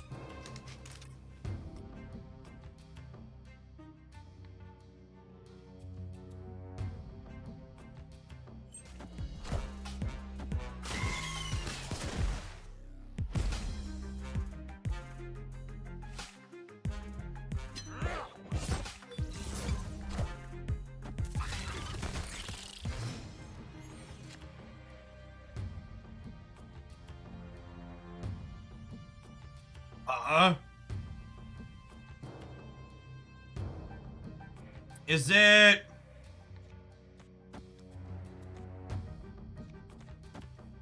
Is it just this?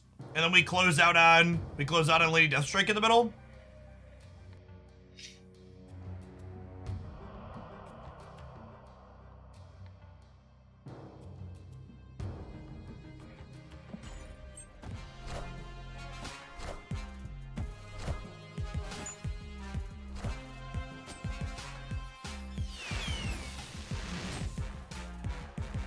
They're a Jubilee deck. Interesting.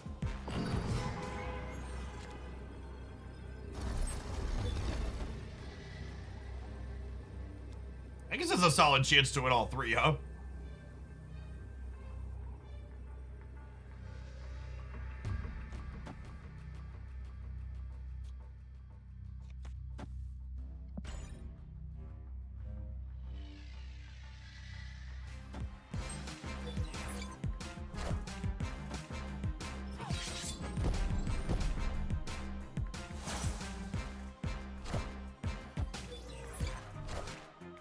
Wakanda forever! Victory!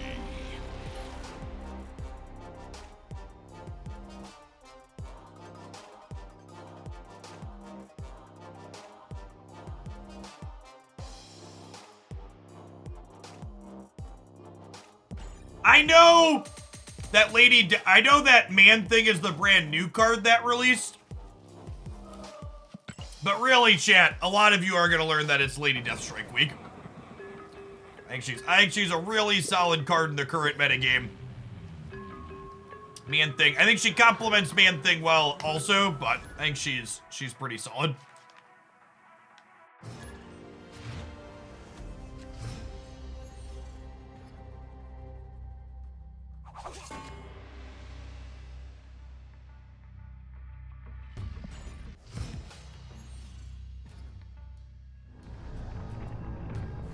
Lady Deathstrike is Series 5 currently.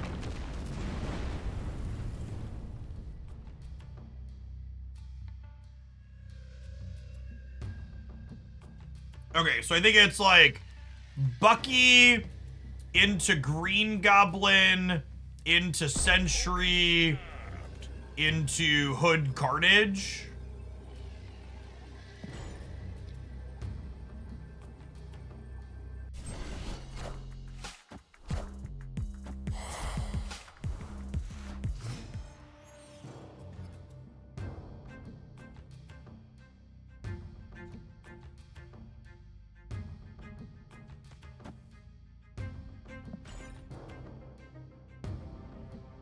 We'll put Sentry here so I can Deathlock here on the last turn.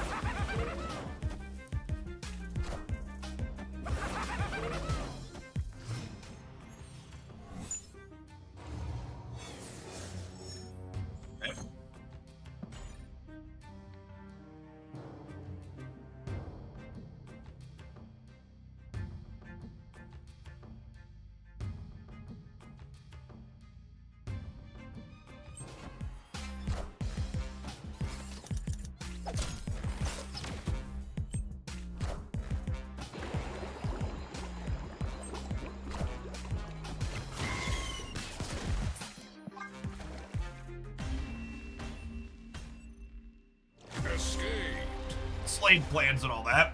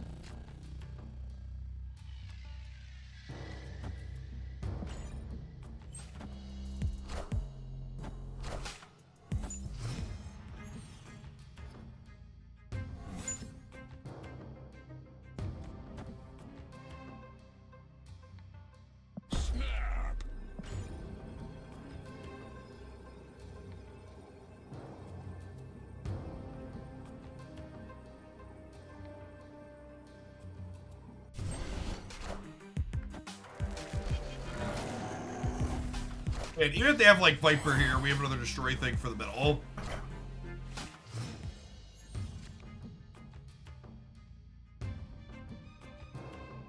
I think I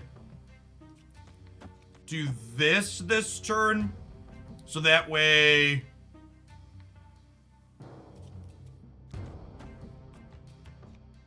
Is it this?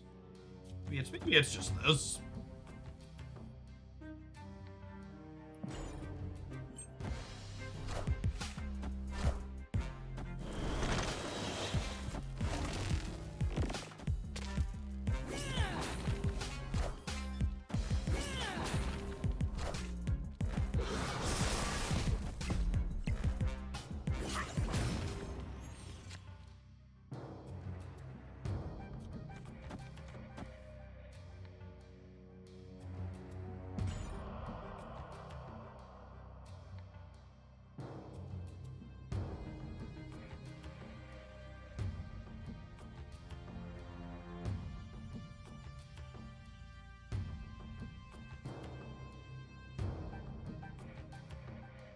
Is Pan thing cracked? Does he need a nerf? Asking the real questions.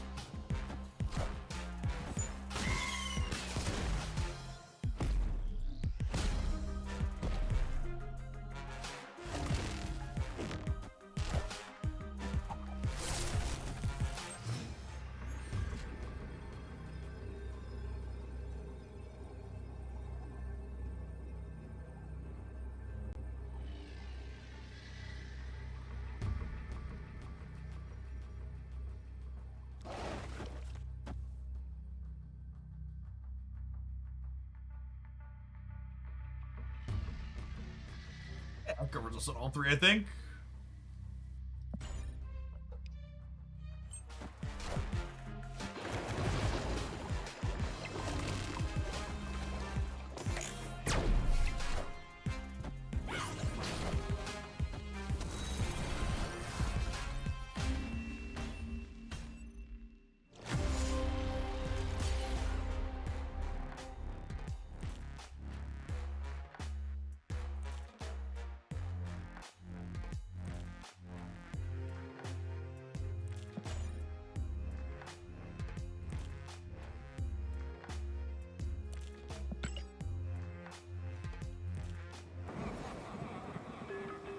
If the man thing lived, we won that, chap.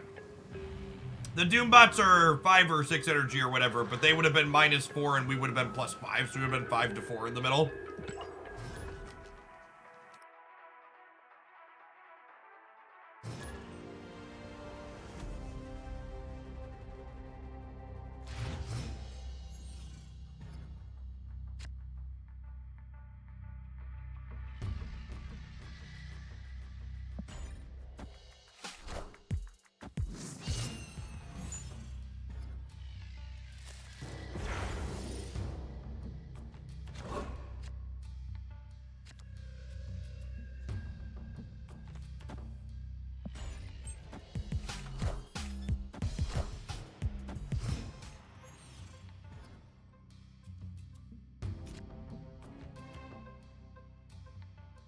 Hey, Mace, thanks for the brand new primer.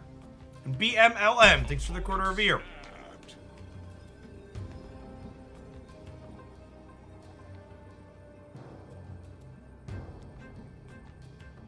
Are they filling here, or can we Green Goblin them?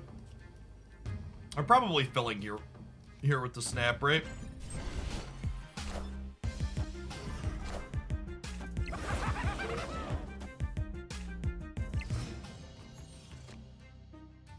Oh, is that all? Just a snap-on cage into there?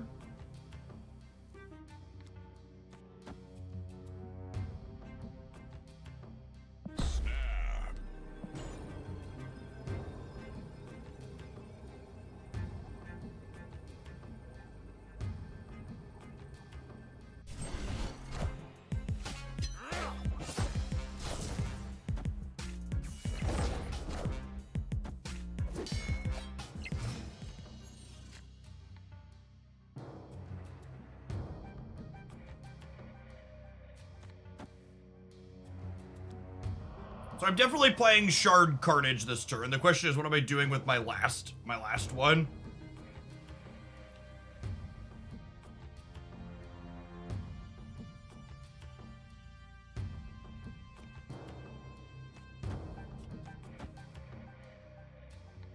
Is it this? Yeah, if I Psylocke, we could top deck Man Thing and be able to rogue plus Man Thing, right? Would be pretty good.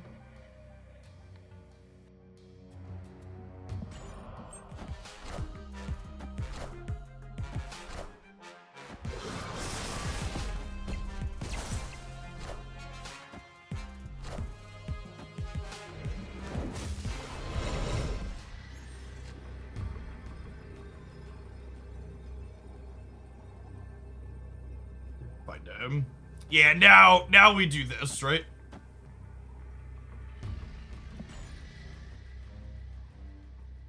Yeah, they could rogue the rogue here. We'll see.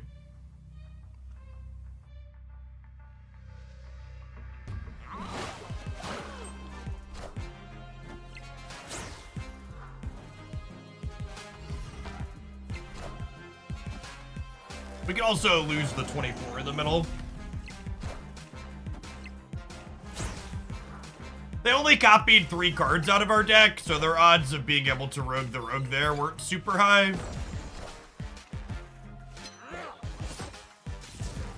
That's just how it goes. The extra frustrating part is if we would have, if we would have had something else for here, we'd have been okay. Yeah, they just full abandon the right.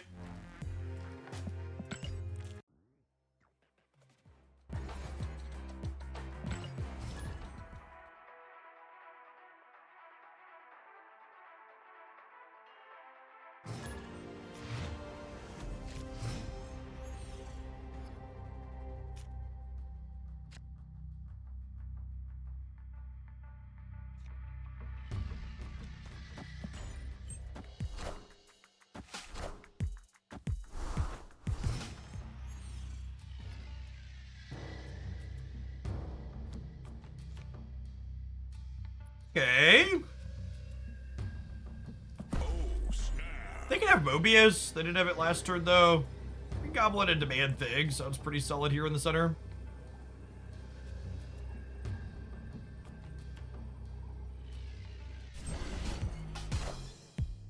Wind, aid my hand.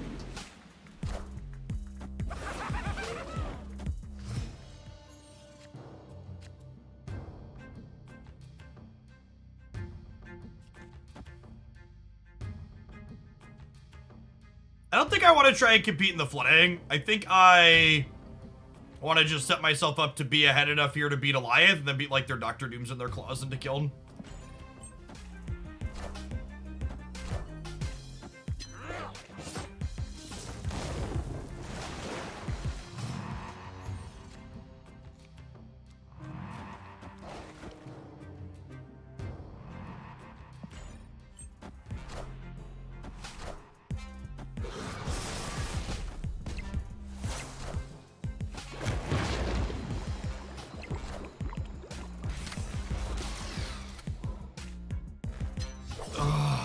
Come on.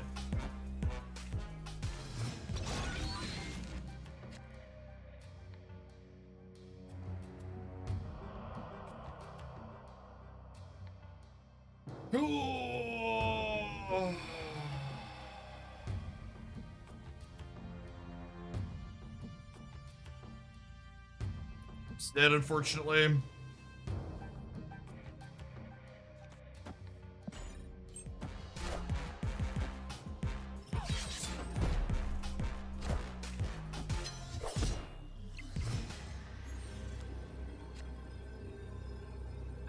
And Doom. We needed them to not hit a big power for the middle. Well, I guess we probably just end up dying to their thing over here anyways because of Eliath, right?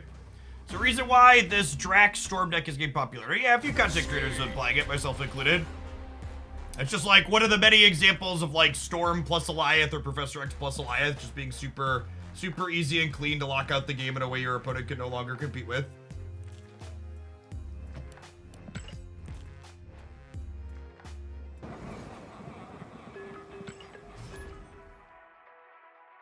You win one lane with some kind of lockout and then have Goliath for the other. Very straightforward, binary way to crush people.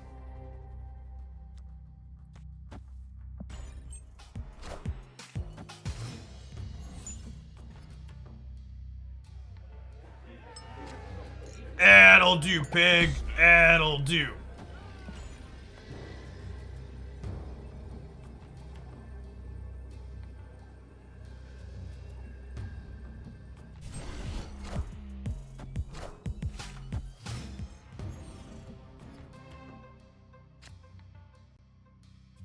Games, have you lost with this deck? Do you think it's competitive? I think your implication is that those two things are related to each other, and I would heavily encourage you to believe that they are not. Too many people put too much emphasis on what is my current record with the deck as to try and answer the question, is it good or bad? What's going on, Gundam Boy Goku? Thank you for the 3.5 years. Welcome back.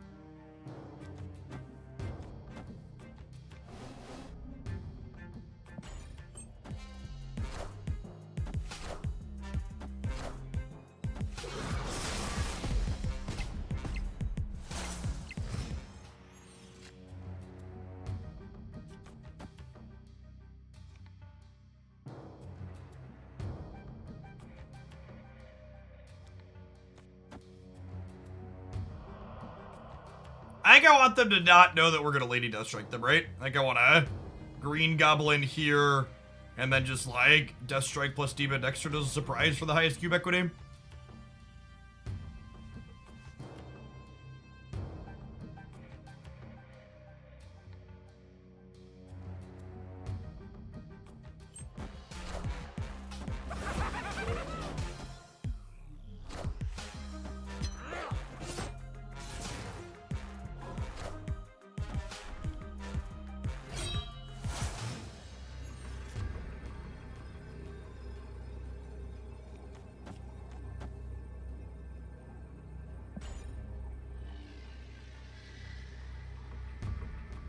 Lady. M'lady.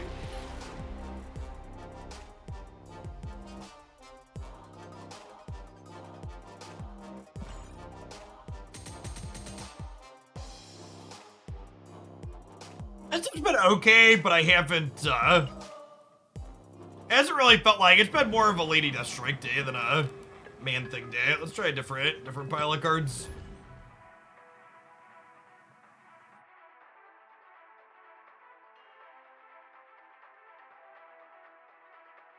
I don't know how to access my Loki season recap, nor do I really care about what it says.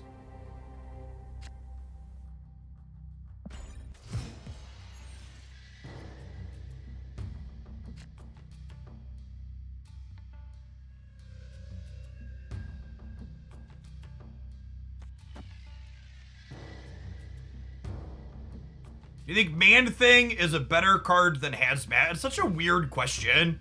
Why do you things need to be strictly better, worse comparisons of each other? Especially things that, like, aren't similar cards.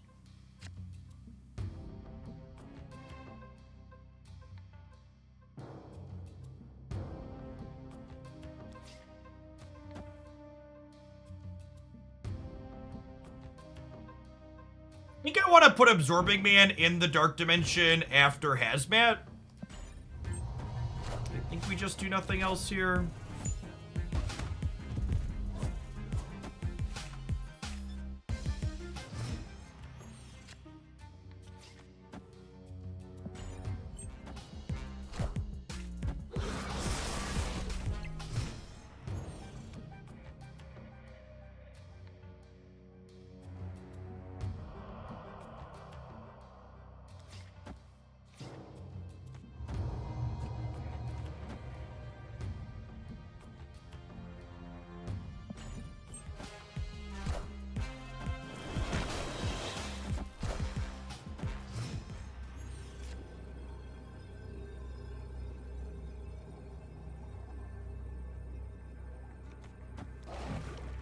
We're both gonna have copies of Luke Cage and nothing's gonna happen. Let's see how it goes, I suppose.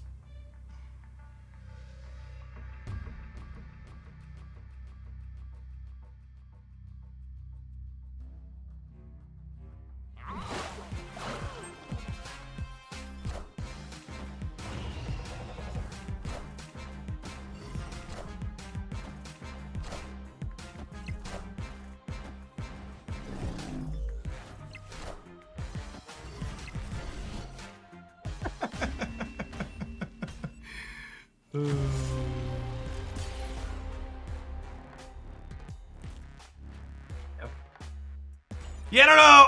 I'll try a couple of rounds of this, but I think the more dedicated Man-Thing decks like this are probably bad.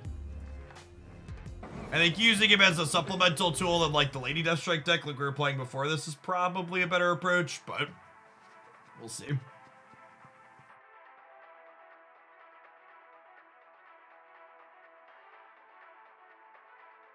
Like I've been talking about, I think the real release this week for a lot of people is going to be Lady Deathstrike. I think Lady Deathstrike is a very reasonable / underrated Marvel snap card.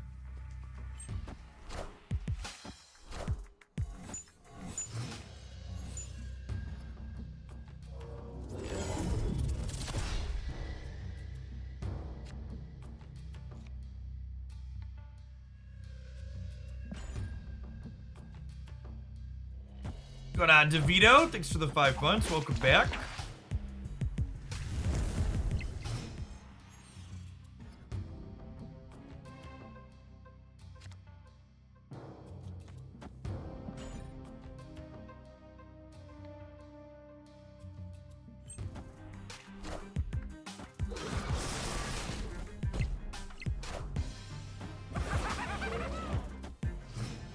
Viper. Pre-recorded, etc., etc.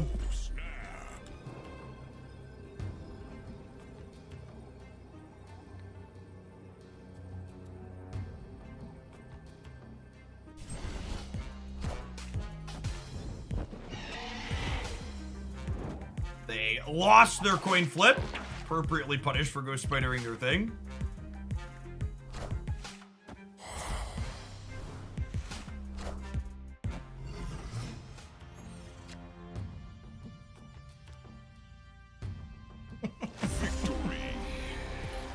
Yeah, then we get to close out with Man-Thing into Demon, into Hazmat, into Absorbing Man here.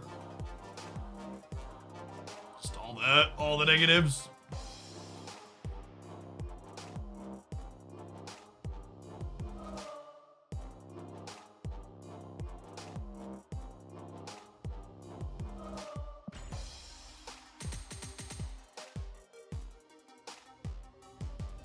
See how Triple M has taken Zabu out of the conversation with Man-Thing. The third Man-Thing deck I have put together is a Zabu deck.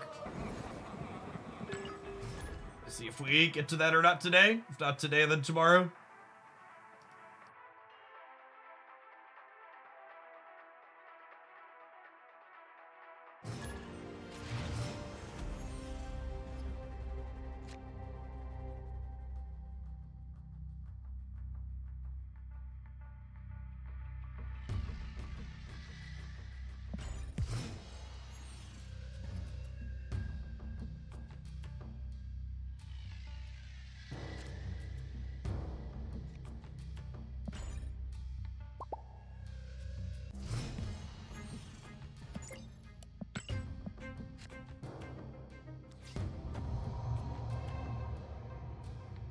Opponent snapped.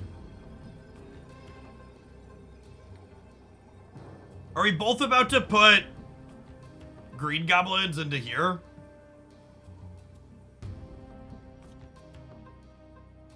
Is this the next level?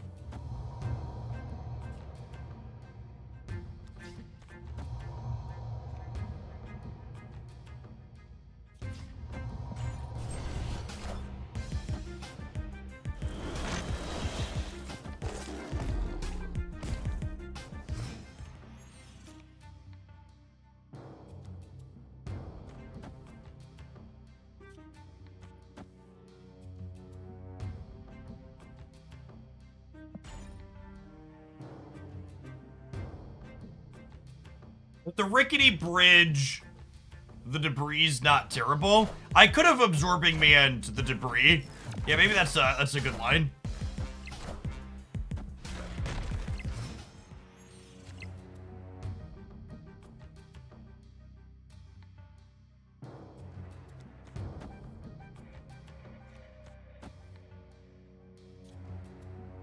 So we have to do this.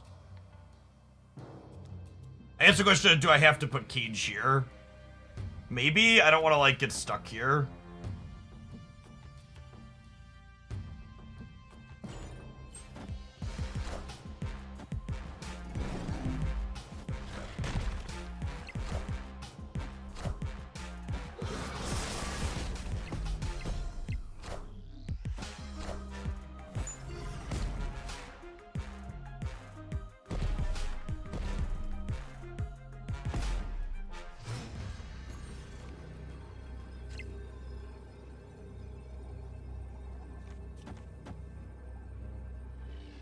Probably did. So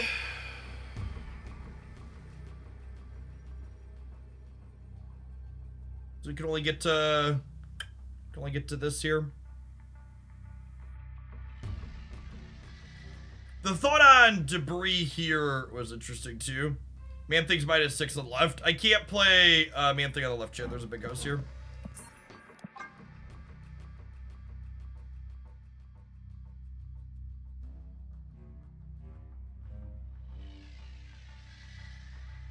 Or did do a stiff breeze.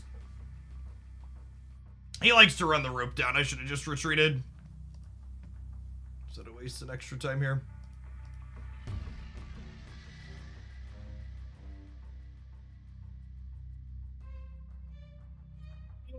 Oh.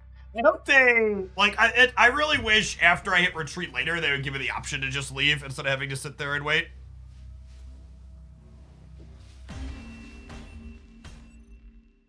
Escaped. When you make that realization, you're like, oh, I'm just wasting time, I should leave.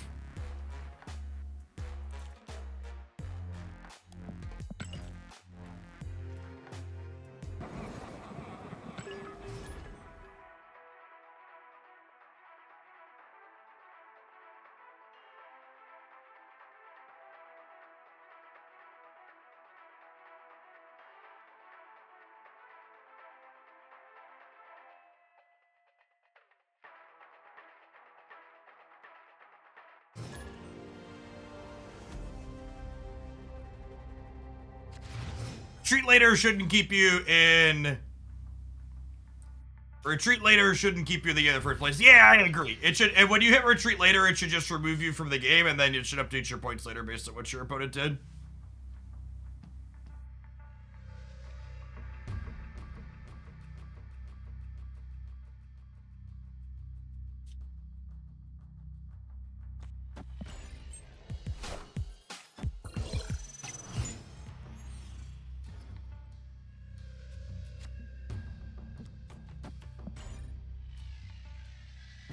Opponent snapped. Probably supposed to leave on a game like this. My hand's only okay.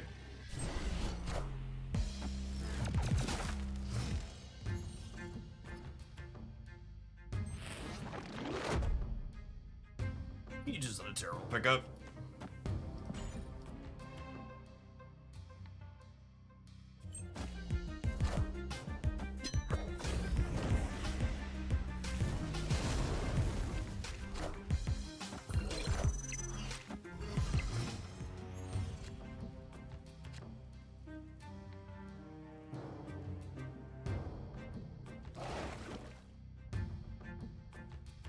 Yeah, it could be a living tribunal gamer here.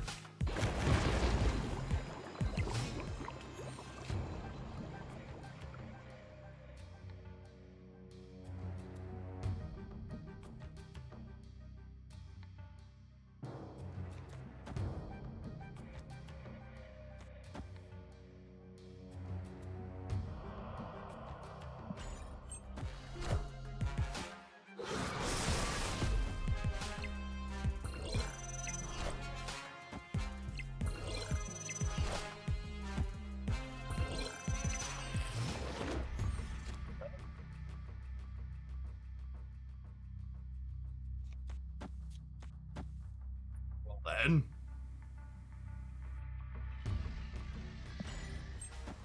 Just getting venomed was the snap, I assume.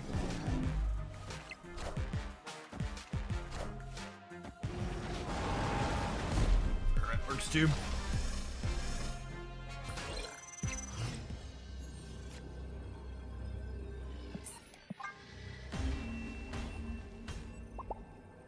Escaped.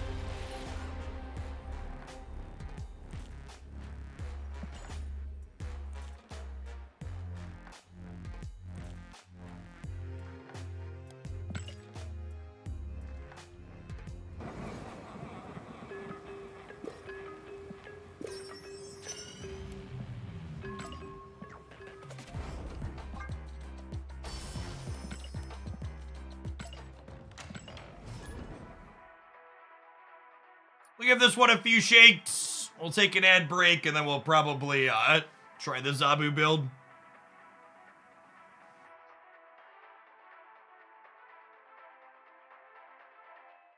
I think animation looks good, which is nice. He had a couple of cards without animations in there.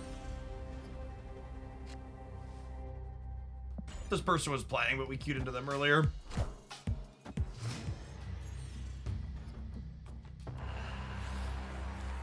Oh, were they the... I think they were the Drax deck, the Drax Storm deck. No, they were the discard deck. Got it.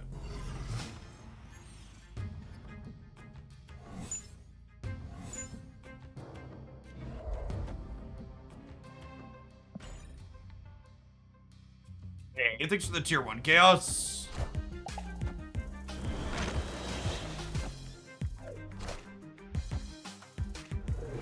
You bring in the Death Domain said it comes back. I don't know if this is actually good for us though, right?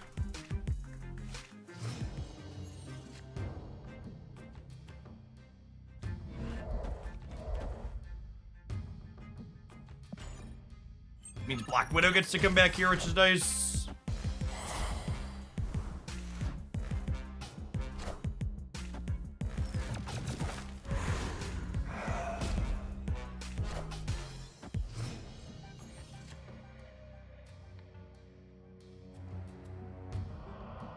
Opponent snapped. The problem here is I don't know how we win Valley or Death's Domain, right?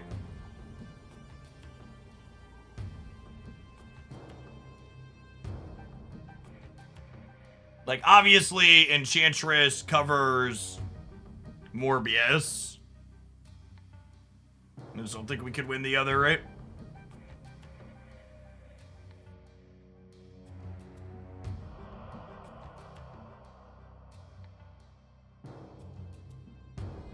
I guess this ties it with Hazmat.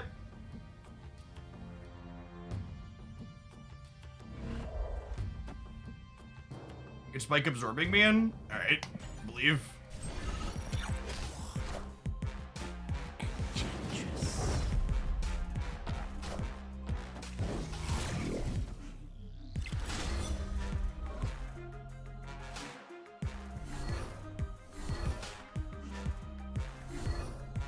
Okay, and they have a Mr. Sinister spawn, and I Black Widow them.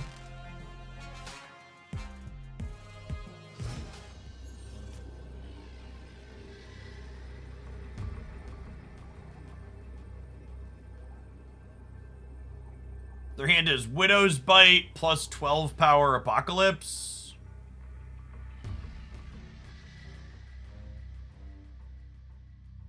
I think we could beat that, right? This is the most stats we can put on the board. We're 0 to 0 because I have Luke Cage. We're 11 to -3 here. So we're up 14. And then over here, they add 16. So they're 31 to R. Or 31, they're 28 to R, whatever. Yeah, if we needed to hit the Absorbing Man so we could contest the Death's Domain. Escaped.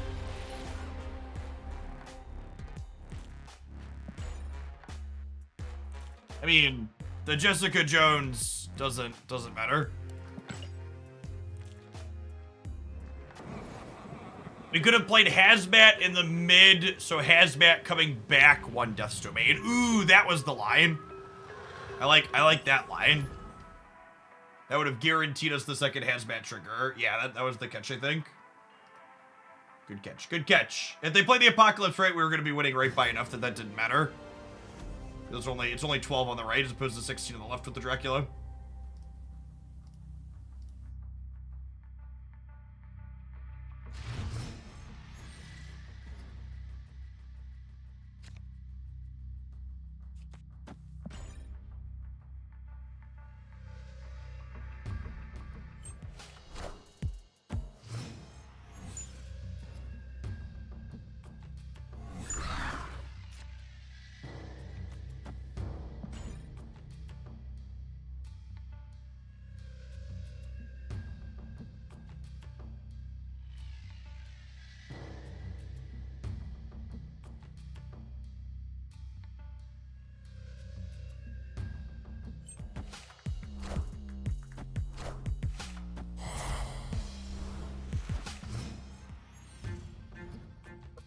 Bleach is dead. Alright, we got that going for us. You're saying there's a chance. I haven't really played games where I've drawn and played Man-Thing. The card's been out for an hour, so I don't really have an opinion on it. They're worried about Green Goblin there.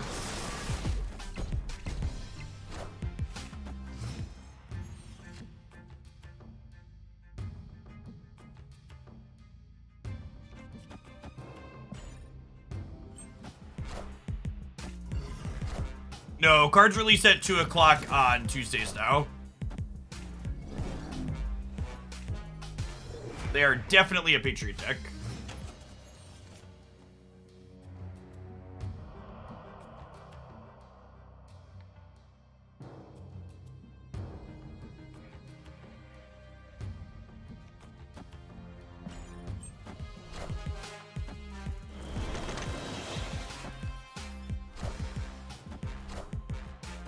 I am Iron Man. All systems go.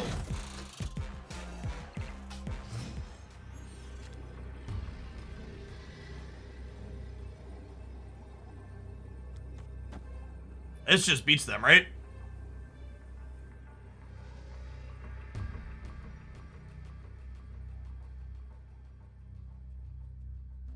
mean, we're not Enchantressing Iron Man yet. We lose there. We could rogue them. Roguing them doesn't even do it though, right? Rogue takes them to 17, only takes us to 14. Yeah, they don't have stats. They're like a Chavez Eliath deck. Victory. I assumed they weren't gonna play here because they wanted to be able to like play a Patriot to bump this on the last turn, but you have priority. What does priority have to do with anything? How long am I gonna stream for today? Another hour or two, I think. Maybe longer, depending on what the viewer count looks like. We're probably gonna stream till we fall under 2,000 people, which usually happens somewhere between 4 and 5 o'clock as people leave work.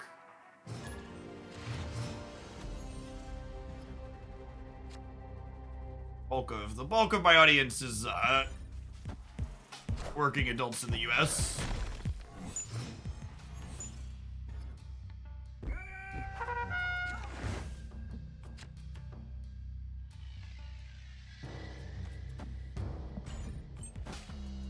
Hey, still CJ. Thanks for that Prime for the 2nd month. Welcome back.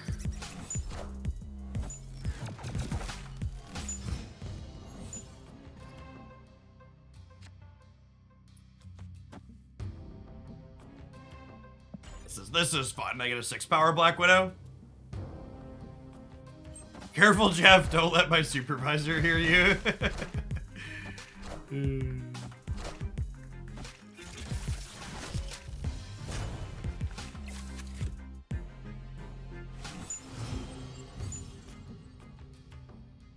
Are they an Agatha deck, by the way?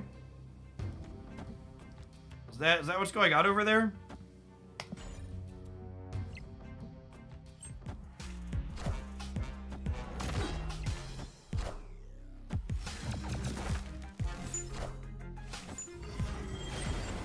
the playing the Squirrel Girl proactively feels like Agatha vibes.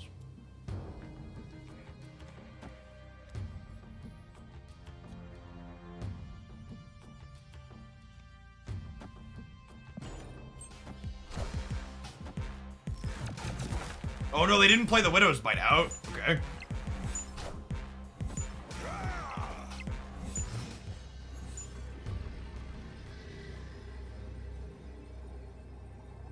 Agatha would have played the Widow's Bite out.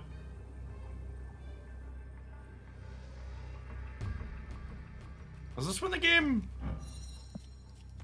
says 4-6? Because this is 12 here? Probably.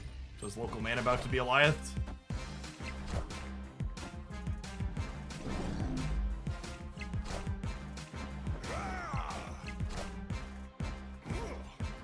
Playing the Khazar deck on Eliath release day is a bold strategy. Probably just a lower collection level player.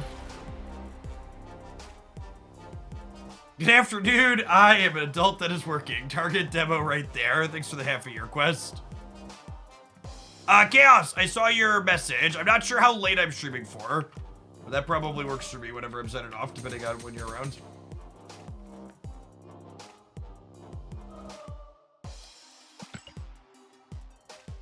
We keep playing all 8 games of Marvel Snap, but none of them involve the main thing. Refuses to be drawn.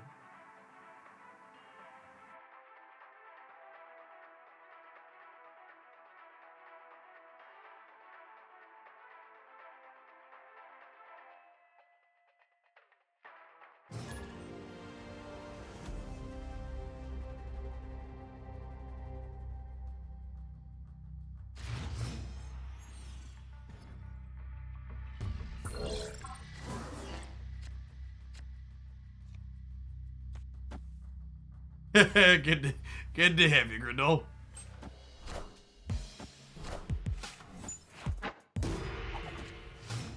Jeff's man thing has stage fright. Listen, Chet, he's a grower, not a shower, okay? Don't put so much pressure on him.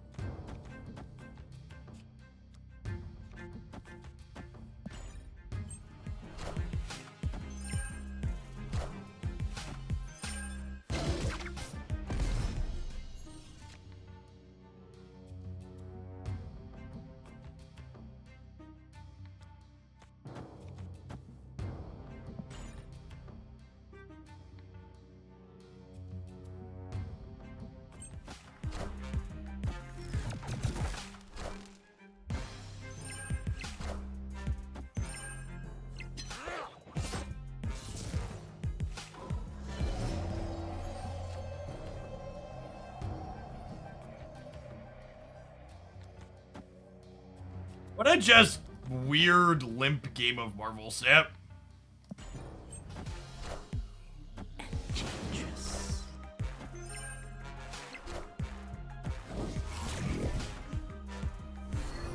Enough said, bub.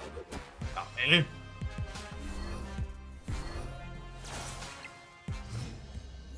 I'm surprised they didn't snap.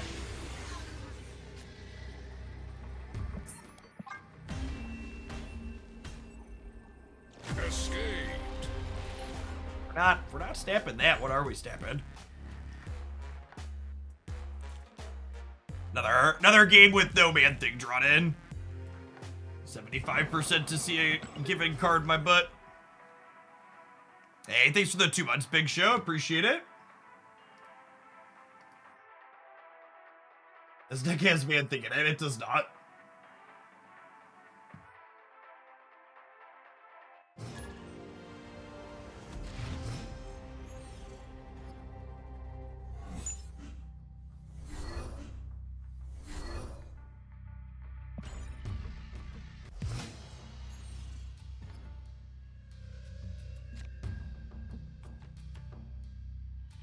That we lost Viper. Going on, little broski. Thanks for the 5 months. Welcome back.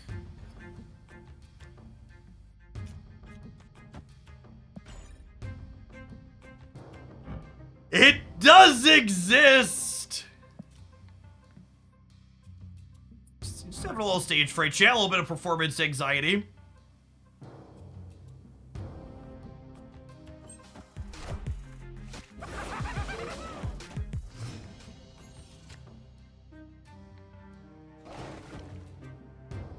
Oh! He lights them up green just like Lady Deathstrike lights up the thing she's gonna blow up red.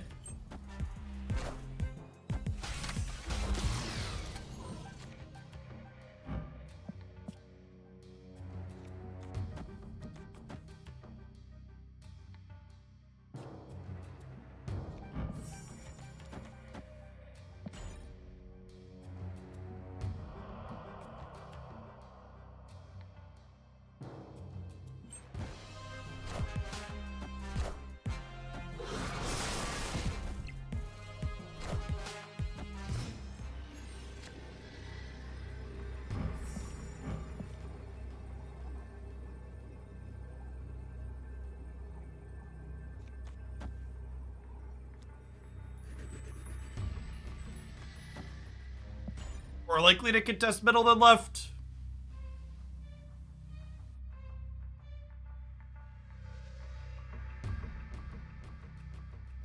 We'll put Rogue in the middle just in case they have their own Luke there.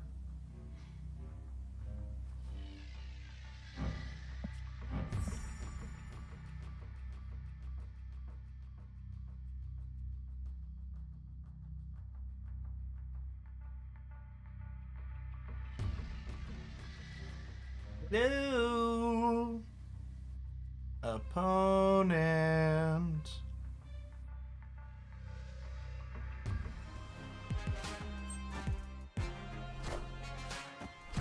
Oh, they did contest the left. Rip.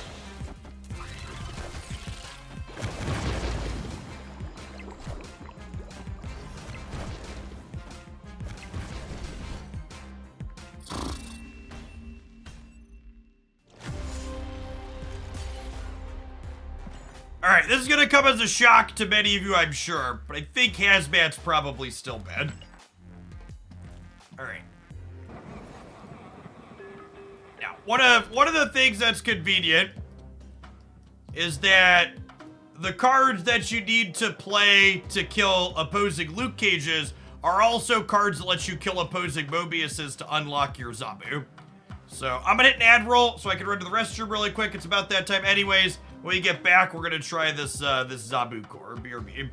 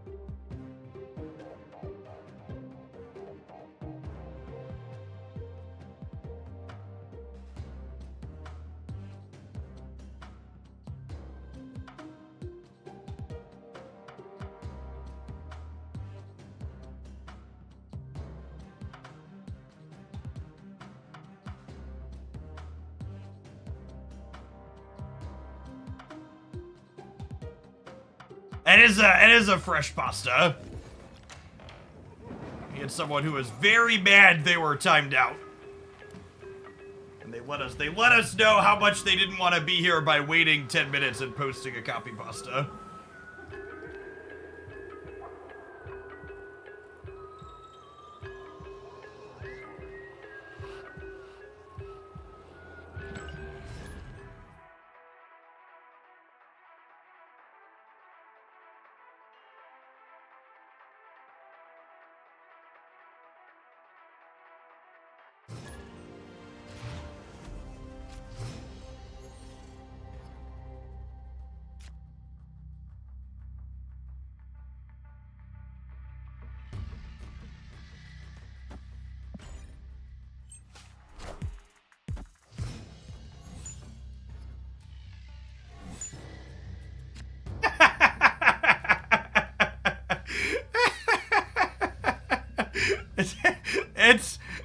actually just, it's a fucking meme, chat. Every time, without fail. New deck, District X. New deck, Weird World.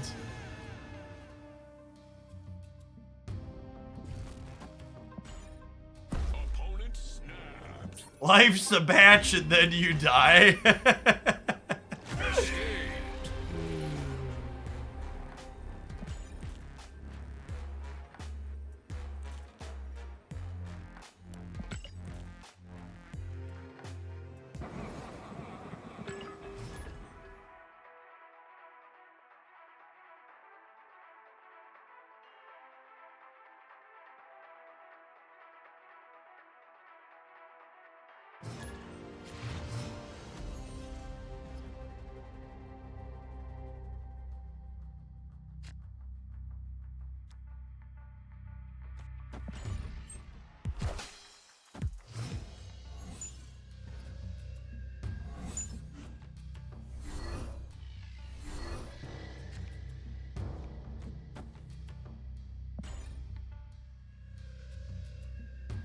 Opponent snapped.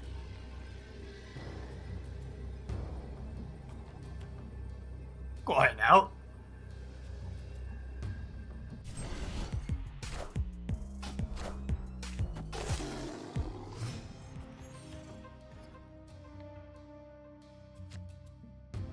Nice, nice. On a green, just Green Goblin to New York. They're gonna have the option to move their Green Goblin to New York anyway, so I basically just want to like take their choice away from them.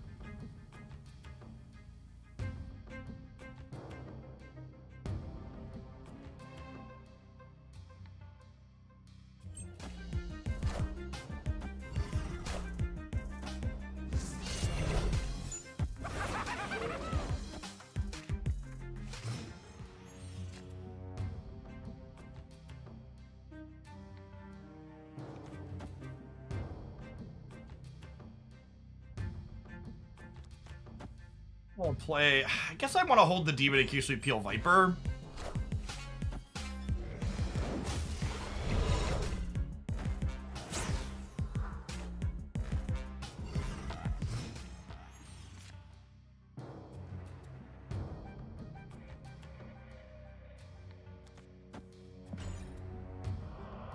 Super exciting here.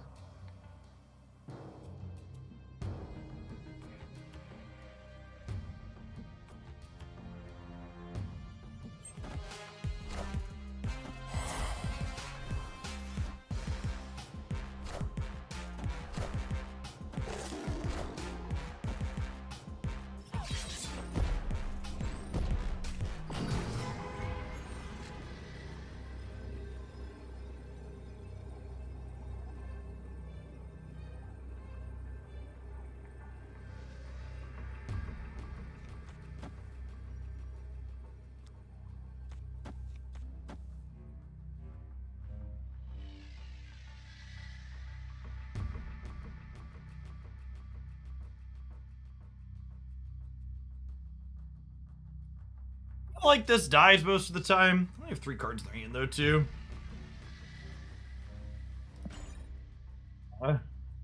Spew a couple cubes to chase the rabbit.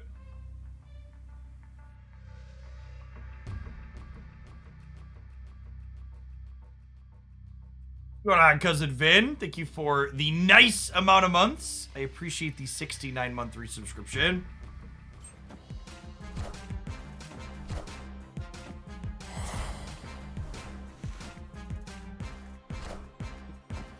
Yep, we're short center and right. Yeah, I could have counted that we were dead to Chavez and bailed, right? Because with them having our Captain Marvel, it doesn't matter where Chavez goes, we die.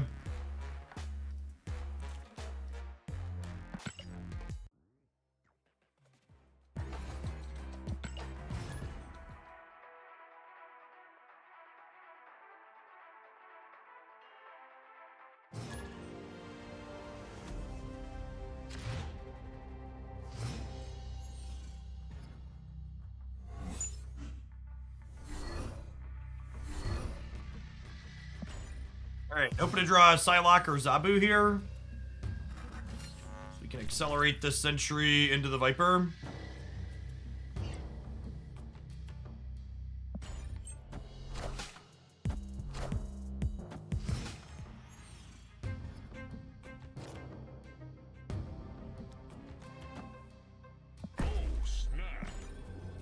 What's going on, Silence? Thank you for the 43 months. Welcome back. Victory.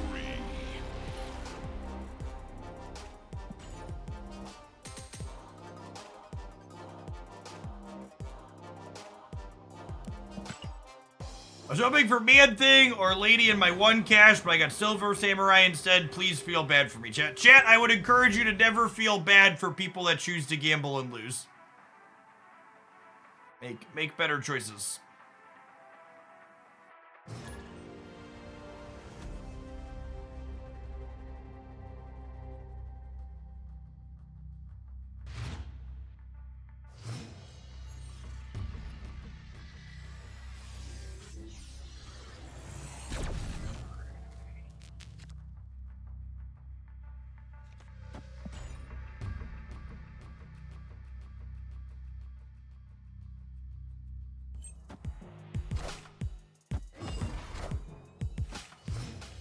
Soccer? In this economy?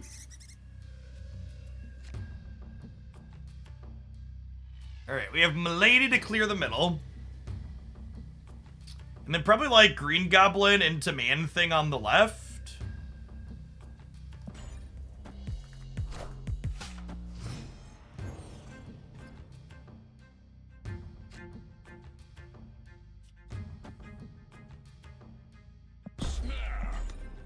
A button presser.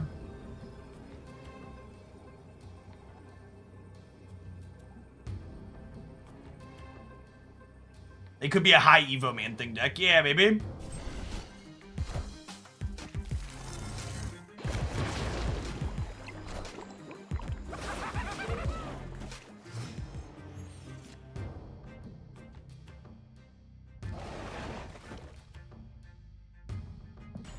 That was a morph, by the way.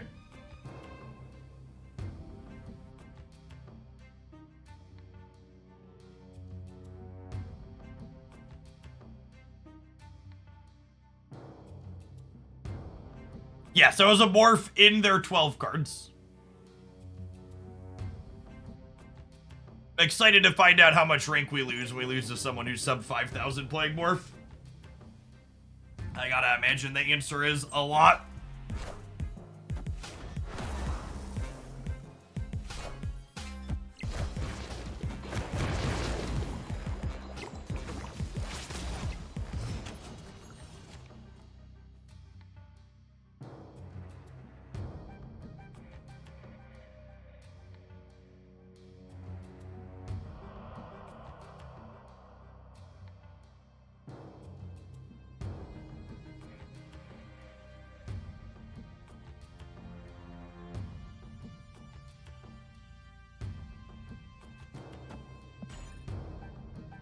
Let's see where we end up at. They could have Luke Cage, yeah.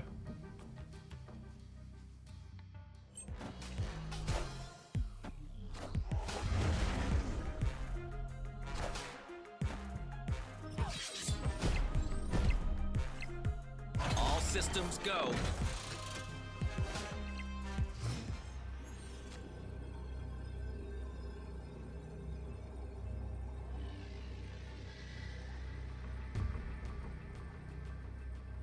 Opponent snapped.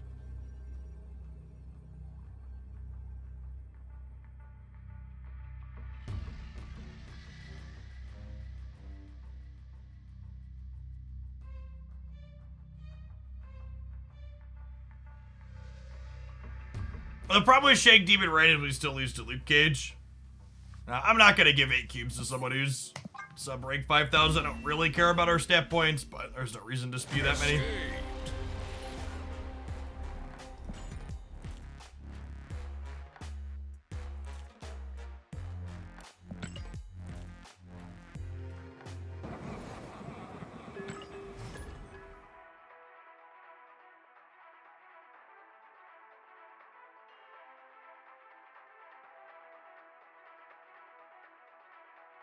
Yeah, it could also just be an Alliance / Hulk snap.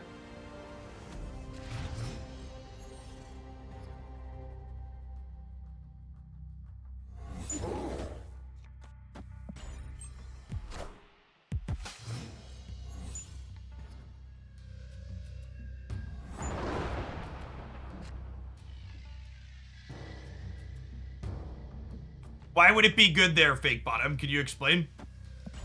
Articulate yourself.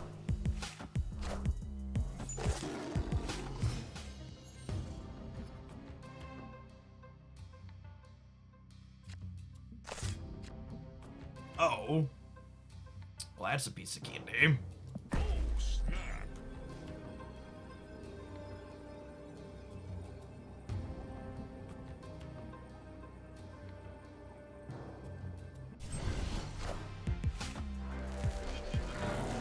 When I watch your stream, it reminds me why I struggle so much. I stay at least half the games that I would stay at least half the games that you retreat. Yep.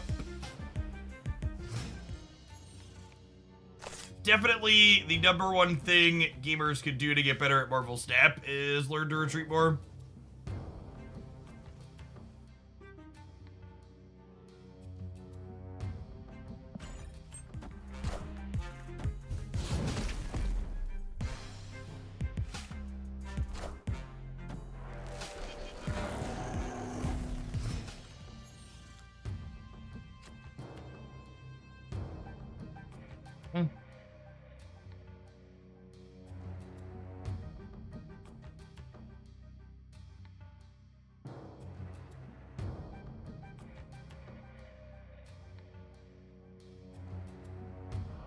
Yeah, they're likely carnage together, right?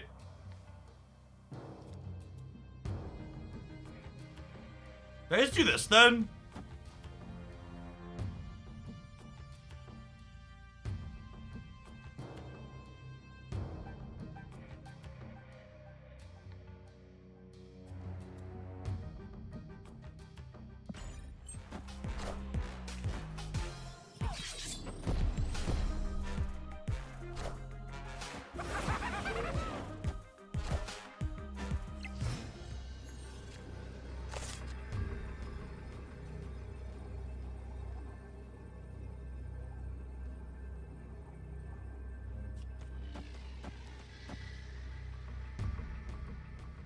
Dead.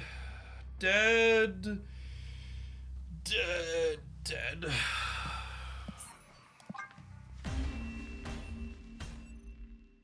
Escaped.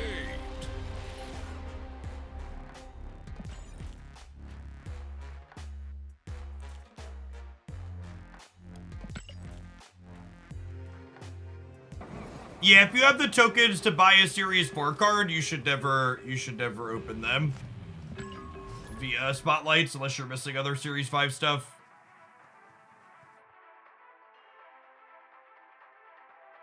How could they win the left? Doc Ock, Spider-Woman are both reasonable cards that the opponents plays. They can have a Shang-Chi as well.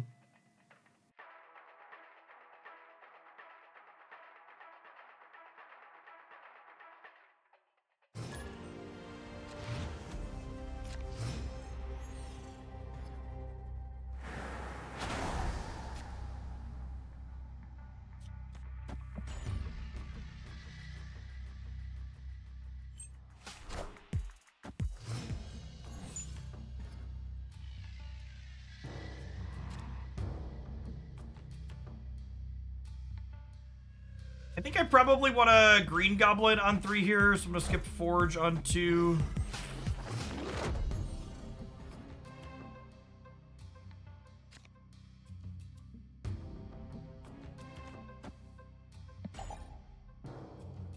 Yep.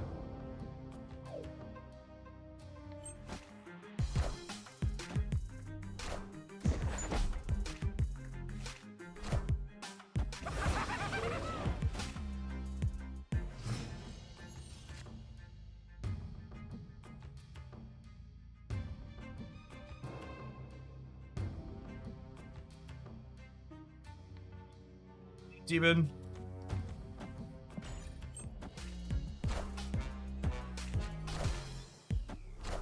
Thanks, I guess.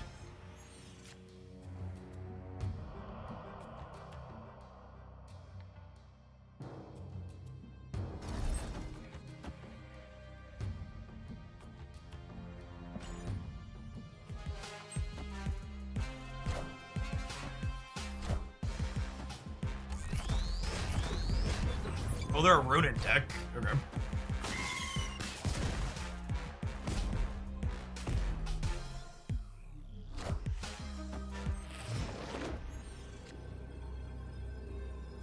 Is this from the game?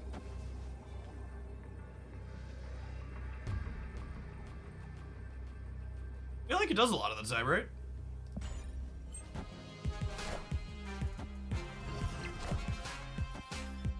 Oh, they have a big demon. Oh, we lose by 1 because they have the big demon. 2 technically. I forgot they had the 1/8. I forgot they had the 1/8. Rip. That's one of those interface things Marvel Snap really needs. Whenever there is a card that we deterministically know is in their hand with modifiers, I really should be able to click somewhere on the screen to be reminded of it. I shouldn't have to devote mental energy to manually keeping track of derived information. Or no, public information? That's public information, not derived information.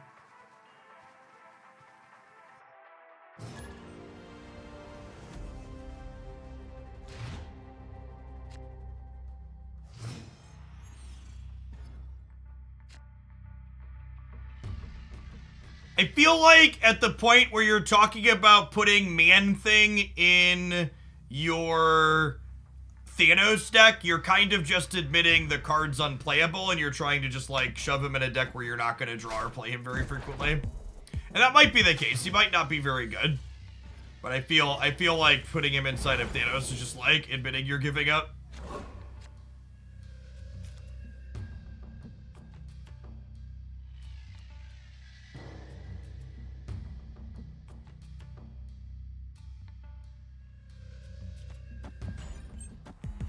Hey, Zimbot, thanks for hanging out.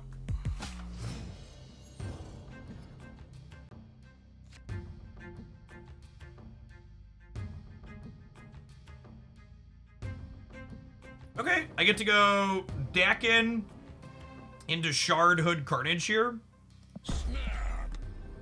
Strong start for us.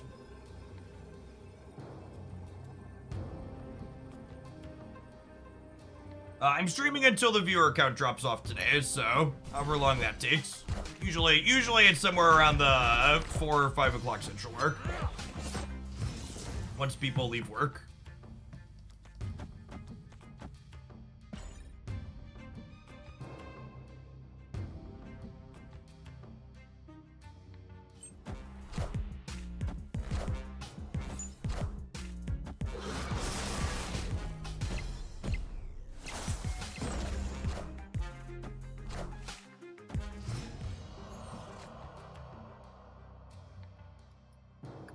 So their Jeff can't move into Fist Tower.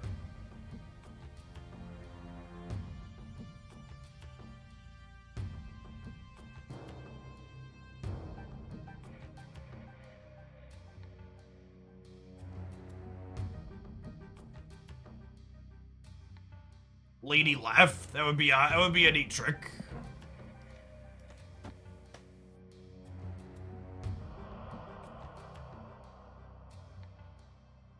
I got a Sentry into Lady Demon.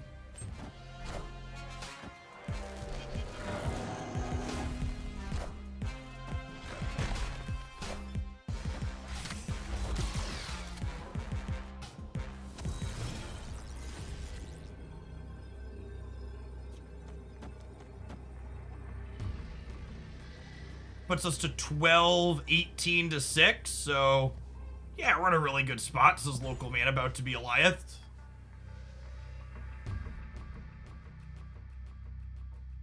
And even a game like this, right? Like, it's just another game where just like there wasn't a good opportunity to play Man-Thing. He was like in my hand, but there were just better things I could be doing at every other point up the course of the game.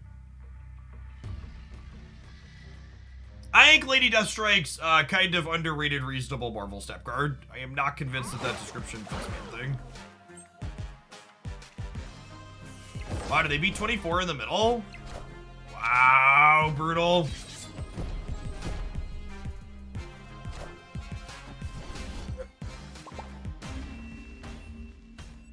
Oh.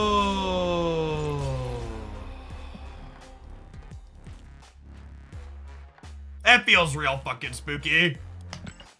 Just like knows we have demon left themselves dead to demon in 2 different locations. Okay. I mean, Darkhawk's probably really good when you can see your opponent's plays.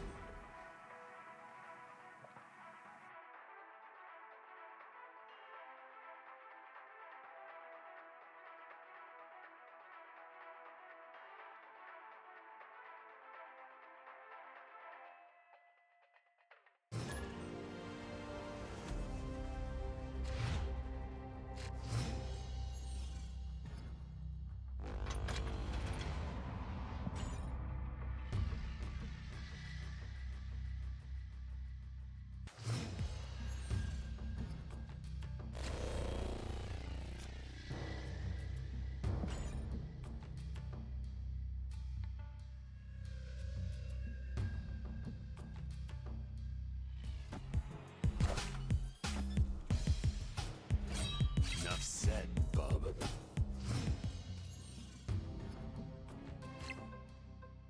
I would currently be in a holding pattern if you found Lady Deathstrike and are wondering if your man thing is worth your time.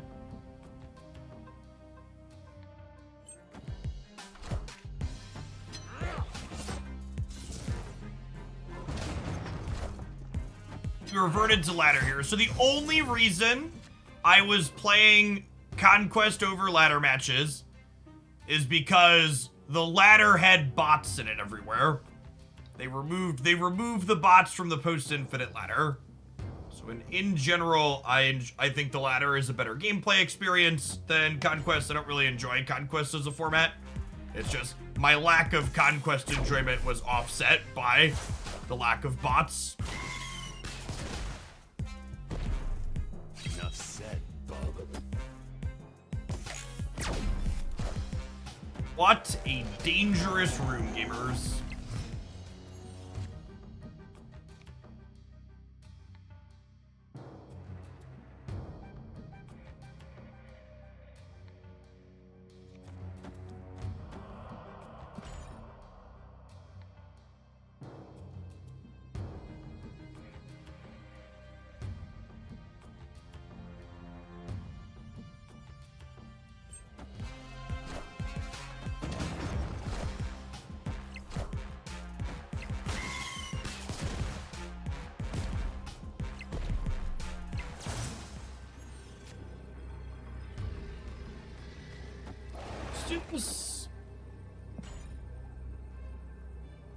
Probably can't contest the danger room with us having 18 points there, and they've been putting a bunch of Vibranium in their deck, so they play Vibranium into the Crochet Man thing, just sets them to 0. And on each side here, he's kind of a wash.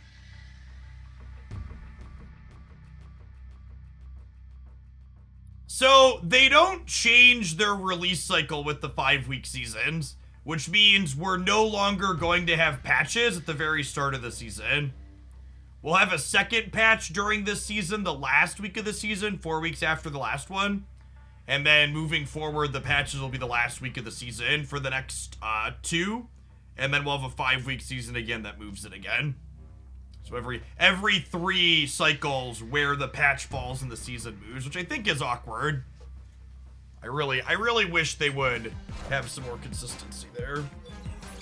Oh, is our man thing gonna do something, chat? Do the thing! Do the thing!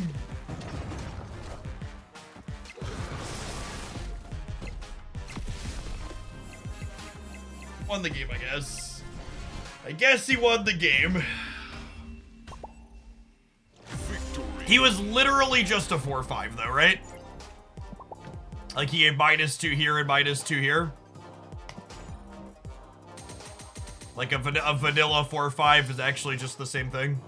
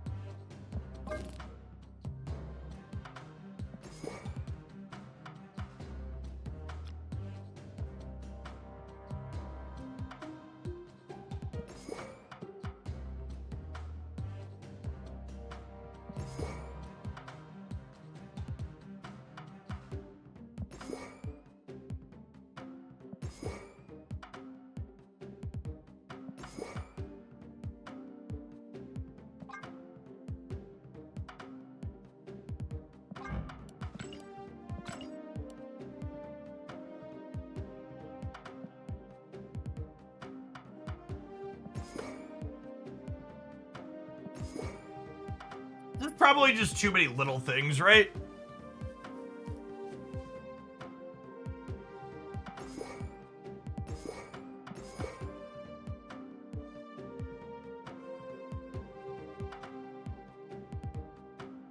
Cerebro 5's not a good deck.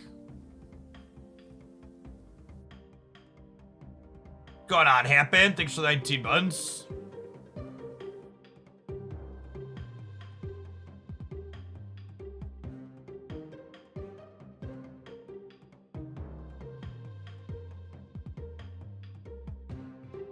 Polaris is kind of an interesting thought with Man-Thing.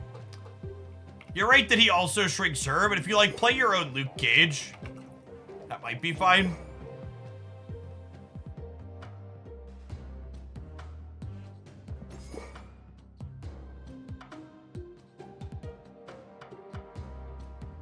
As Darkhawk Split is like, picture perfect. It's so good.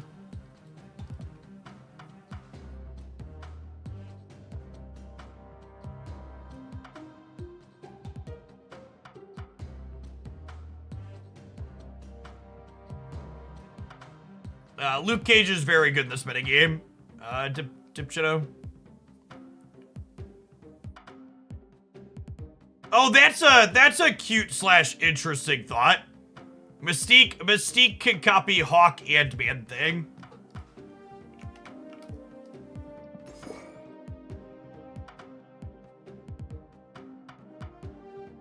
I don't hate that idea.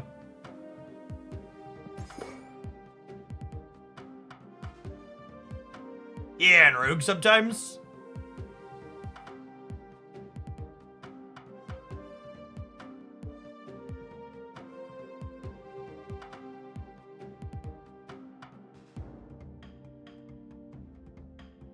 Would she debuff herself? Yeah, I believe so. Yeah. Unless you have your own Luke Cage. Ravona's not really a Marvel Stamp card that's worth playing, shit. Why do we look like a Ravona deck? Because I have 2 cards that she makes cheaper? Stop it. 3 cards? 4? Why is Ultron and Rock? I think it's the variant name. Nope, I lied.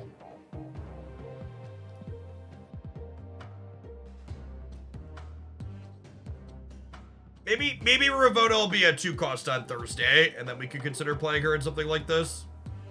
The artist name for the variant. That is totally what it is, Rocky Kim.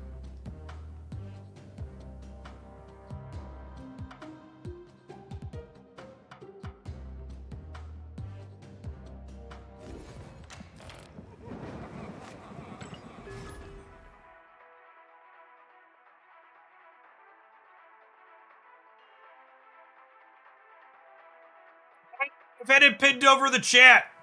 But make sure if you spent any money in Marvel Snap this season, you haven't done so already, go to marvelsnap.com, click shop in the top right corner, and you're going to be able to put your player ID in here and claim extras. If you bought the season pass, you have 200 gold you need to claim here. And if you scroll down, you're someone who spent more money on Snap, there's 4 different $5 bundles that have 500 gold and a variant in them. You can buy one of these. So... a web shop exclusive deal, and then other stuff if you spent any money anywhere. Make sure you grab those.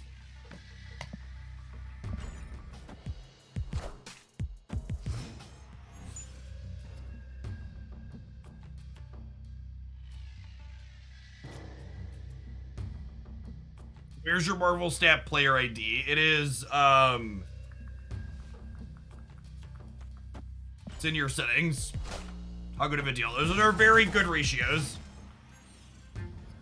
Anytime you're getting 100 gold or more for $1, it's above rate. This is the TLDR.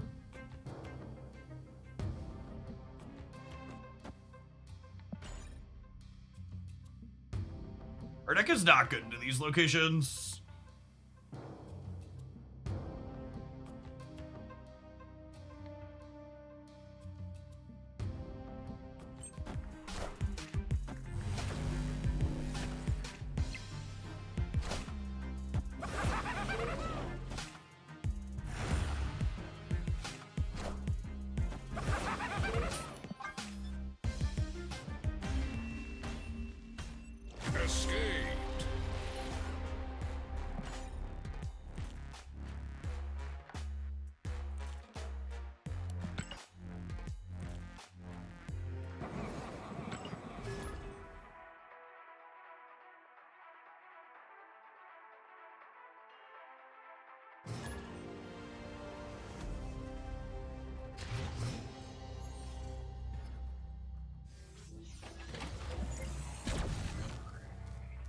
our spooky opponent from earlier.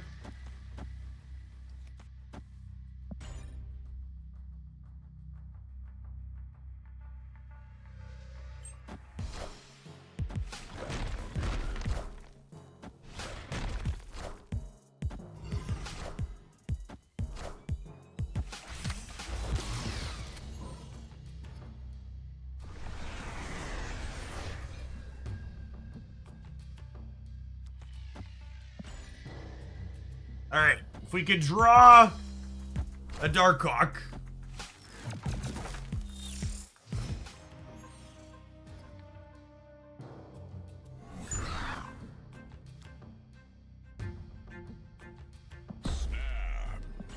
Coordinate, etc., etc.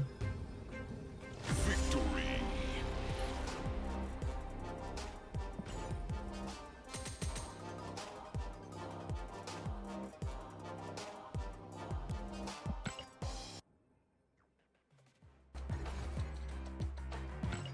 Yeah, I feel like anytime you hit an actual card in on 1,000 tokens on your fourth thing in the collector's caches, it's a solid day.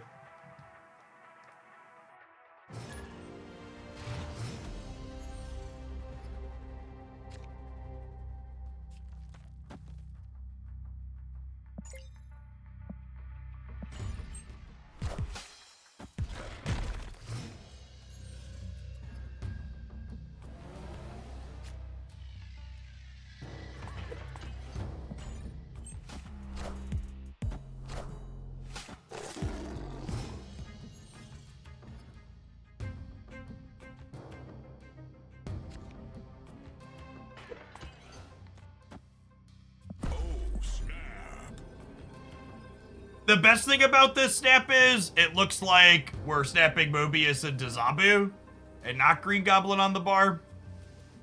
And even if they play into the bar this turn, our bar procs first because we have priority. I'd like to dedicate this game to the person who during deck building asked, do we really still need to play Mobius? Yes. Yes, you do.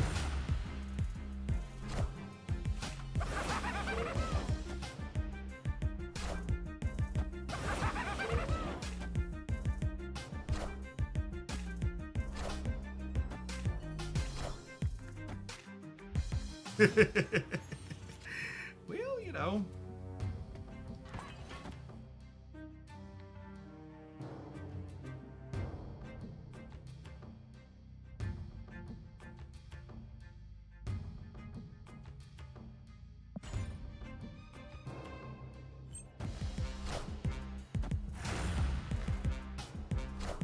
We don't have a way to play into Luke's bar after the fact, so if Luke bar goes left here, we're in trouble.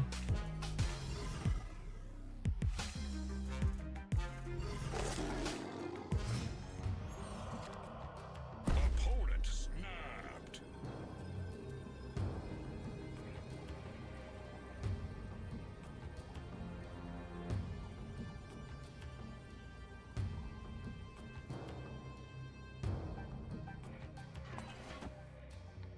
Do 12 power Hawks win the middle? I'm gonna stay.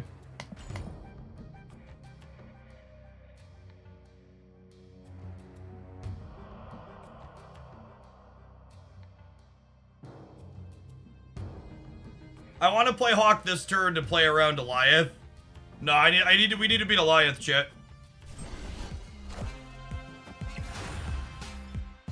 Alaric the man, thank you for the 10 months. Appreciate the prime.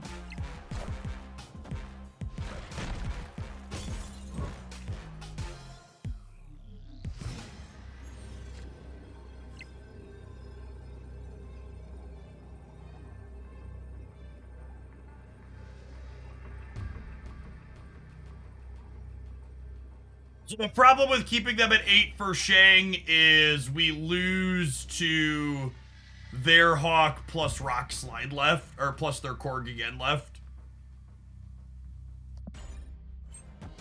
I think I have to do this, unfortunately. Yeah, or even just Chavez. Yeah, GG.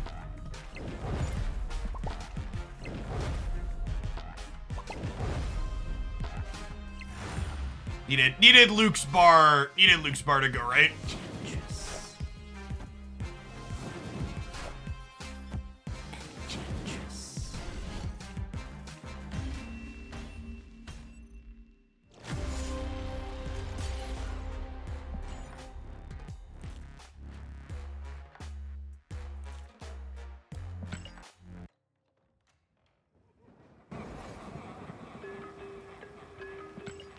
Yeah, and that's really, again, Alioth is one of those cards that it impacts even the games where it doesn't appear, right? Like, it's that big Galactus leader energy where playing around the card means I lost to a bunch of other stuff, so in reality I probably just shouldn't have played around it.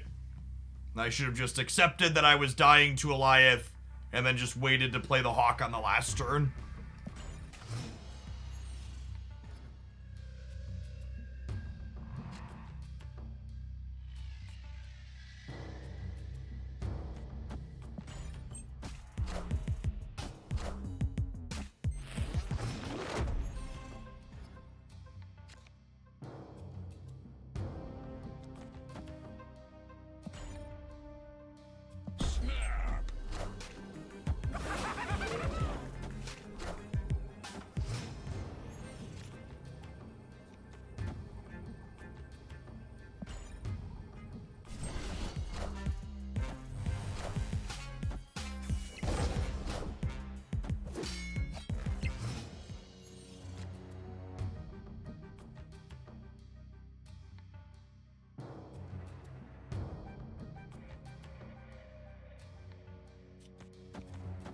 Oh, probably dead. I guess we could draw a Darkhawk and still be in this game.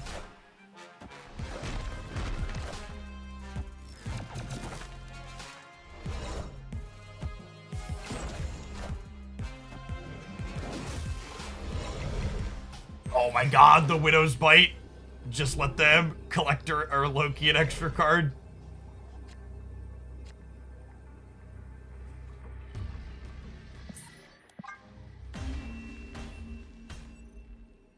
Escaped.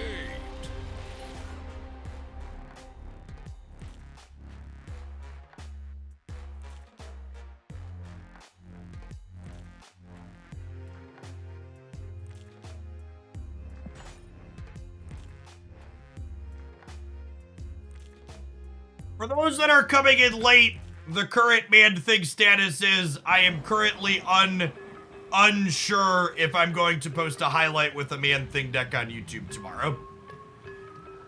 I'm gonna hit a 2-minute ad break. We're gonna play a little bit more when we get back and see if that opinion changes, but so far it's not looking great.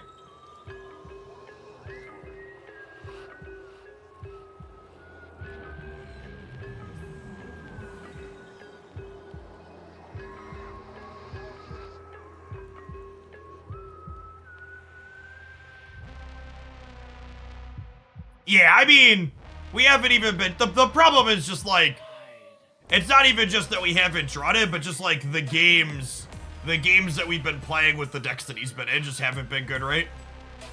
We definitely haven't been drawing him, but I don't know that he would have really saved any of these games that we've been playing.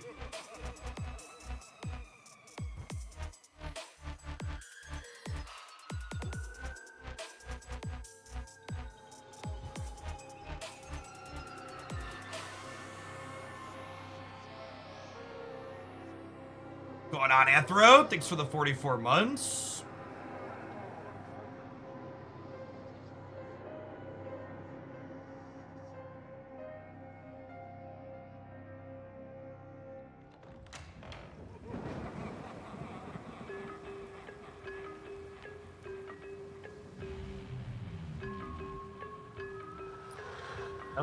Yeah, Lady Deathstrike's a good card. We'll probably have some more Lady Deathstrike highlights this week.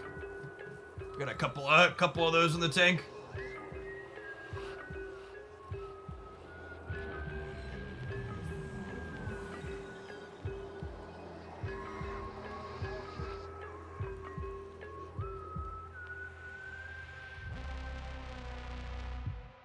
I mean, I don't even know that it's reasonable to say like Man-Thing doesn't seem good because of like what my opponents are doing.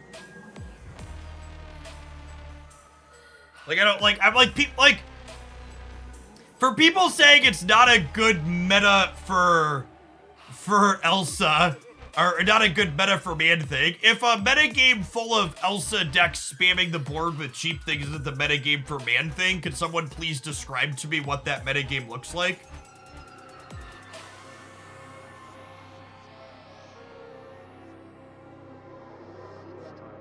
Like, what does a metagame look like where people are playing lots of little things but not playing Luke Cage? Like, what's this format full of 1s, 2s, and 3s that doesn't want a Luke Cage to protect it from Shadow Kings?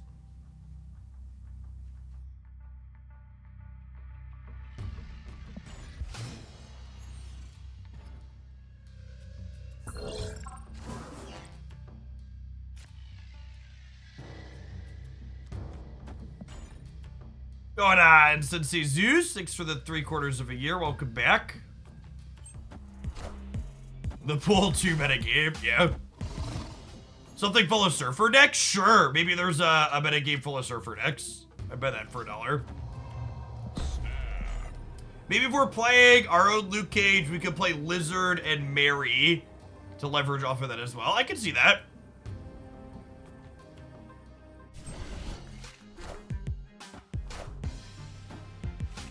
Hate that. I don't hate the idea of giving that a try. Get one freebie here.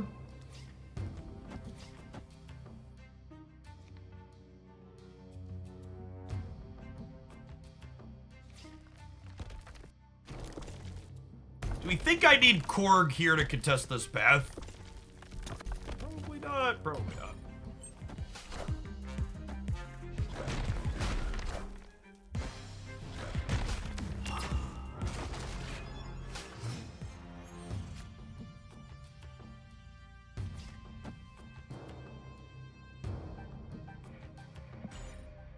Okay, that's a Dark Hawk into a Mystique by Dark Hawk.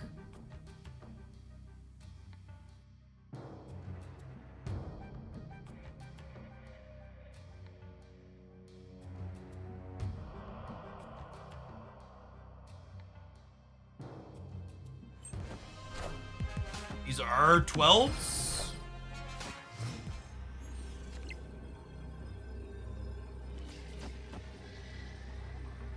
They're moving vision here, right? Into Kunlun, so the Shadow King also gets them.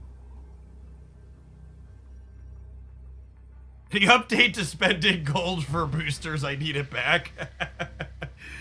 I assume they're leaving, right? I guess there's a world where they, like, play Taskmaster left.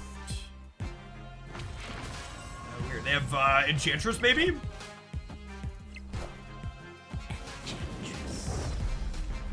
Dead.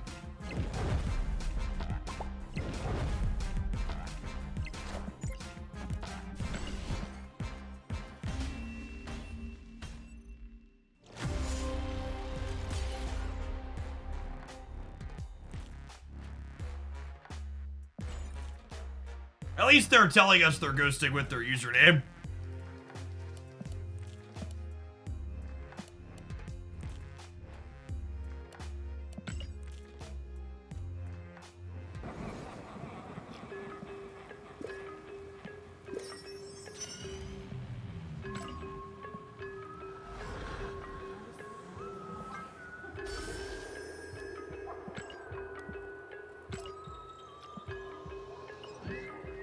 Mystique to cover both lanes, lost to Taskmaster, plus a 1-drop.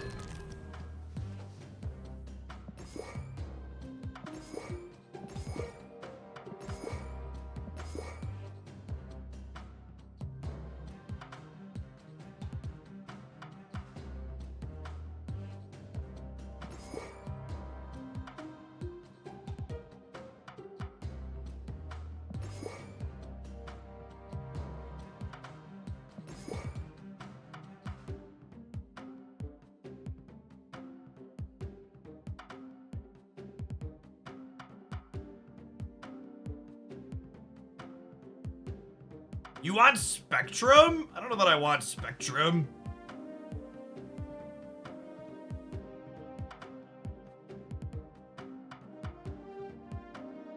Zabu Shang sounds kind of good. Can buy that for $1.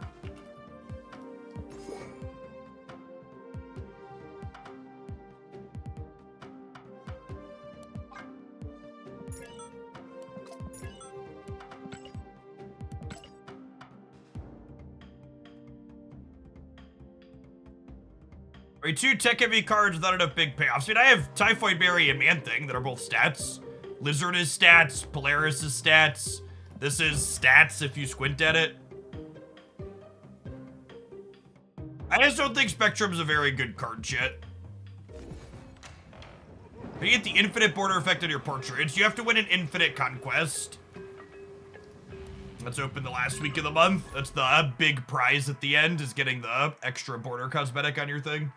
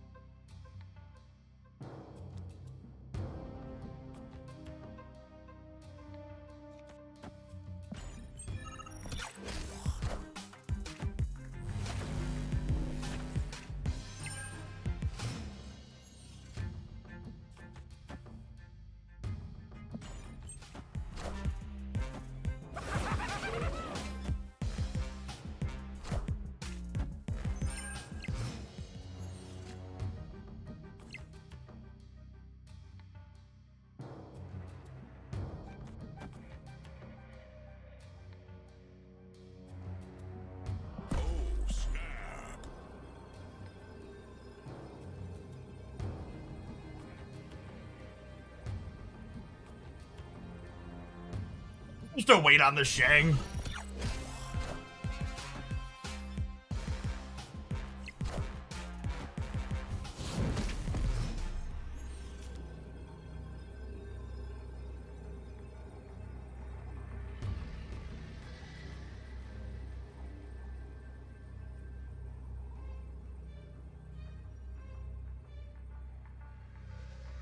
I guess I wouldn't have been able to Shang them, huh?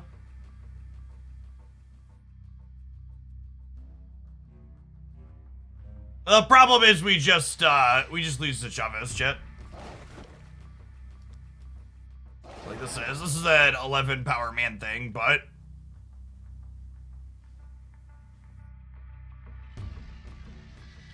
just dead here. Also dead to Eliath here.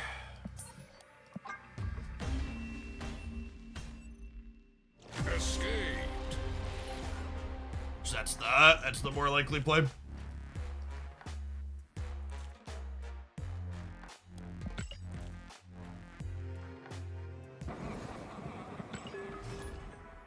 Maybe they didn't draw Chavez.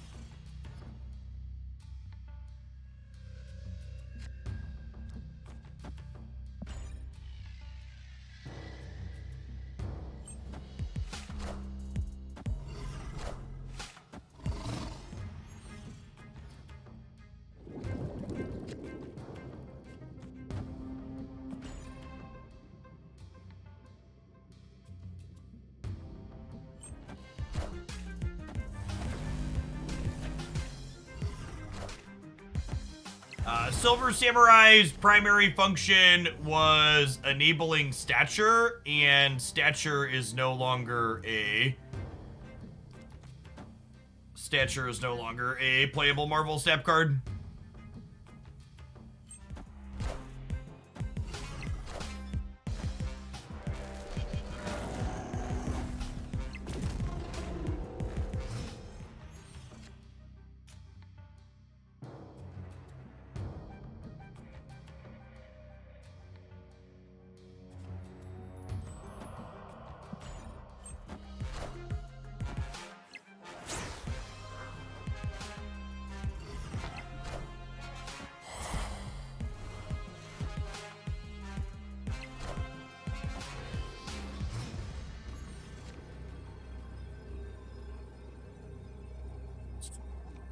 Shadow King here, Man Thing here.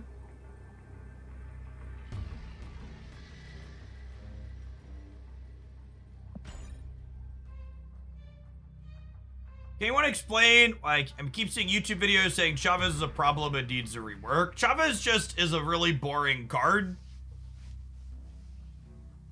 Victory.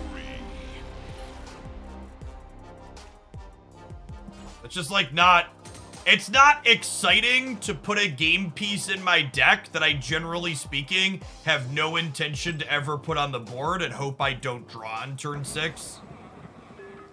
Just for, like, small amount of percentage games. Yeah, if you're someone that has a Magic the Gathering background, it's very comparable to, like, a cantrip from Magic.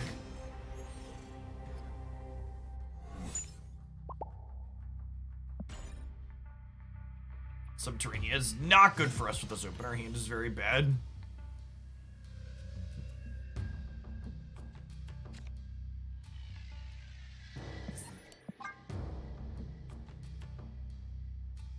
Yeah, at least drawing cards is fun. That's true. Cantrips at least get to do that. Chavez doesn't even let you take game actions that can be kind of amusing or present decisions.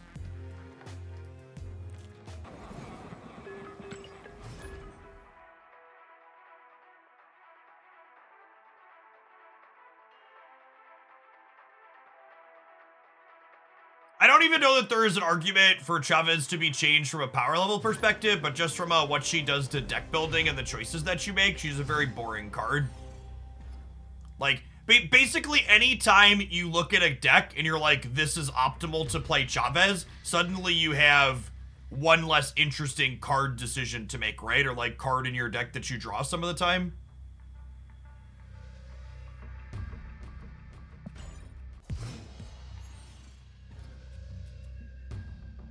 I think she would just be nice to have like a Spider-Man level rework where she just does something else.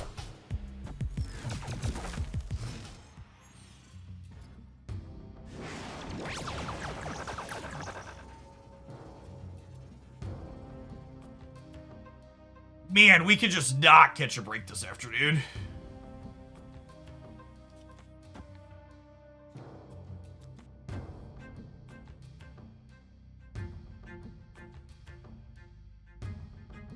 Okay, but wait, come on a journey with me. Is this fine? I've made worse plays than this in my life.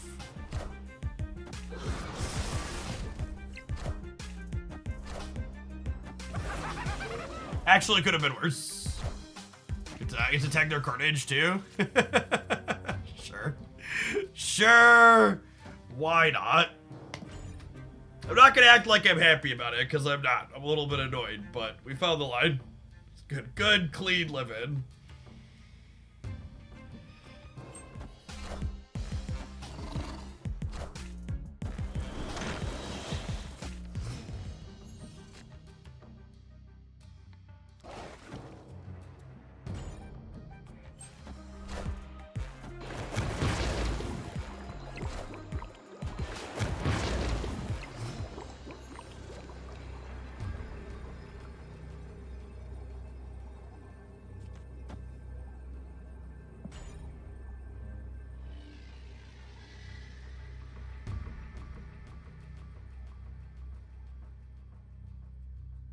Rogue doesn't do anything to Man-Thing chat. His effect is symmetrical.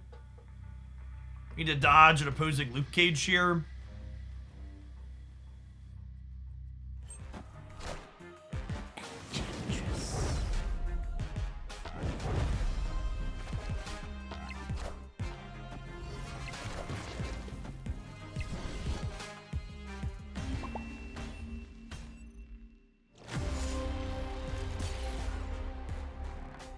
I'm gonna be honest, the games with Man-Thing in the Man-Thing mirrors, they feel a lot like day one of High Evo's release, where it's just like, the only thing that matters is like, who had Cage or who had Rogue for the Cage.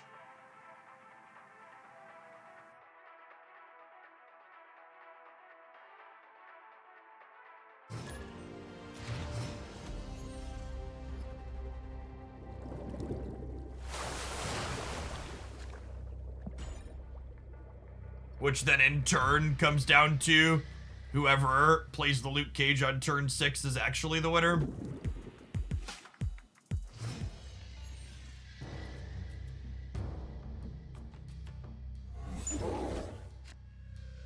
Snapping Shang-Chi on Monster Island. It's been a while, but it still feels like home.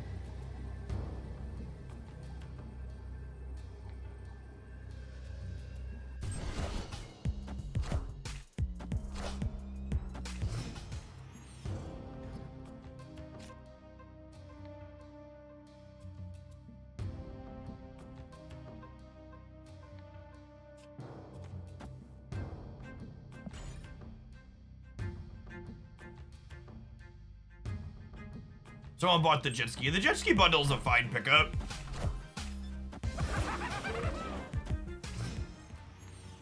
It's a sweet green goblin for us.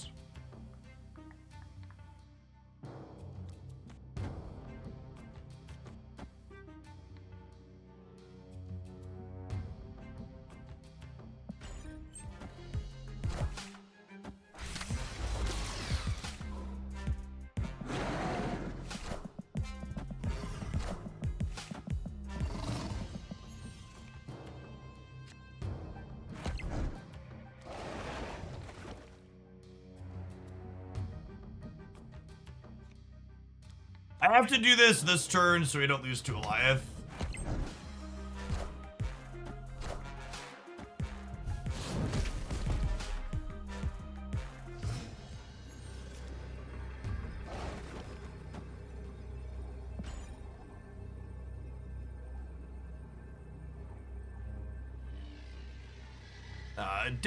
Different world, we would wait to do that, but because they're an Goliath deck, we have to do it now. Victory. Man Thing was gonna have 13 stats here at the end. Could be a biggest swing.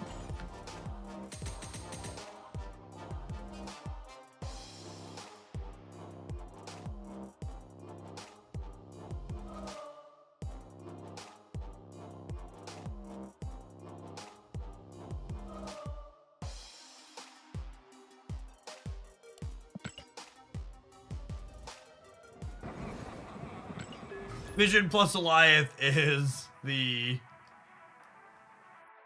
Yeah, the Vision Goliath decks really make it a lot of coin flips at the end of a lot of these games.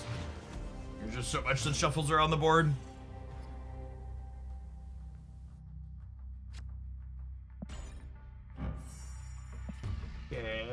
Okay.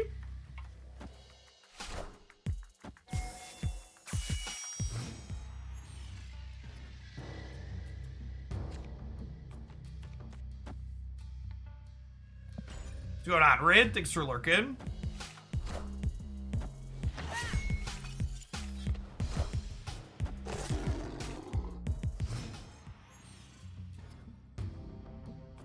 Wait, is the PhD comment a real thing that a person said? Of course that PhD comment is a real thing a real person said.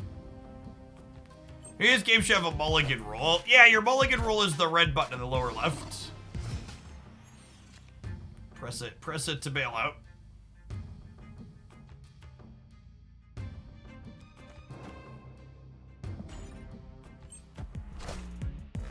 And into the Onslaught Citadel.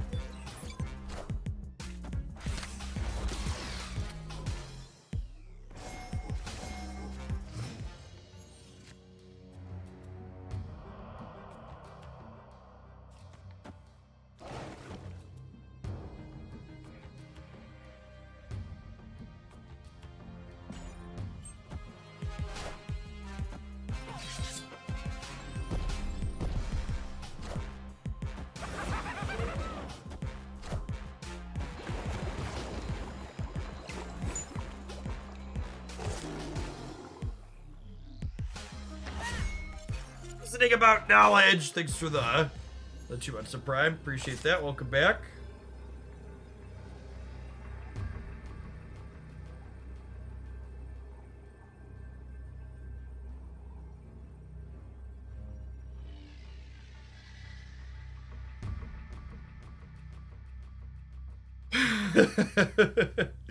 Oh, man thing. Lady Deathstrike is a generically good Marvel Sap card. She's the real release this month for a lot of people, and they have a Forge trigger pending, so we're super dead here. Escaped. Yeah, Lady Deathstrike's real solid.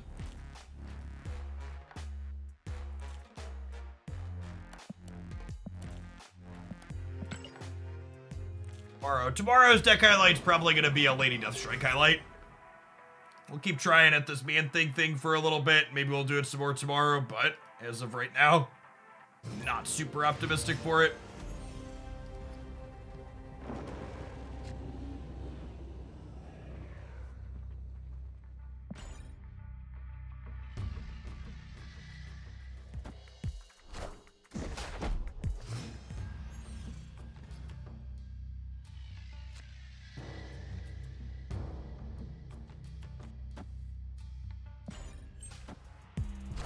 McDucky, thank you for the primer. Appreciate it.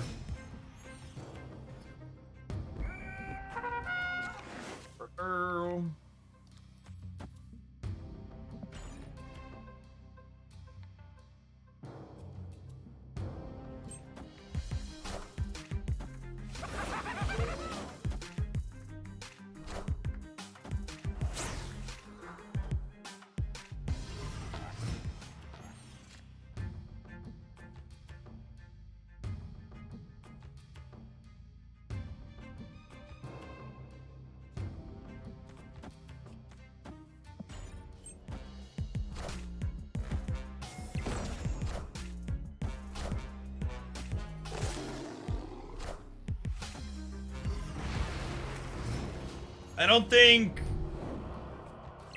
think Man Thing solves any problems that the clutter decks have. I don't know why I would want to play that card in those decks.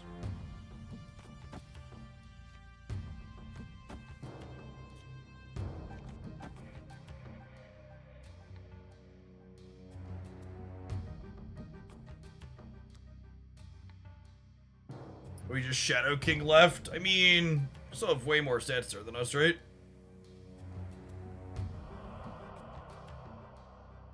I think Shadow King left, turning off the kitty just sets us up to win these two. That could be the case. I hate that idea.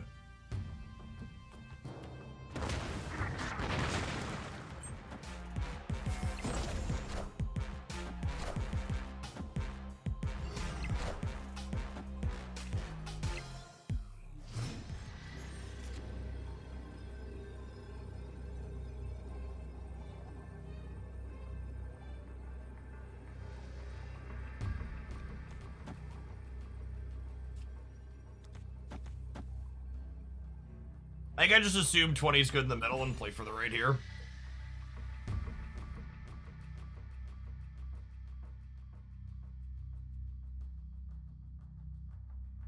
We're just dead to Eliath, though. Stop me if you've heard this one before.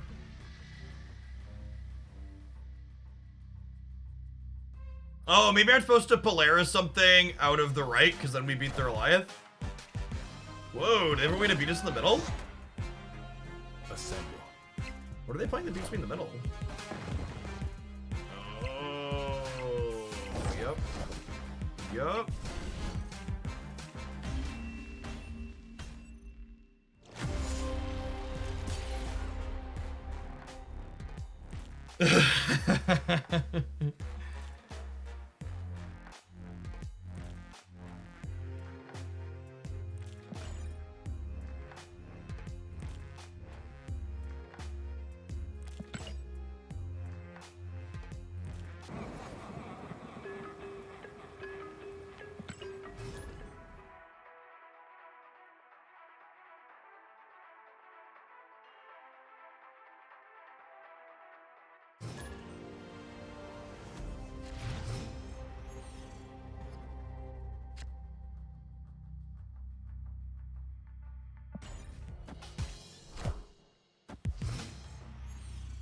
Every time someone suggests playing Echo to counter an ongoing card, I die a little bit on the inside.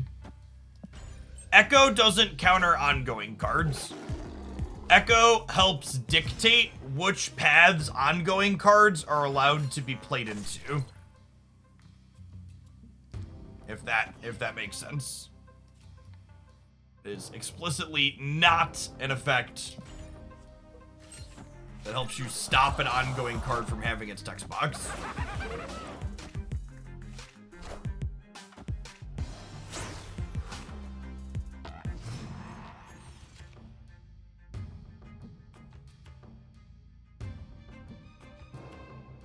There was a 7-0 run with Deathstrike and Kingpin. Does that make a highlight? No.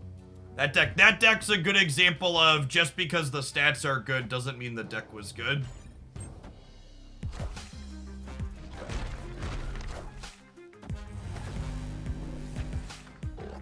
Argentine Law, thanks for the primer, appreciate it. Opponent snapped. Super dead again, huh?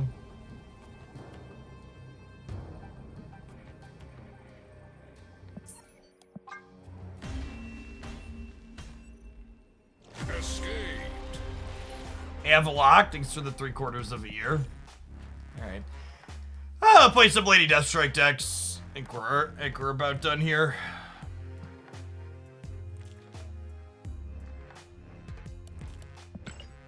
But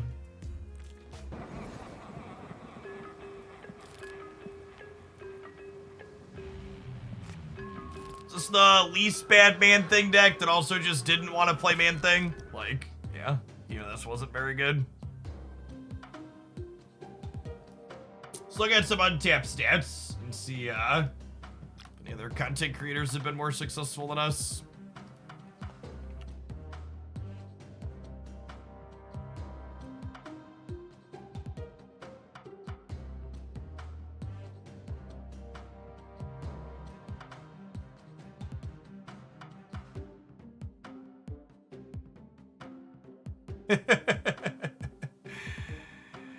Yeah, that sounds right.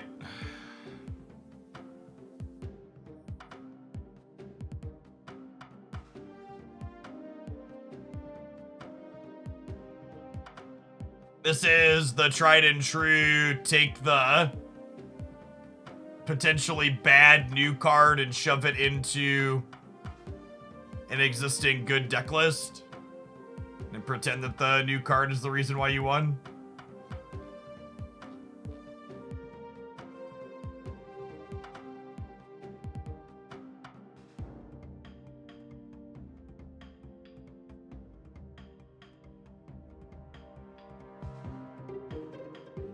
I mean, it can't possibly be worse than anything else we tried, right?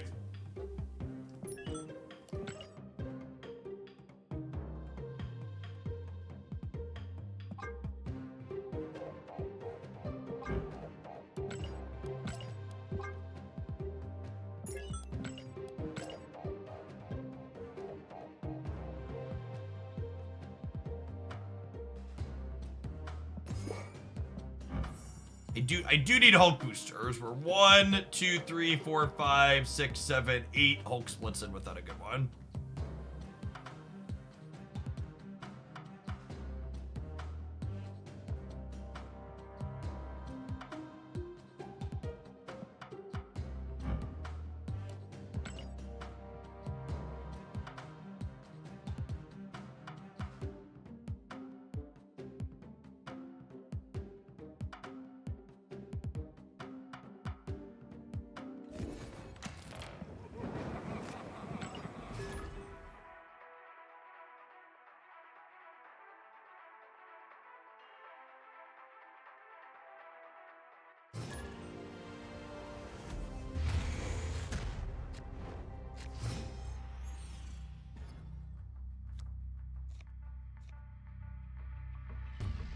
Am I supposed to play one turn behind to make this Hulk work? Probably.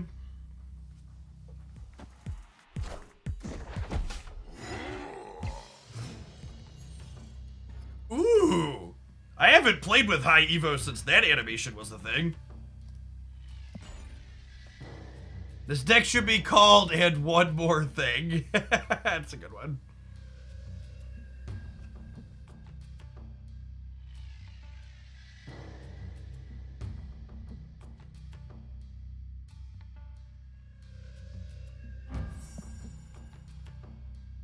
Taco Hulk.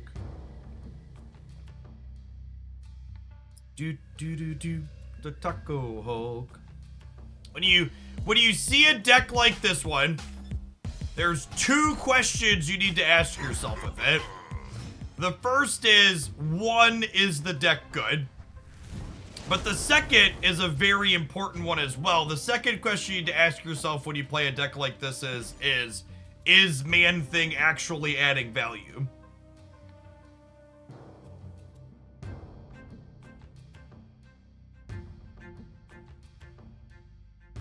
The thing has to hit different cards, right? Or did I make that up in my brain? Look, 3 random enemy cards special power. Yeah.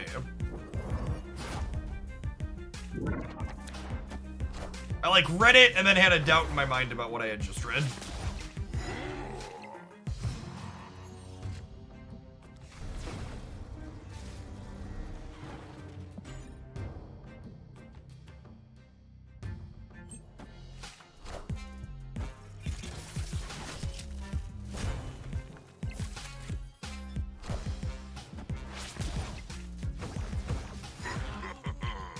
Clear for takeoff.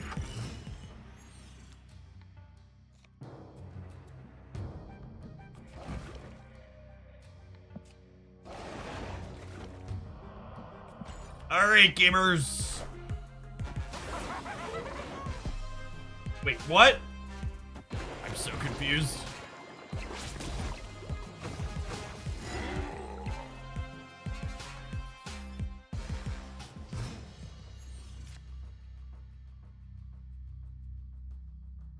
Yeah, probably a low collection level opponent. That's a good take. And we'll play a big Hulk in the middle. Oh, the sunspot in the center is actually just negative points, right? Whoopsie. It's clobbering time.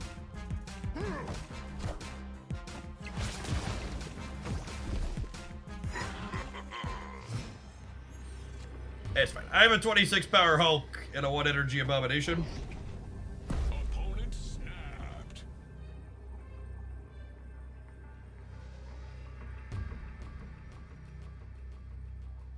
Is there a single card in Marvel Snap that beats me here? Hobby, thanks for the 10 months. Someone, just literal anything. What is a real Marvel Snap card that beats me here?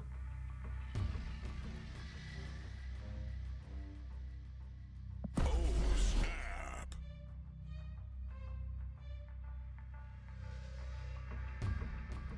Gang doesn't get us. Eliath doesn't get us. Arrow doesn't get us. I'm playing Abomination second.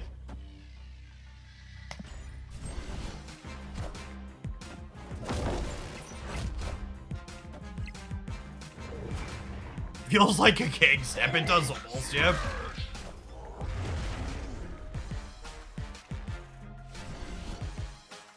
Bigger than an infinite. Victory. They just weren't ready for our big boy.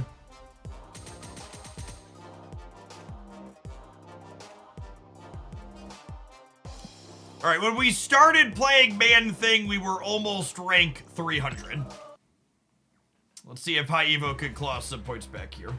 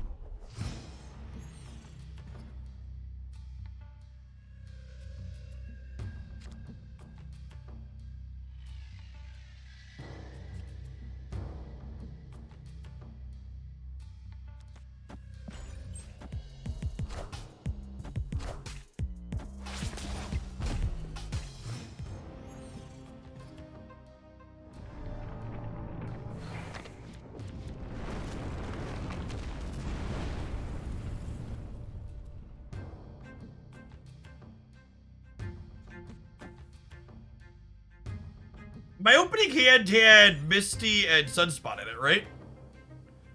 So if I go Luke here... Friendly neighborhood Spider-Man here. Well, that's rude.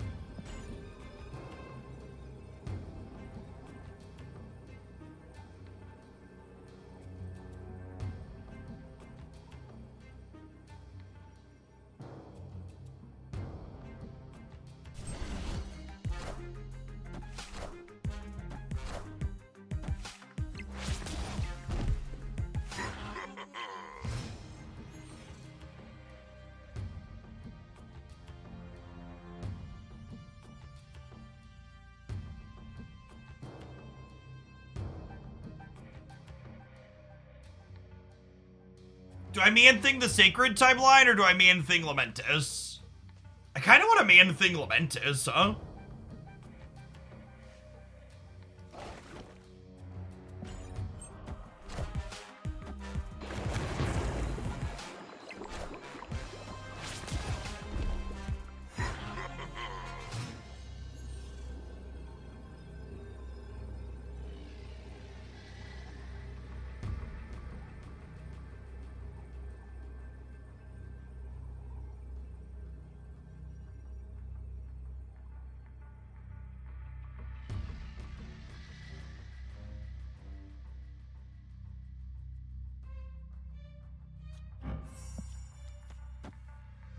Well, yeah, that's like one of the things I talked about how coin flippy this format is, right? Like, this deck with all their cards that move, basically the end of every game is New York.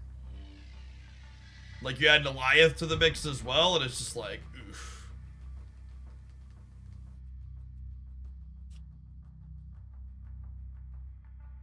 I think it's here and hope for the best.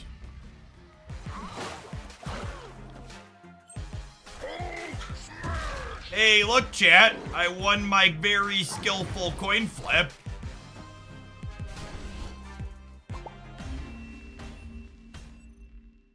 Tails never fails, exactly.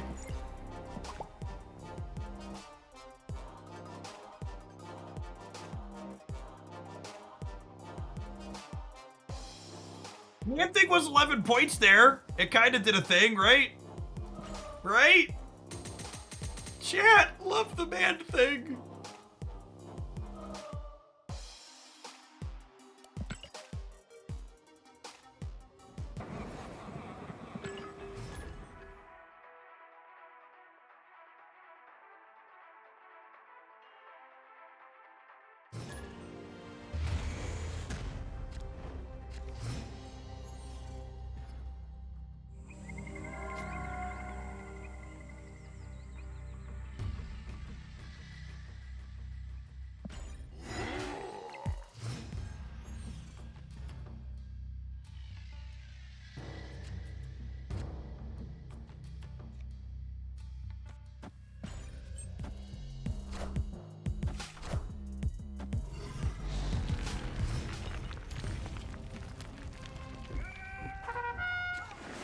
Here. Am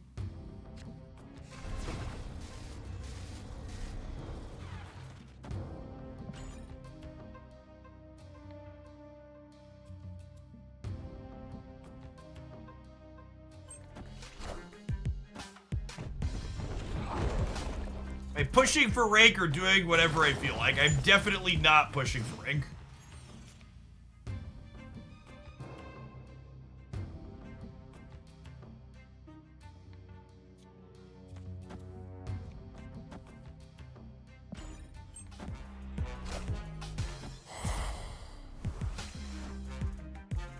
Does man think of a drag animation? He does.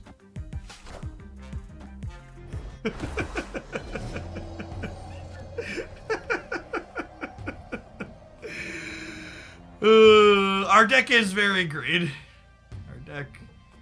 Our deck is very green.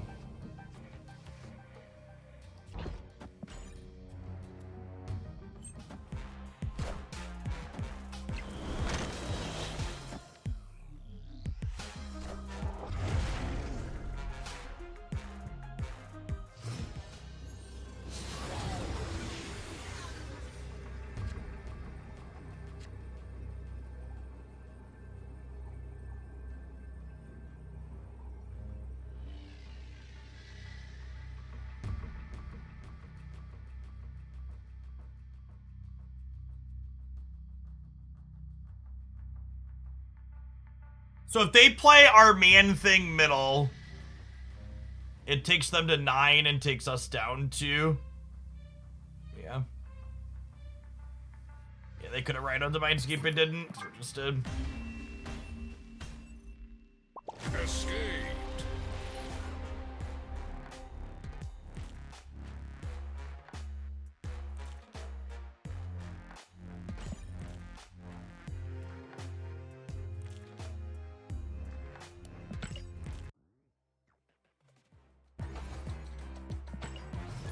Oh, did we also have Luke? Yeah, you're right. Maybe we could flip a coin there.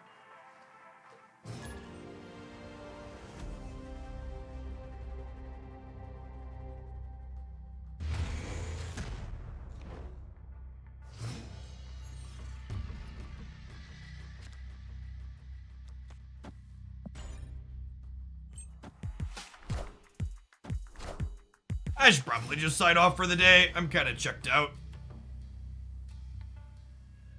These games haven't been particularly fun.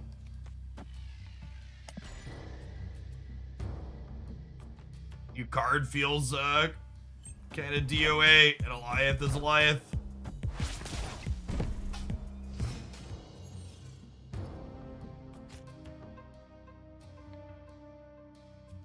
We'll still be doing counter decks tomorrow. Counters to what? Yeah, they also had Luke in play last game.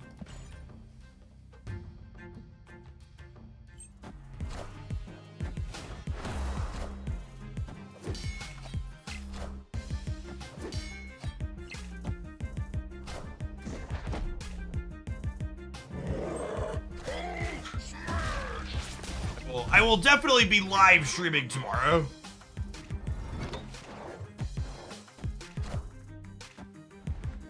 Sure. Good.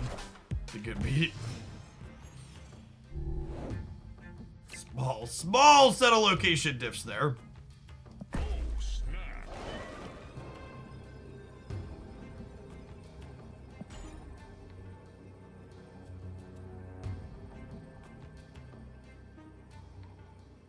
Victory. Alright. I'm gonna sign off, chat. As predicted, usually 4 to 5 o'clock, the viewer count falls off. Tuesday night is ice skating night in the Hoagland household. We're probably gonna focus on Lady Deathstrike decks tomorrow. I have a Lady Deathstrike highlight queued up to go on the YouTube channel tomorrow already, and we'll brew some more things with that card. I think Lady Deathstrike's a pretty reasonably good card in the format with some interesting things you can do around her. Man thing seems more like a man flop. I'm gonna ad roll on the way out the door to hit my buffer for the month, and then we're gonna raid somebody in a couple of minutes. So thanks everybody for hanging out. I'll be back at 9 a.m. again tomorrow morning to do it all over again.